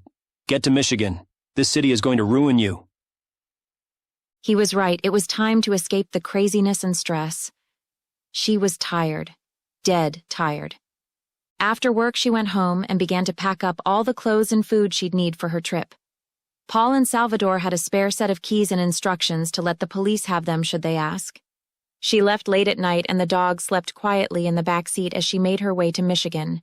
The cabin was difficult to find as it was tucked back in some woods, but she eventually found the drive and pulled in. As soon as she opened the door, the dogs peed on everything they could find before following her into the cold, dark cabin.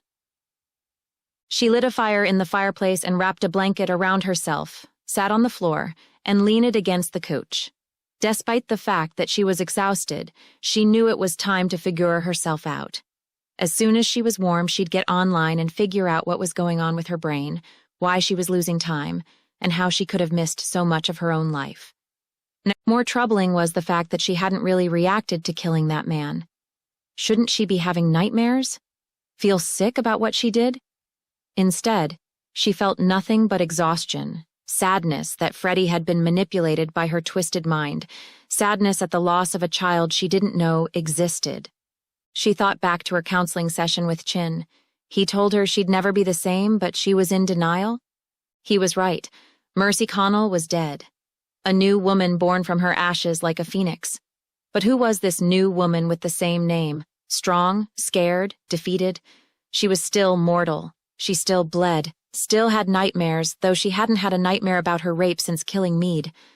As a matter of fact, she felt less alone now, too. Mercy closed her eyes, basking in the warmth and crackle of the fire. The soft snore of her dogs, combined with the warmth, lulled her to sleep. When she woke, the sun was up and her neck ached. With the light of the sun, she easily found the thermostat and turned the furnace on. She was elated to feel warm air rushing from the vents. When she went to unpack, she found everything had been put away. But she hadn't remembered unpacking. Her heart started to race. What the hell was wrong with her? She grabbed a kitchen knife for protection and set about exploring the cabin in case someone else was there. None of the rooms looked familiar. Willie's apartment had looked familiar, so she couldn't have been the one who put everything away in some freaked-out state. She heard water moving in a bathtub and froze in her tracks. Someone else was there. And they were taking a bath? With a hard swallow and a tightened grip on the butcher knife, she slowly crept toward what had to be the bathroom. When she pushed the door open, her mouth fell, as did the knife. She was in the tub. But how could she be in the tub and out of the tub and dressed at the same time? I'm losing my fucking mind. She smiled back at herself from the tub. We've established that already. Lithium, Valium, Zoloft. There had to be something to fix whatever Willie broke inside her. Sleep, Mercy. You need sleep. Go lay back down. She didn't sleep. She wanted to research on split personality disorder. She wasn't going down without a fight. She turned on her heel, leaving the other self in the tub. Slowly, she walked back to the living room where the dogs were still sleeping by the fire. Rest. She needed rest. There had to be a bedroom in this enormous cabin, so she eased down the hall while she listened for any other phantom voices. She opened doors until she found one with a large, king-sized bed. She called the dogs who ran to her side and jumped in the bed with her. At least you guys are real. She put her hand on Mabel's neck just to feel her warmth. I can feel you. You're real. She closed her eyes once more. Peace. She deserved peace, didn't she? Chapter 30. Murphy headed to Chicago, eager to meet with the homicide detectives on Mead's case. They weren't very happy to see her. Detective Morales, I'm Special Agent. I know who you are. The question is why you're here. Morales had his arms crossed over his chest. His partner remained silently watching the interaction.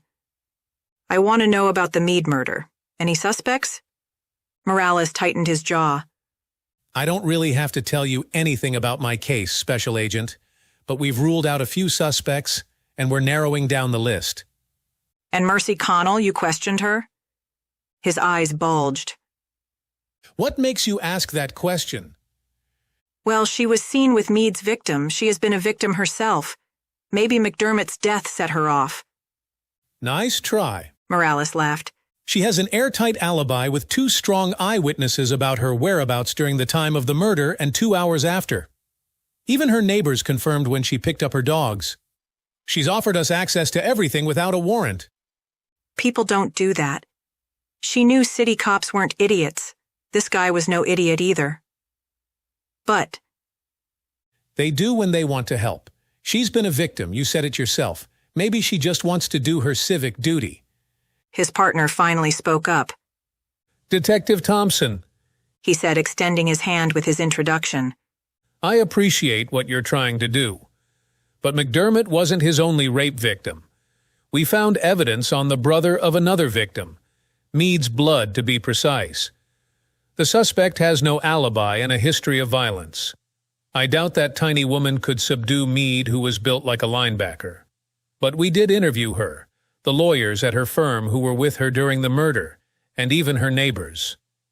We've searched the hard drive on her computer, and she was, in fact, working on research while Mead was being killed.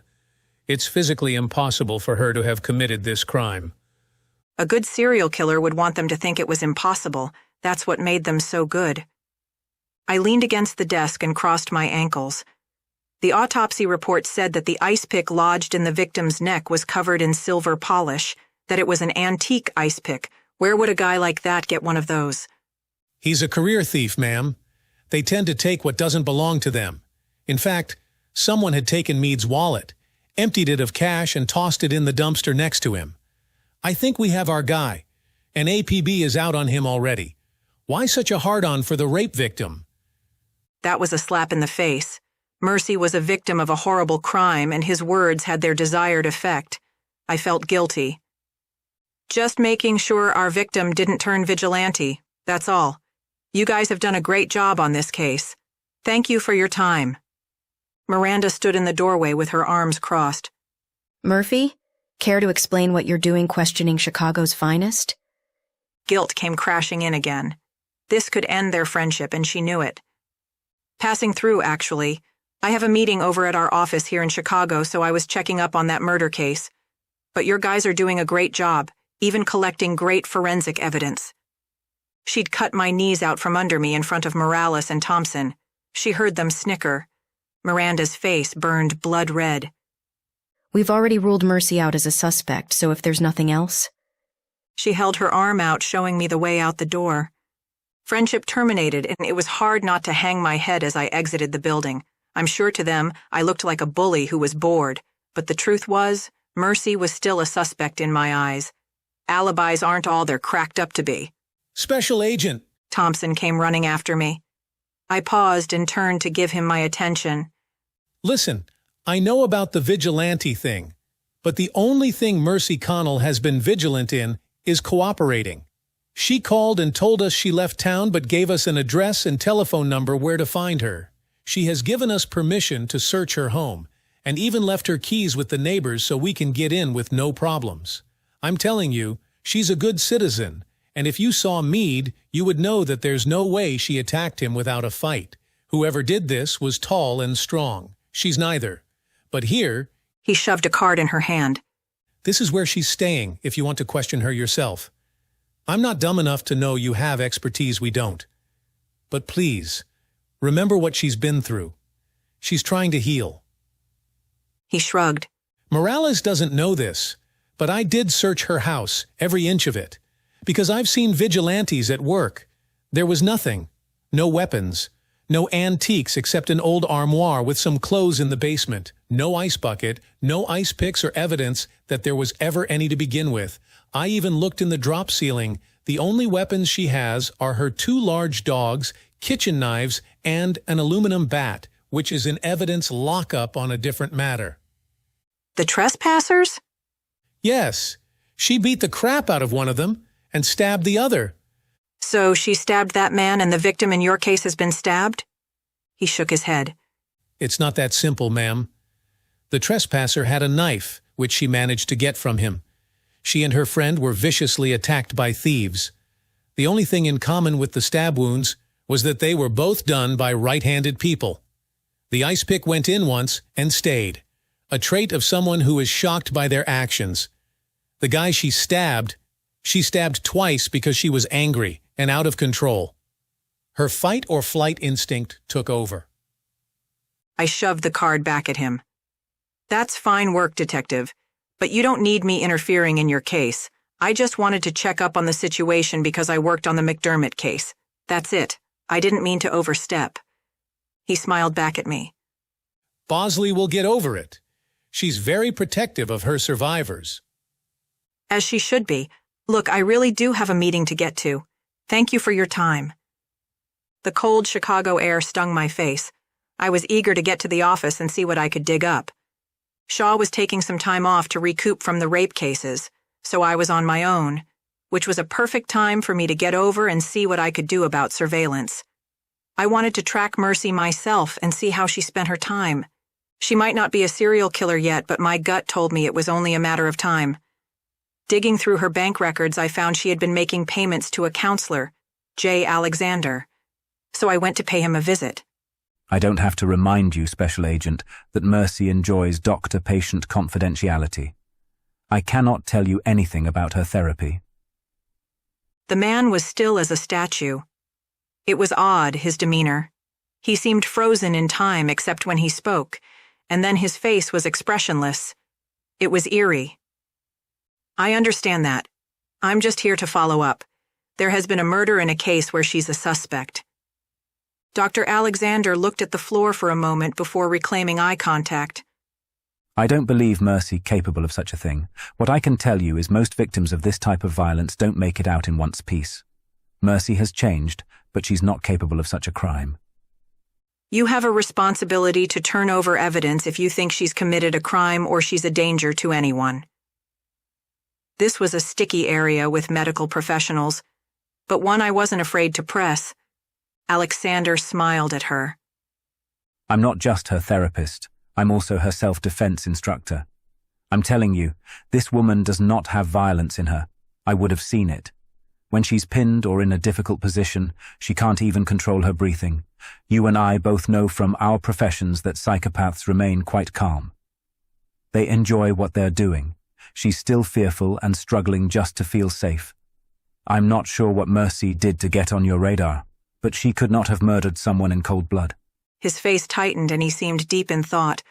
Without violating confidentiality, I can tell you that unless the perpetrator was shaking violently while inflicting the wound, it's impossible to have been my patient or my student. That was a shocking admission. Why do you say that? Because when I force her to take offense, she shakes like a patient with tremors.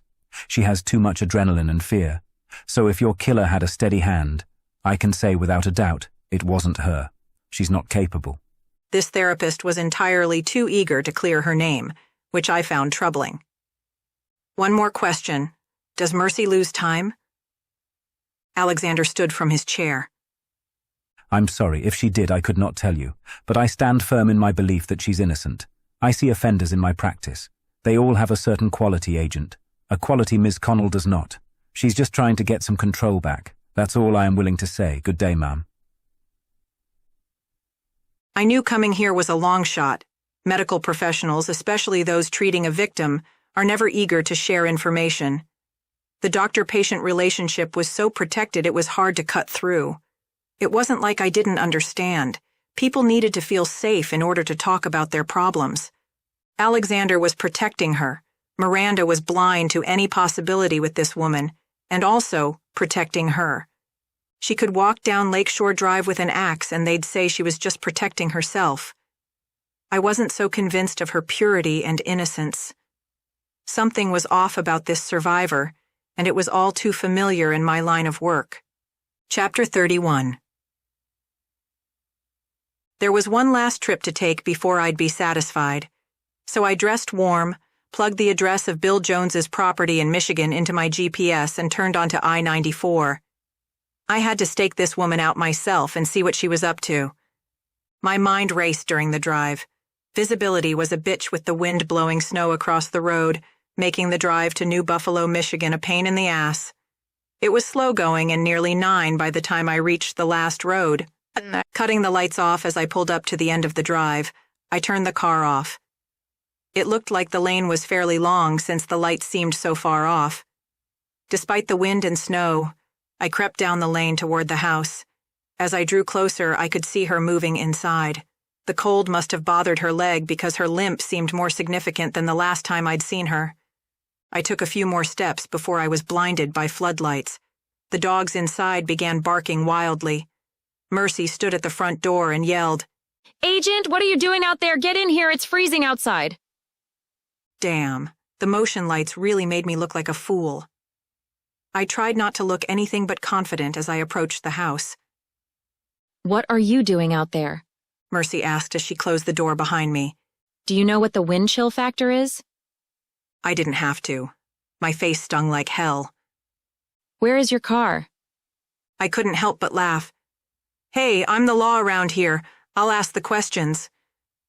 The woman literally rolled her eyes at me. God, you're impossible. Here, sit by the fire, then go pull your car up before it gets hit by a plow or something. When she turned to walk into the kitchen, the limp was all but gone. Was she really that good at hiding it? How's the leg? She turned to look at me with a puzzled look on her face. What? I gave her a non-committal shrug while I soaked in the warmth of the fire. I have an old bullet wound. This weather makes me ache. I was just wondering how your leg was holding up. She turned to pour water in a coffee maker. I took 3 ibuprofens about half an hour ago. I'm just hoping it kicks in soon. But I'm making us coffee, and you're going to tell me why you're sneaking around outside. After you go get your car. Agreed? How could I argue with her? She was offering me warmth, and making coffee meant she was comfortable with my sticking around. I'll go get the car. I ran as fast as I could down the slippery drive to the car, fired the engine, and pulled in the drive up to the house before I went back inside. The dogs didn't seem to care one way or the other when I walked right in the door. We sat down on the couches by the fireplace, and as much as I hate to admit it, I appreciated her warmth, kindness, and the coffee. Spit it out. Why are you stalking me? There was no harm in seeing her reaction. The murder in Chicago. She scrunched her brows together. Mead, I'm cooperating fully with the police. Hell, they have keys to my home, passwords to get into my office accounts, everything. I've got nothing to hide, Agent. You could have called. I would have told you where I was. She took a sip of her coffee. Really, you don't have to sneak around. Considering her for a moment, I took note. Her feet were tucked under her again, but I couldn't blame her since I basically ambushed her. She knew I was there to spy on her. How could she feel safe? I'm wondering how you feel about his death. I wrapped both my hands around the warm mug, enjoying getting the feeling back in my fingers. Well, this may not make you think much of me, but I'm elated. She shook her head. He can't do what he did to Sylvia anymore, but now I get to ask a question. With a smile, I shook my head. That's not how this works. She smiled back. We were playing chess. 10 years as a paralegal. You don't think I'm aware that you had no probable cause for a stakeout? I'm in a cabin in the middle of the woods with my dogs, minding my own business. I'm cooperating with local law enforcement and made sure they knew I was leaving and exactly where I was going. As far as I know, the FBI aren't involved in this case, just so we're clear. Damn, I could see why Miranda admired her. Fair enough, what's the question? You know that I know about the man who orchestrated all of the rapes. I mean, I do work for Bill. So why didn't you contact his victims? Her eyes literally bore through my soul. I felt ashamed for some odd reason. I'd hunted this woman down, yet she invited me in. She knew victims had the right to know who had wronged them when the police captured them. They had a right to face their attackers, and the accused had the right to face his accusers. He confessed. The court thought it was in the best interest of the victims not to open old wounds. She gritted her teeth. But there's a videotape of my rape in evidence. People have watched it. My stomach churned. That thought hadn't crossed my mind. This was so much easier when the victims were dead. Special Agent? Murphy, just call me Murphy. Yes, I have seen it. My partner declined for personal reasons, and the DA has also viewed it. Just so we're clear, he's not getting any deals. For the first time in my professional career, I wanted to cry. It was hard not to put myself in her shoes. The wind began to howl outside. I could hear trees creaking. I want it. Her words shocked me. I'm sorry. What? The tape. Not possible. I hadn't expected to be in the hot seat. This was getting uncomfortable. Why not? Evidence in ongoing cases. Truly, Mercy, you do not want to see it. She might think she wanted to see it, but I was absolutely positive it would do more harm than good. She turned her head and stared at the fire. The dogs had curled up in front of it on a bearskin rug. I stared at her while she stared into the fire, and I would have given anything to know what was going through that head of hers. Her gaze remained locked on the fire. Tell me what you saw. Violence. I wasn't going to give her details. How'd he break my leg? Was it an accident? I looked into the bottom of my empty cup. Got anything stronger? She finally looked away from the fire and straight through me. That bad? Worse. And if I have to tell you what I saw and you have to hear it, we're going to need a drink. She stood from the couch and I immediately regretted my decision.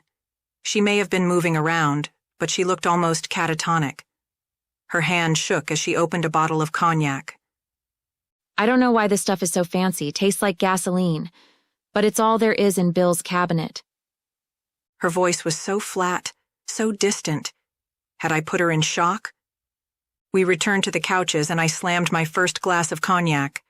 She followed my lead and poured another. It is pretty gross, I agreed. Look, Mercy, I'm not going to get into too much detail, but the recording started after you fell unconscious. He called you all sorts of names. He didn't take any time hurting you, but the break was from a particular position that the orchestrator had demanded from every man. All of his weight was on that one bone. When it snapped, you screamed as you woke. He bashed your face against the floor until you fell silent. How many times? Did he hit you? I was hoping that was the answer. Did he rape me, Murphy? How many times did he rape me? 6. How do I give her that number? How do I let her know how many times he waited for another erection? God, it was just sickening. I'd like an answer, please. 6. He raped you 6 times. She stared at the fire again. I know you heard Ralph screaming in the background. I remember that. That wasn't on the tape, Mercy. There was some whimpering, but no screaming except from you. I can still hear it. He gave one final noise. One final cry for me before he died. It sounded horrible. It did sound horrible. The dog could see her getting brutalized through the window. He was doing everything he could to get to her. It made me bawl like a baby when I saw it, and I've seen some horrible shit during my tenure. He obviously loved you very much. Why did I do this? Why did I come here? Mercy's cell phone blared with a warning from the National Weather Service. Looks like you're staying the night. They've called a state of emergency. No, I objected. This wasn't appropriate. I cannot stay. I have to go. You have had 2 glasses of cognac, equal to at least 4 shots. There's a state of emergency outside. It's warm and safe in here. Unless you think I'm some sort of deranged killer, then I could see why you want to leave. I leaned forward, grabbed the bottle of cognac, and refilled our glasses. Then we may as well choke down more gasoline. For the first time, she laughed. I hadn't thought about grabbing wine when I left. I just wanted some peace and quiet. But now I wish I would have considered it, being winter and all. I leaned back on the couch and smiled at her. Have you looked really hard? Maybe he has a wine cellar or something. There's a basement, but I haven't looked. Want to explore with me? I mean, you're armed, right? I nearly choked on my drink. Why would you ask that? She stretched out her legs before she stood. Have you seen the raccoons here? They're bigger than rats and make horrid noises. We walked to the basement door. She fumbled around the wall until she found the light switch. We made our way down the stairs to the basement, and to our delight, Bill Jones had a large wine rack against the wall full of really expensive stuff. Think he'll mind? I asked. Not at all. He won't mind a bottle or 3. If I drank it all, I think he'd have some objections. She pulled out 2 bottles and shook them in my face. These should do nicely. Jackpot, I snickered as I followed her up the stairs. We found wine glasses, uncorked the first bottle, and returned to the fire. Being the good guest I was, I tossed a few more logs on the fire. The biggest dog growled at me for invading her space. Bertha! Mercy scolded. I lifted my hands. It's okay. She can probably tell I'm not welcome. She tossed a blanket over the dogs. That's ludicrous. You're welcome in my home any time. That's an odd thing to say to a total stranger. She shrugged. It's the same reason I gave the homicide detectives keys to my house and permission to look for whatever they needed without a search warrant. You're just trying to do your job. You're one of the good guys, even if you were stalking me. Her words began getting slurred. By the way, for an FBI agent to suck at sneaking around. Well, you suck at acting like a victim. She looked at me in shock for a minute, then burst into laughter. Touché, agent of the special kind. Seriously, how do you do it? Do what? I'm a complete wreck. But you don't look like a wreck. You should see the other, well, survivors. You're doing pretty well. She leaned back further into the couch, nearly laying down but propped up enough to drink from her wine glass. God, this tastes so much better. You know, they call me the research queen at work. It's not that I'm particularly good at research. It's just that I'm curious by nature. After my first therapy session, I started digging. I know most of us wind up being suicidal junkies or straight-up whores. I didn't want to end up that way. I had good parents. They raised me to be better than that. Dead or alive, I'd never want to shame them. I had to survive this the best I could. But you say you're a wreck. Why is that? I cry a lot, I still have flashbacks and debilitating panic attacks. The nightmares are the worst. I think that's why I started drinking so much coffee. I'm just so tired all of the time. It's exhausting trying to be normal and not having a good night's sleep. That just adds to it. She was officially off my radar. Her doctor was right. She didn't have it in her if she were going through all of this. If she did kill, it would be more emotional, messy. Meade's murder was cold and calculated. I'm really sorry about tonight, Mercy. When they said Sylvia's murderer was killed and that you had reached out to her, And she could be my twin, that's nuts, right? Yes, that was exceptionally coincidental. She flopped her head up and down. Clearly she was drunk. I know. Like spooky, but in a really weird way. It was like seeing myself in that bed. That was so bad. So bad. I never should have done that. Totally unethical. I could have really fucked Bill over. She put her glass down on the table. I mean, what are the odds, like lightning striking in the same place twice? Weird. Her eyes fluttered, then closed. I watched her as she slept. There was a stack of blankets on a chest behind her. I pulled one off the top and draped it over her before grabbing one for myself. She wasn't lying about the nightmares. There was a lot of flinching and whining as she slept.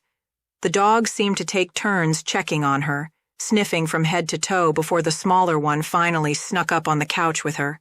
As soon as Mercy flopped to her side and hugged the dog, the fussing stopped. The poor thing, I am a complete asshole. I tossed another log on the fire and finally closed my eyes. Tomorrow, I would be a better woman, a better agent. Michelangelo was out there somewhere, and here I was, fucking with a rape victim who just wanted some peace and quiet. Chapter 32. I watched as Special Agent Murphy Morgan pulled out of the driveway. Part of me didn't want her to leave even though she was spying on me. My head throbbed and my breath smelled like a public bathroom. After letting the girls out one more time, I headed to the shower. As the warm water poured over me, I replayed every word that was said the night before. This was not an ignorant woman. She was an FBI agent who tracked serial killers, and she showed up outside of Bill's cabin in the middle of a snowstorm. She seemed obsessed with me and my case. Was there some piece of evidence I forgot to hide? The gloves and the bag it was held in wound up in the hospital's biohazard disposal. The ice pick didn't have one fingerprint on it, of that I was sure. I'd been very careful. The vial of paint and small brush I used had been tossed in the garbage at the grocery store seconds before it was collected for the dumpster, which was emptied that afternoon. I'd never committed a murder before, but I was certain I'd covered my tracks. It was dumb luck that another victim's brother had gotten in a fistfight with him days before and had blood spatter in his home. He was a piece of shit too, and I didn't feel bad for the murder being pinned on him.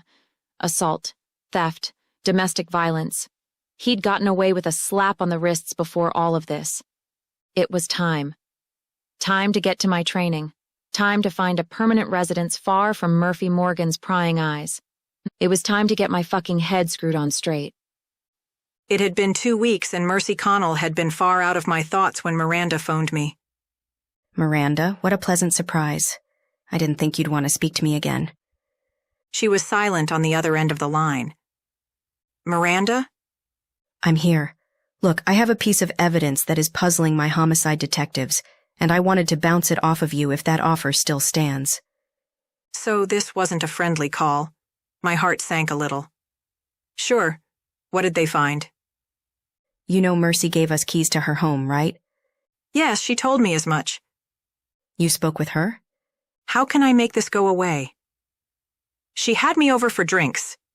She really is a nice person, Miranda. I can see why you're so protective over her. Again, an uncomfortable silence fell on the line. Miranda? We found a hidden room in her house. Someone has been staying there, so we took hair samples from a pillow. It would not be that odd for someone to have a guest room. And? And it's Sylvia McDermott's hair. The dead nurse? Miranda cleared her voice. Yes, the dead nurse whose body is missing. Well, isn't that a bitch?